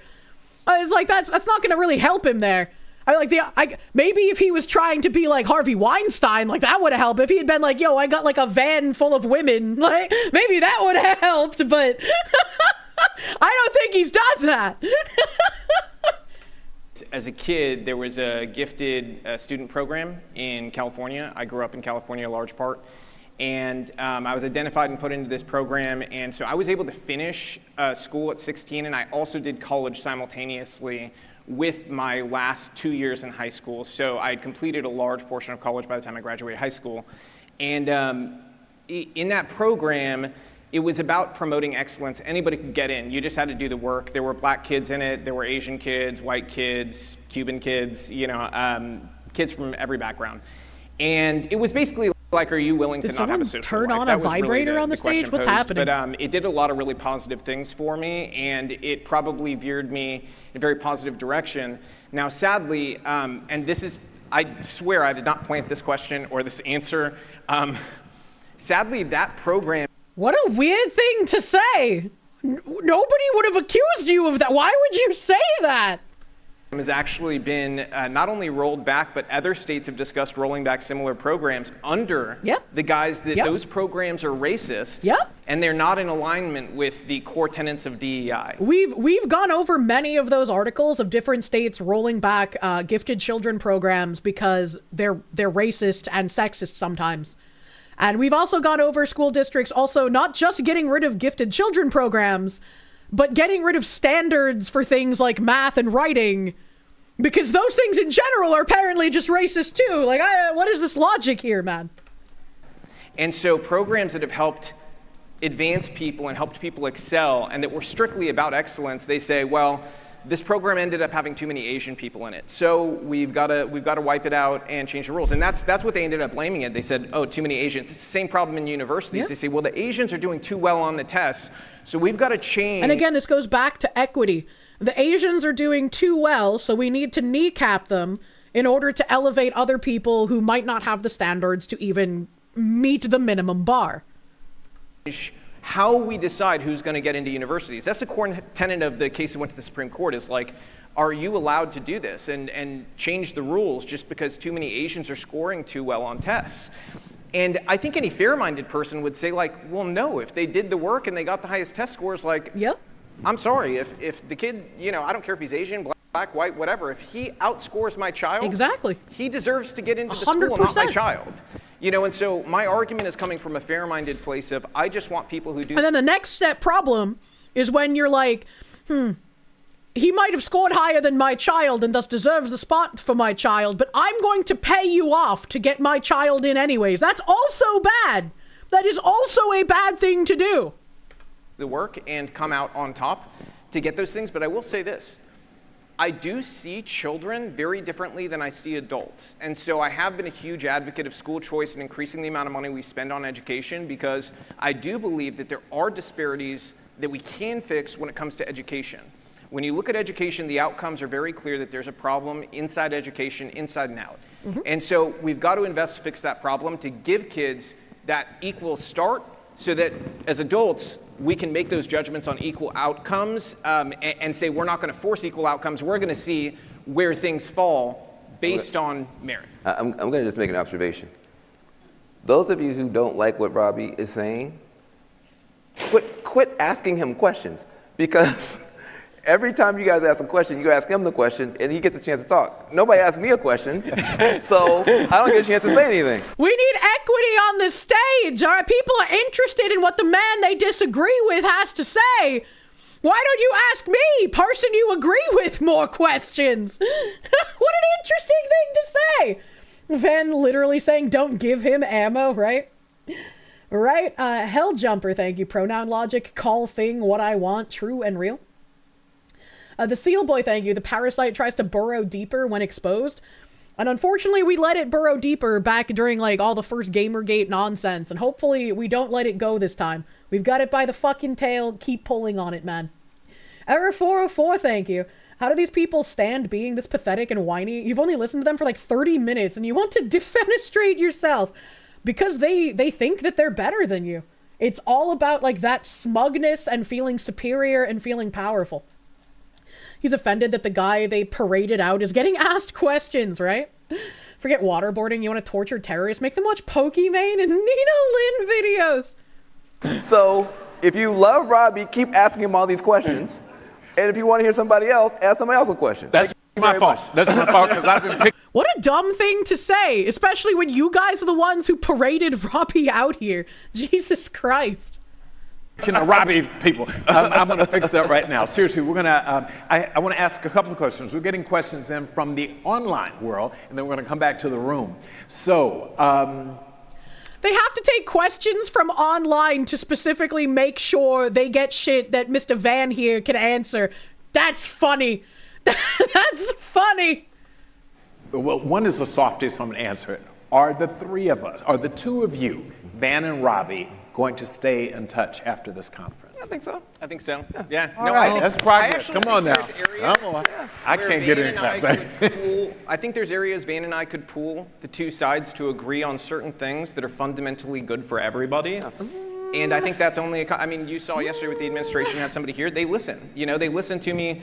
They just like good ideas. I would be very, very worried if Robbie started working hand in hand with the commie fucks trying to push forward DEI. Ideas, you know, and you may not like the administration, you may not believe that's true, but I can tell you if I take them a policy set and it is a genuinely good... The Shern conference literally did so much damage to them. They made you believe that Robbie isn't controlled opposition. Policy set, I know I can get it through no matter who else supports that policy set. So I believe there's things we can get to a good place. And then I'm going to turn to you and then ask, so question here from, that was Jennifer from Denver who asked, are you all going to work together? Because we actually do want this to continue. And then a question to start, how do you widen the talent pool? You talked about it, and they're saying, how do you do that? Well, look, I think this is the most... That was Justin from St. Louis, by the way. Well, thank you, Justin. I think this is the most important conversation that we can be having, which is, we're all friends here. We can talk highfalutin stuff, or we can talk reality. Reality is, it's still too much who you know and not what you know. That's still too much of what's going on. And so that's literally everywhere. That's literally everywhere, including in your DEI practice.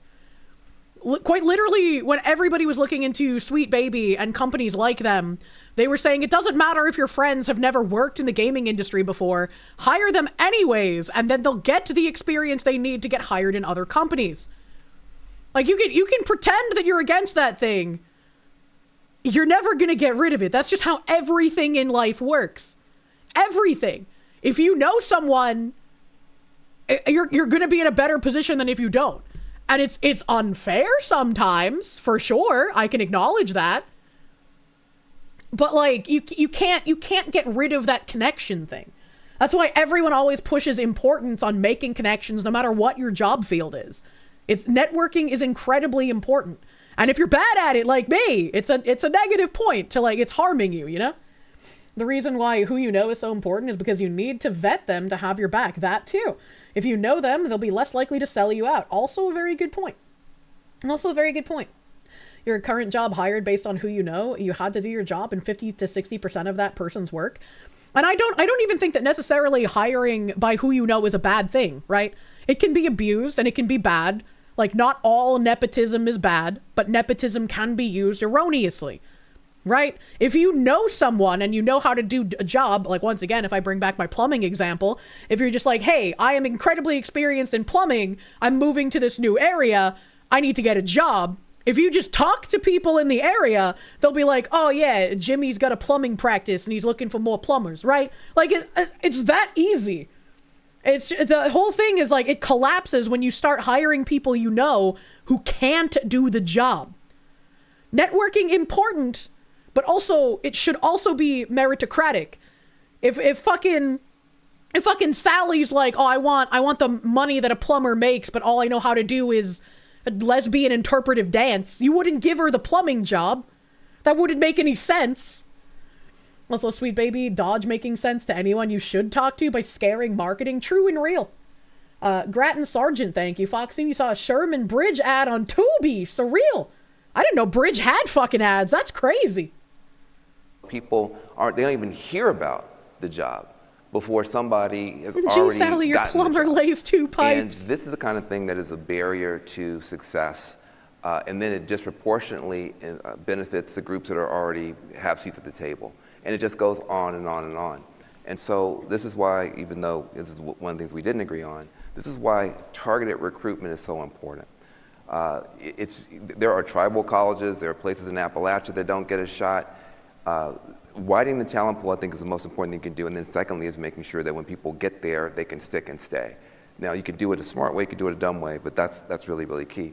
Listen, in terms of us, I think what's available is there are some things that went too far or were implemented wrong or things that were said that were not lawful or that landed in ways that were awful. That's pretty nice that one of these people pushing ahead with DEI literally says out loud, yeah, maybe we were doing some things that weren't lawful. Maybe discriminating against people on the basis of race was just not quite a good idea. Wow, crazy that. Imagine. How am I doing, Shubi? I'm doing pretty okay. How are you doing, Shubi? Wish we could replace the rhino morons, let's be honest. They're so desperate to destroy the modern generation's movement to push their neocon agenda, unfortunately. So I'm tired of rhinos, man. Unlawful and awful stuff, we can Good take off the hell table. yeah. But preventing the nightmare is not the same thing as achieving the dream. Achieving the dream is very hard. Getting all these people through a fair process and working together is very hard. And so it's the two things together that I think are going to be required for us going forward, and I'm looking for. Achieving the dream, man. Achieving, like you said last year, the cultural change. Do the work, chat. Forward to being a part of that. One more question in the room. I'm going to steal the unlawful and awful, by the way. That's a great way to put it. Yeah. Good morning. Good morning. Good morning. I'm very excited that we're doing this. Thank you, Johnny. I love conversations around diverse perspectives and how we come together. I'm Freya from Georgia. And just hearing the different views, this is my life's work. I love bringing diverse people together to talk to. How sad if your life's work is literally DEI. Holy fuck. Converse. Van, big fan, not trying to rhyme, but you're my man. Van, big fan. And Robbie, again, thank you also for coming. I benefited from a STEM program. I'm sorry, it is what it is. Growing up in the 70s, I was an intern coming from Claflin University, oldest All right, historically. HBCU. HBCU in South Carolina. Went there on a back. I was about to say, why would she apologize for benefiting from a STEM program? Because if it was a STEM program, then it would have been an equal opportunity thing.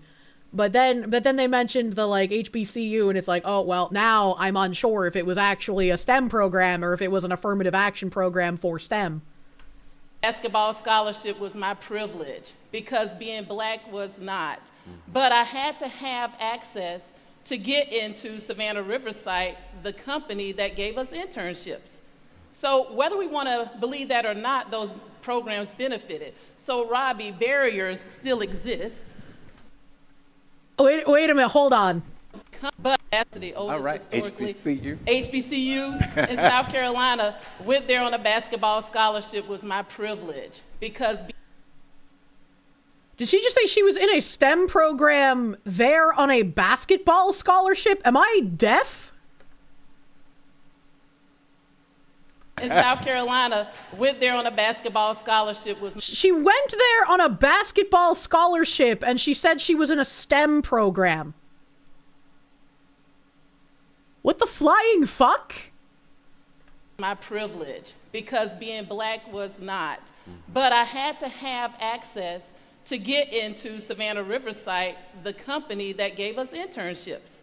So whether we want to believe that or not, those programs benefited. So Robbie, barriers still exist. She wanted to get into a company, I'm assuming whatever company name she just said is like some sort of STEM field company. And she's saying she needed access to get in there for internships.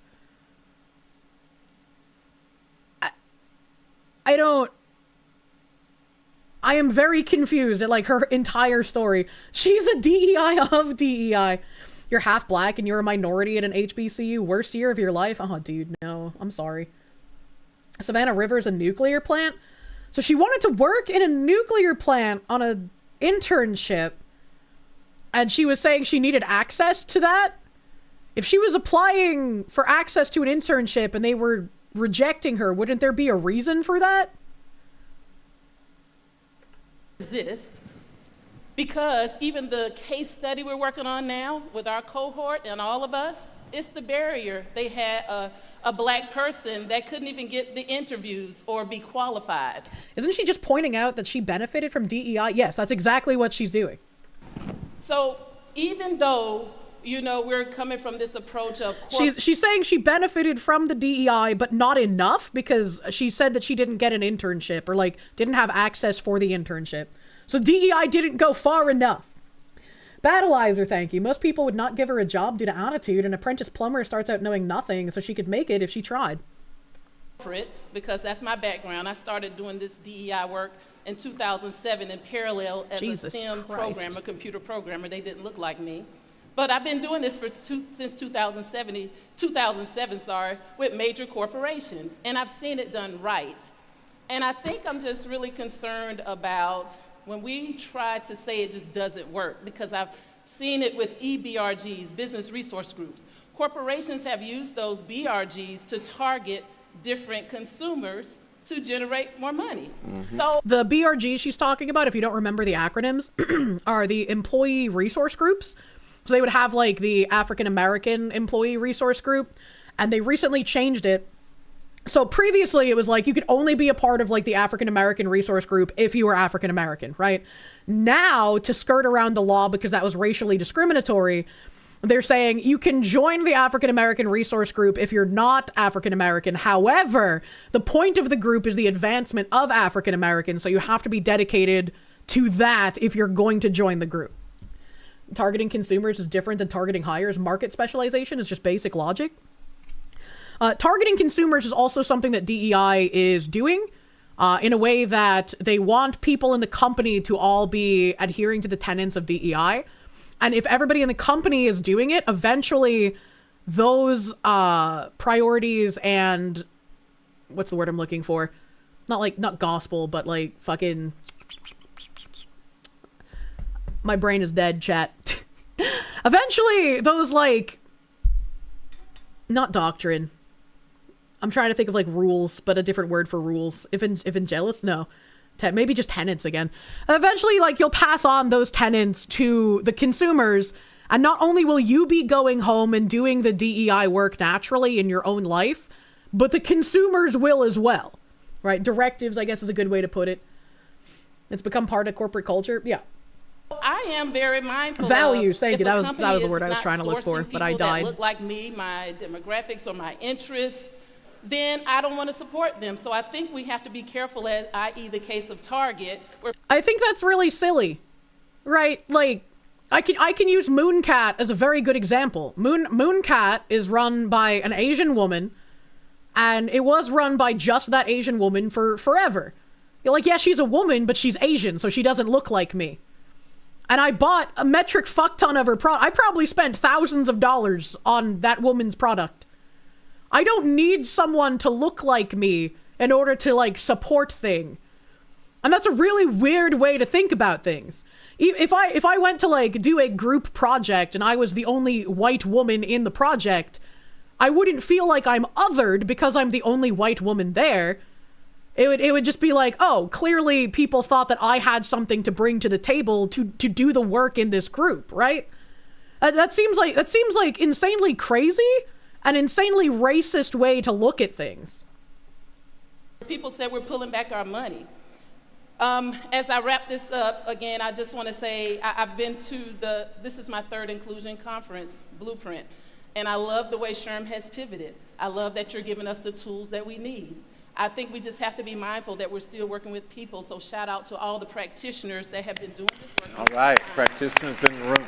Thank At the same time, as we are pivoting, we are people, and we have to make sure we have the emotional intelligence and the empathy. I do workshops like this all the time where I'm bringing departments together with diverse views to improve team dynamics. But people, these policies are impacting us. People are going to lose their SNAP benefits November 1st. What the fuck does that have to do with anything we've been talking about? And it's just like that person from fucking Reddit that was seething at Caleb for wanting to, quote unquote, cut SNAP benefits. And it's like, yeah, we need to get rid of fraud. We need to make sure the people who are getting these benefits are the people who actually need them and not exploiting the system for like $4,000, $5,000, $7,000 that they shouldn't be getting. Vladimir Crystal, thank you. Wow, they would hate the company you work for. They don't follow the work at all. Can you do the job? That's all they want, just production. It's insanity, man. Massive Doge, thank you. She sounds like how Oni pretends to talk black. No clip through, thank you. Hi, Fox Lady. Glad to say your YouTube thing came in and you made the 0.1%. Hell yeah. Cheers to another year. Also, bang and find on those antiques. I'm so fucking excited for tomorrow. Asher Genesis, thank you. I don't get it. Why is she confessing? She's not confessing. She's bragging. True. True and real. No. Battleizer, thank you. I read that already, but thank you again. Thank you again. I remember that.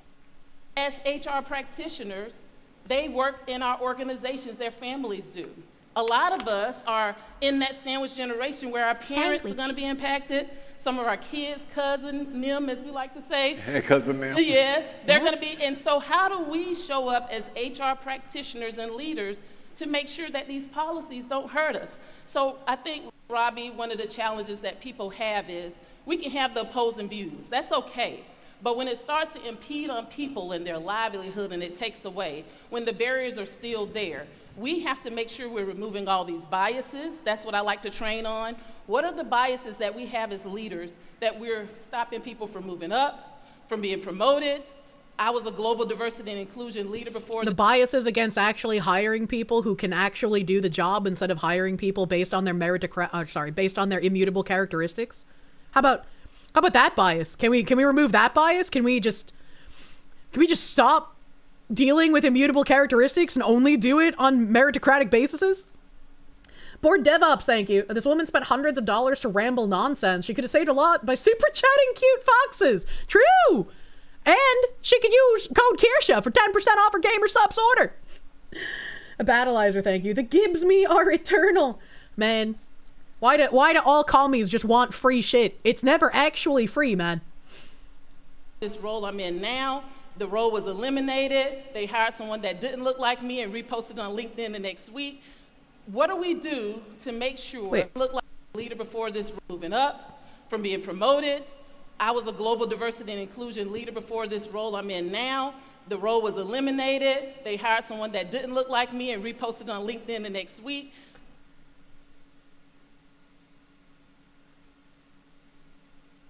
So she's saying she deserves the position because she's black? That's literally what she said. So they eliminated the position, and then they hired someone else in what I'm assuming is the renamed position because nobody got rid of DEI. And she's angry because it's not someone that looks like her in the new named DEI position. What a fucking wildly racist thing to say. This woman is grotesque. What do we do to make sure that the policies, that people have voice for the policies, because they're coming to work, they still have to smile, and they might be hungry, or they may have policies that's Why aren't I getting paid hundreds of thousands of dollars a year for a nonsense job that doesn't do anything for anyone? Causing them to lose their job, i.e. 300,000 black women have lost their jobs since this administration started. So thanks so much. It's funny that she says that because from the articles that we've read when Doge was doing its cuts, they were cutting like basically useless jobs in the government. And we found out that a lot of those jobs that didn't need to exist were held by a lot of women. Now just flip the skin color of the person saying this speech. What would the reaction be? Yeah? Yeah, well, I think we all know what it would be. Myriad colors, thank you. These people are actual narcissists. Very much so. You know, there was an underpinning to what you said, and you correct me if I'm wrong. So I don't know if they want to keep the mic over there, but you know, you talked about your own skin color as not being a privilege. And when I hear that, what I hear is an implication that some other skin color just has an inherent advantage and that there's essentially white privilege, right? And so I immediately think of a lot of the people. Not get stuck on race. No. I also think about, because when I brought up my race a bunch of times in order to prove my point that you're wrong, but let's not you bring up race. You don't bring race into this. I hate this woman. She is disgustingly degenerate, much like most of the brick walls you'll end up encountering on fucking Twitter. Talk about the diversities. I actually acknowledge that there are so many numerous diversities that when we divide ourselves, my framework for this work is really our communication, how we communicate. What's our communication style, our learning style, our conflict resolution style, all those things, our emotional intelligences. I have, I do research in all the different cultural intelligences and cultural competence. The fuck is she talking about now? The words that you probably don't like, but we still need. So What? I don't want you to get stuck there, but I did want to let you know, as someone asked, how did I get where I got? It is because of the barrier was removed. And I just want us to be mindful that people are hurting, policies are hurting people, and a lot of policies are hurting particular groups of people. Whether This is just some I told you what I believe reality is. You don't get to tell me what reality actually is, and if you try, you are the problem. Again, it's just a Twitter person right now. Adam BV, thank you for the 22 friggin' months, my guy. Thank you. Fucking hello from the 0.2% gang. Thank you. you want to admit it or not, that is the lived experience for many people. Yeah, so where I was going with this is that I would remind everyone that barriers exist, okay, across the board. For every different group of people, there are different types of barriers. You know, if you come from a rural area in Tennessee where there's 400 people in your town, you've got a lot of things stacked against you, right? If you're a young black kid in a failing school in an inner city where they don't police anywhere near enough the way they should to keep the streets safe for the kids there so they can live a decent life and get a good education. He said the racist thing! I'd be very surprised if nobody fucking talks up about that. Those kids have barriers too. Barriers are just a built-in part of Obviously, the human I was being experience. sarcastic about it being they're racist. terrible, and we should work at trying to eliminate barriers where we can. But if we think about the world we're building, I think we've got to be really honest about the fact that we live in the best time versus the times that our ancestors lived in, right? Like, we've got to have some gratitude for the fact that we're building something better than what was in the past. And at some point, we need to work toward a society where it's not focused on what's wrong, but focused on making things right. And so I think that the idea and part of the conversation where it's gotten messed up in recent years is this implication that we get divided into these immutable groups that none of us chose. You know, I didn't choose to be a man, you didn't choose to be a woman, you know, I didn't choose to be Cuban, you didn't choose to be black. I think these are the wrong frameworks for how we judge one another. See, when I see you, what I think is, you know, anybody with your background, if they do an excellent job, should be hired. Unfortunately, sometimes when I talk about these policies, people hear me say, I don't agree with DEI, and they hear Robbie hates black people. And I mean, again, that is the shaming tactic the communists use to prevent any kind of criticism. And it's unfortunate, but that's just what they're going to keep doing. That is the whole point of it, and it's especially useful because it works. People are deathly afraid of having that mark on them because for some reason, companies will continue to capitulate to these people who just lie. That is the totally diametrically opposed position to what I'm actually saying, which is that I think there's excellent people of every race, and I think everybody should be judged fairly. You know, 100%. So in terms of what you're saying with policies, you know, I disagree fundamentally with the idea that the policies coming out of the administration are just hurting so many people. But let's say in the case of one specific policy, there's somebody. They're hurting people that had useless jobs and they were getting paid way too much money to do literally nothing productive. And now they might actually have to learn to do something productive in order to make money. In your office who is struggling to make ends meet. I mean, all I could tell you as an HR professional is look at what you can do to provide resources to that person. But I fundamentally disagree with the core assertion of the question because I just don't see that happening across America. I think we're seeing better outcomes, you know, month over month. And honestly, it takes a little bit of time to get economic policy fully in play. Mm-hmm.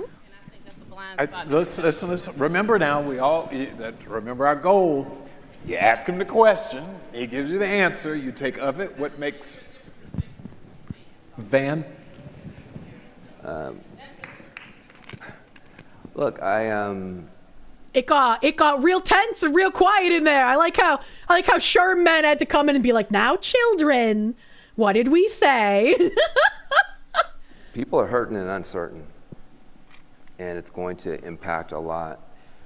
We are in different algorithmic universes, so you know that since Trump came in, black unemployment has skyrocketed. Overall unemployment is President Trump. I'm okay with you saying just Trump. Fucking got him! They wanted to shame Robbie for not saying Vice President Kamala earlier. This guy just went with the Trump. So thank you, Sherm, man. And clowns are nervous that the audience they foster is gonna turn on him. You know what I mean? Somebody's offended on the other side when you like. This is the point, guys. I wasn't trying to be glib. No. If all of us have got to glib is lift a good word. up how the other person feels. This is what empathy is about. In respect of the woman here who raised it, and I forgot your name. What's your name again? Courtney. In respect of what she said, that means you can't. If you're going to call Vice President Harris, then you have to call him President Trump. And we have got to be willing to own our own stuff. That's leadership. You know what I mean? You can't say one thing, and that's not a knock on you. You know that. No, For real. that's leadership. That's leadership. I'm sure men is clever, if nothing else. If you're going to propagandize people, and if you're going to be effective at subversion and convincing people to march toward an erroneous cause, you have to be a good orator. And you know what they say, Hitler was great at giving speeches. I appreciate it. But since President Trump came back in 2.0, there has been a real cascade of pain in the black world. And people are unaware. So it seems like, oh, you're just complaining or just recycling the same old stuff from like, there's new, fresh pain. The Doge cut. But if everybody is feeling pain right now, why would we focus on one specific race's pain instead of trying to address everyone feeling economic impact, right? And again, he's going to bring up Doge. He just said the word Doge before I paused him. But the Doge cuts were getting rid of busy work, make work, jobs that didn't need to exist. Sometimes he cut some jobs that needed to exist, and those people got reinstated. They were probably rightfully upset about it. For the most part, it was a lot of schlock that was cut that didn't need to be there. And hopefully, more schlock can keep getting cut. Vladimir Crystal, thank you. They say respect, but they don't know what it is. True and real. They think of respect as submission to them and what they want. The fucking commies are always the same, you know? That's hit the public sector hard. Well, the backbone of the black middle class are college-educated women. College-educated women are disproportionately in the public sector. So when those Doge cuts happened, it was disproportionately black women who were impacted. Now, that doesn't mean that was the intention. But remember when we read that article about the specific county that had the majority, black economy because the majority of people who lived in that area were all black government workers, and a lot of them got their jobs cut from Doge. And so a lot of people were looking to move out of the area because they could no longer afford to live there after the Doge cuts. And the article was focused on how all of these black women had come in and set up these, like, I don't even know what to call it, like weird astral fucking spiritual shop things.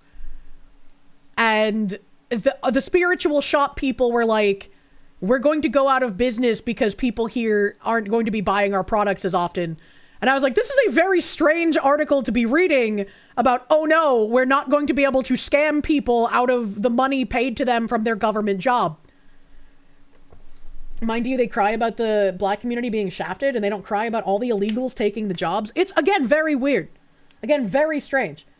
The hairstylists, nails, etc. shops were also talking about going out of business too. That wasn't during the Doge cuts. That was when Snap was being cut.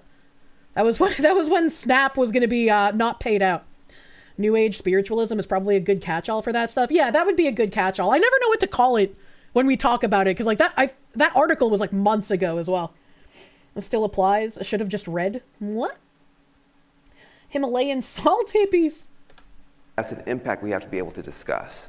That's going to show up in people's lives. It's going to show up in people. So being able to talk about these things. It's like when people lose their DEI jobs, right? When DEI practitioners start getting cut. I paused and he looks like a gopher. I'm so good at pause faces, man. When DEI positions start actually getting cut instead of just renamed, yeah, there's going to be a lot of people out of work because they've been doing fake work for so long. That's going to have an impact. Spicy cat raid. What the hell is this spicy Need cat more raid? sauce. Thank you for the raid. Welcome, Raiders. And hopefully, These people will have other skills that they can get other jobs so that they can keep on living outside of any kind of job that has an effect on any sort of policy. Because you can't allow communist people to transform your policy, or you're going to end up in a very bad place. Euthanasia, thank you. Sounds like all of those 400K jobs under Biden that went to 80% plus black people got all cut a year later. I didn't even know about that. What the hell? I think the frustration is, well, there's almost an automatic response. If we raise the question of black, well, then we're just being woke, or we're just kind of being, and I think that is a missed opportunity. That's right. I don't think anybody, I think most people in this room are probably as sick of talking about race as you're sick of hearing about it. We would love to be in a better place. I see we're gonna have to wrap up. Can I just say two things? Please, we're gonna wrap up, and as and I before said, he shills his fucking product again, the AI Well, thing. I got the same plane catch you got. Okay. So, I'll stay and answer questions till you guys run out of questions. Yeah. But let me just say a couple things. One is the overall emotional intelligence inside your firm is too low. Yes. The floor is too low. We want people to have empathy for someone who looks different than them or prays different. People don't even have empathy for themselves. If you're my generation, I'm in my late 50s, men in my generation, we weren't even taught to have empathy for ourselves. So the overall level of emotional intelligence. I think overall men are just taught to not think about their feelings, which is a bad thing. In our firms is too low. And that's why we created workbettertogether.ai. I keep saying it because you need better tools. I knew it! Workbettertogether.ai is trying to raise the floor overall so everybody can be Buy my product! I'm trying to help you! Buy product! Smarter. When everybody has a higher EQ, then you have less opportunity for bias and other things. That's one thing. The other thing is, I just want to point out, why is this working up here? Why is this working up here? There are things that are present up here that I think we should be respectful of. I think everyone should be very wary. Like, even if you're someone in the audience who just does not, for whatever reason, believe me shouting about the commie gobbledygook, if someone is telling you there is a problem and also simultaneously selling you the solution, you should be very suspicious of that person. First of all, leadership. It takes very courageous leadership to do what Johnny is doing. Most people wouldn't have done this. They wouldn't have wanted to deal with the backlash. There's too much risk.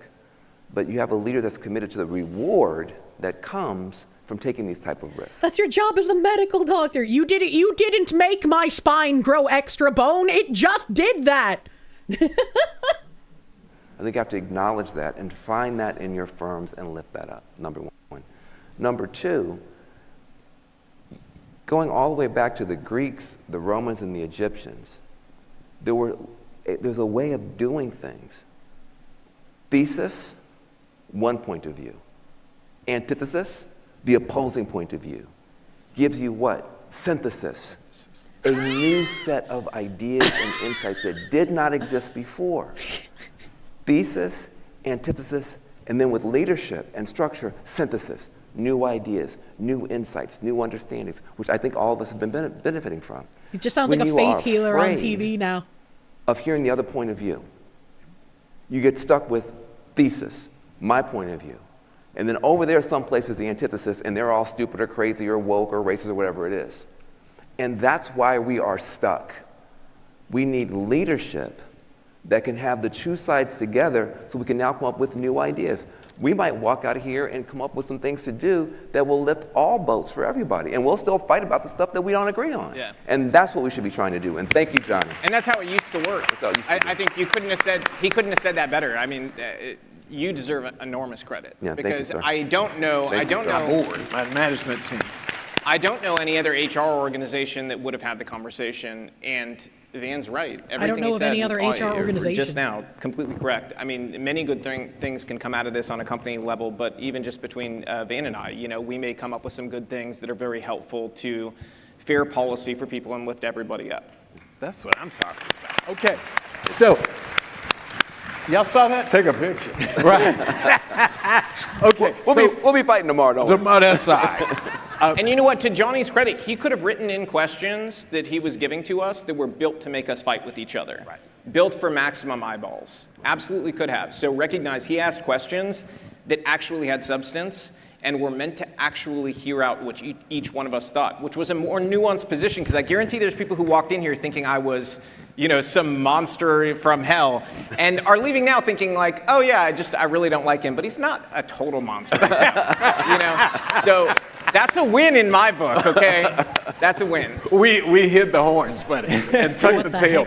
Listen, so seriously, as we close this up, we're going to take a picture, but the most important thing is to remember three things that we at SHRM are trying to do. We are not walking away from diversity, inclusion. We absolutely have said we're going to lead within this area. We've got to figure out how to do it with three things having to be true. After having been on this stage and hearing what this SHRM guy is saying, if Robbie in any capacity tries to say that a company is getting rid of DEI, he is just outwardly lying with the knowledge that they are not doing that. This isn't even about me correcting him the multitude of times I've corrected him in the past when he's been wrong about a company dropping DEI. He's literally just heard it from the mouth of the SHRM guy. He knows they're not getting rid of it now. Number one, it's got to be legally compliant, period. Anyone here who says, I'm going to do it anyway, is going to put themselves and their companies at risk. That's not responsible. Number two, we need to find ways to do it in a workplace unifying way. Dividing up the workplace, even if you're technically right, if everybody's pissed off at each other and not talking, defeats the purpose, because we need people to work together as teams to achieve the goals of the organization. And thirdly, it has to be business accretive. Your businesses are not going to do this because what you think is morally right, someone else may not think so. So the moral argument is important, but at the end of the day, this has to be good for business. So what we've said is legally compliant, workplace unifying, and business accretive. If you use that framework. And this is the Bridge framework. This is what Bridge has been doing for the past year and some change, is informing companies how to work within that framework to still do the DEI work while not running afoul of legalities or catching too much public attention that could draw too much ire and hamper the work they're trying to get done. Giga Dramon, thank you. If you ever needed any proof that Van Jones is a Marxist, he just described the material dialectic, a core aspect of Marxist philosophy. Also a good point. Grattan Sargent, thank you. What in the Caesar's Legion, New Vegas looking ass? Jesus Christ. Matt Larson, thank you. Lifting all boats is admirable, but if some people poke holes in their boat and sink it, why do we need to save them? Yeah? If people purposefully are self-sabotaging in certain ways, then there's nothing you can really do. People have to want to help themselves instead of just looking for handouts, as it were. Keegs SK, thank you for the 5 gift subby bubbies. Thank you. Thank you, thank you. Evan Haukenfrers, thank you for the Canadians. Did he just unironically pull out the third path theory that birthed fascism? Yeah, it's a very weird way to describe things, and I'm kind of surprised that he did that. We're watching Robbie Starbuck listening to this man explaining how they're not getting rid of DEI. We cannot take his word at his bases, even if he claims the sky is blue. I mean, if he came out and admits that he knows they're not getting rid of it now, then he knows, right? I would absolutely have to give him credit for that, but he's been trying to say oh, this company has gotten rid of DEI because of us. This company's gotten rid of DEI because of us. And every time he says that, I come out and I show how, no, they didn't get rid of DEI. They haven't changed anything. There wasn't an impact here, and now the SHRM guy is directly saying it in front of him. So there's no way to get away from knowing what's happening now. Battleizer, thank you. When the emotional health bubble that we have in society finally implodes, we're going to be in a bad place, and you don't think it's avoidable. I really hope you're wrong, but I'm not really sure. Nerfy, thank you. Emotional intelligence is a stupid term. Yeah, there should not be a differentiation. Talking about EQ is a weird thing in general. I know. I found it interesting that DEI is the least diverse profession. True. Euthanasia, thank you. Kirsche, thank you for the lovely stream and the work you do. Also, let me tell you about my lovely AI product for all your Kirsche needs. Buy the thing! I'm gonna have to do a commercial for my merch when it comes out that just says, buy the thing! to do your diversity work, your DEI work, your IND belonging, whatever you want to call it. If you frame it up that way, you're going to be okay. And that's what your SHRM is going to be here to do, is to help you ensure that you don't run afoul any of those three. And then we advance this work. Last thing, and I got to give a shout out to Dr. Alonso because he's in the room, because you talked about it. Dr. Alonso is, again, head of our data and business insights. Wait, hold on a second. You keep bragging on your people. Tajio, stand up. That's my guy. That's right there. That's right, Tajio. Work better together.ai. That's my guy there. So you go ahead and brag on your people. You're supposed to do that. Who are your people? Shout out your people. Heritage Foundation HR people. They're here. Where are they? They're somewhere in here. They're somewhere in They're somewhere in here, yeah. I can't see with all the lights. So there they are. The Heritage Foundation HR Heritage person. They're like, don't do that to me. I got to me.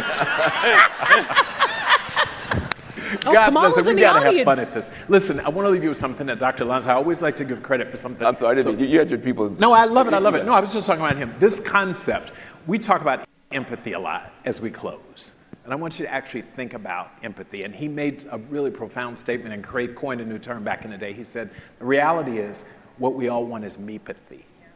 Meapathy? Right? This notion that you don't want necessarily empathy. You want empathy towards yourself. Oh. You're not willing to extend. I thought he meant meep, like the weeb word we used back when I was in high school, like MEEP. I was like, meapathy? What is a weeb inclusion?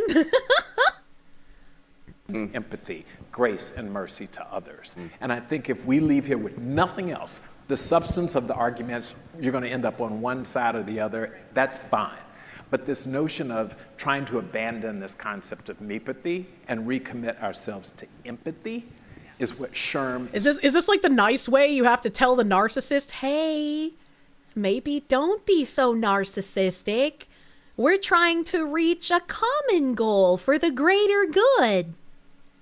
Trying to do. I want to thank all of you for coming. Robbie said he'll stay. I gotta go. Van has to go.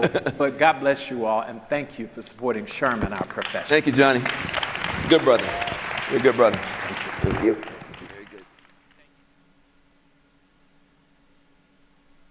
And that closes out the SHRM's October Blueprint Conference. That was a hefty one. That was longer than their July conference. That was hefty. And I think we got a few good points out of this to know the direction that they're going in, the direction they're trying to go in, how SHRM's language is still lining up with what Bridge is doing, and how Bridge is still very much a intrinsic part of the DEI conversation happening in corporations. So, sorry it took me so long to get to the last half of this, but we fucking made it. We fucking got through the corpo slop, brothers. Panzer Shreks, thank you for the 5 gift subby bubbies, my guy. Thank you. Thank you, Mr. Panzer-chan. Robbie Starbuck is their new poster boy for the people we need to get back and be involved. And it'll be interesting to see where this goes, because I haven't seen Robbie talk about this publicly yet. So I don't know how much he's said about being on SHRM. I know he announced that he would be at the SHRM conference, but I don't know if he's put out a video or anything yet about this. Zantetsu, thank you for the CRCs. Hold up, you just saw a screenshot of Caleb Hammer talking about the people attacking Ethan Klein while he had a post that includes my picture. What? Stellar Opticos, thank you. What do I think a virus does in response to the immune system recognizing its presence? It changes itself and synthesizes a new configuration based on some of its old characteristics and some new. 100%. That's exactly what DEI is doing, once again. The only way you'd ever seen any of this is because the anime fox woman sat through it with me and talked to me like I was brain damaged. Yeah, there's no way I would have been able to watch that whole thing on my own. You guys make it interesting to do. So thank you. Where Schneffer, thank you. You went back into the start, and this is for your untapped antique fund. Your wife and you would have a ball at a sale like that. I'm so fucking excited for tomorrow. I don't know what I'm gonna do, because I have to get up super early. I have an appointment. I have the antique stuff to do. I have stream, and then I have the side scrollers thing at like 9 p.m. So I don't know what I'm gonna do. I'm probably gonna need to nap at some point, or I'm just gonna be fucking dead. I'm gonna have to figure out how to exist tomorrow, because it's gonna be hard. It's gonna be difficult. Your sleep-deprived ass listening to Foxy. Music, thank you. As full of shit Lindsay is about the woke right, his video on Marxism and Hegel are on point. You loathe the dialectic, it's a cognito hazard. Communism is an anti-civilization suicide cult. True. True and real. And it's amazing that so many people get, like, siren-songed into believing communism and socialism will work. Zema Duvant, thank you. This gave you a headache. You only see one solution to this problem. No longer hire DEI acolytes. That was September, October. That was in October. You find it ironic that one lady said people would lose their SNAP benefits on November 1st? It was in late October. So I don't remember if it was like the October 28th or October 30th, but it was really late October. Don't worry if stream is late. We want lamp picks. I'll do my best for you, chat. I'll do my best. I can finally close my fucking Sherm tab. We did not have time to get to financial audit, though. Did not have time for the financial audit. I will definitely make sure to get to that tomorrow, as well as a bunch of the tabs I wasn't able to get to today. So let us see. Let us see where to go. Vladimir Crystal, thank you. There is no anti-memetics division. It came to me in a dream. Battleizer, thank you. Foresee caffeine in your future. Yeah, I might have to stop and get some fucking coffee, man. I might have to coffee. My bladder is screaming at me right now because I've drank 3 water bottles that are like 25 ounces, as well as 2 cans of iced tea and a large coffee. So my bladder's knocking on the fucking door. I'm literally dying. My legs are crossed. I'm wiggling. Please fucking help. Neural programmer. Pinot. We're gonna Pinot into Fillion in a second here. I'm gonna Pinot into her. She's doing Minecraft. She's been playing a lot of fucking Minecraft recently. I didn't know she was such a hardcore Minecrafter. I didn't know she was one of those. We're gonna raid into her, and I am going to go speedily cross-legged run to my bathroom. So thank you guys for hanging out tonight. Tomorrow, I have no idea what the schedule's gonna be like. I'll do my best. We'll see what happens with the Antoine quiz. And I'll definitely get some pictures for you guys as best I can. As best I can, you know, my mods vet everything. So thank you guys for hanging out today. Thank you for fucking getting through the rest of that Sherm thing. We're now more informed, and knowledge is half the battle. I hope you guys have a great rest of your night, and I will see you tomorrow. Bye bye. Bye bye.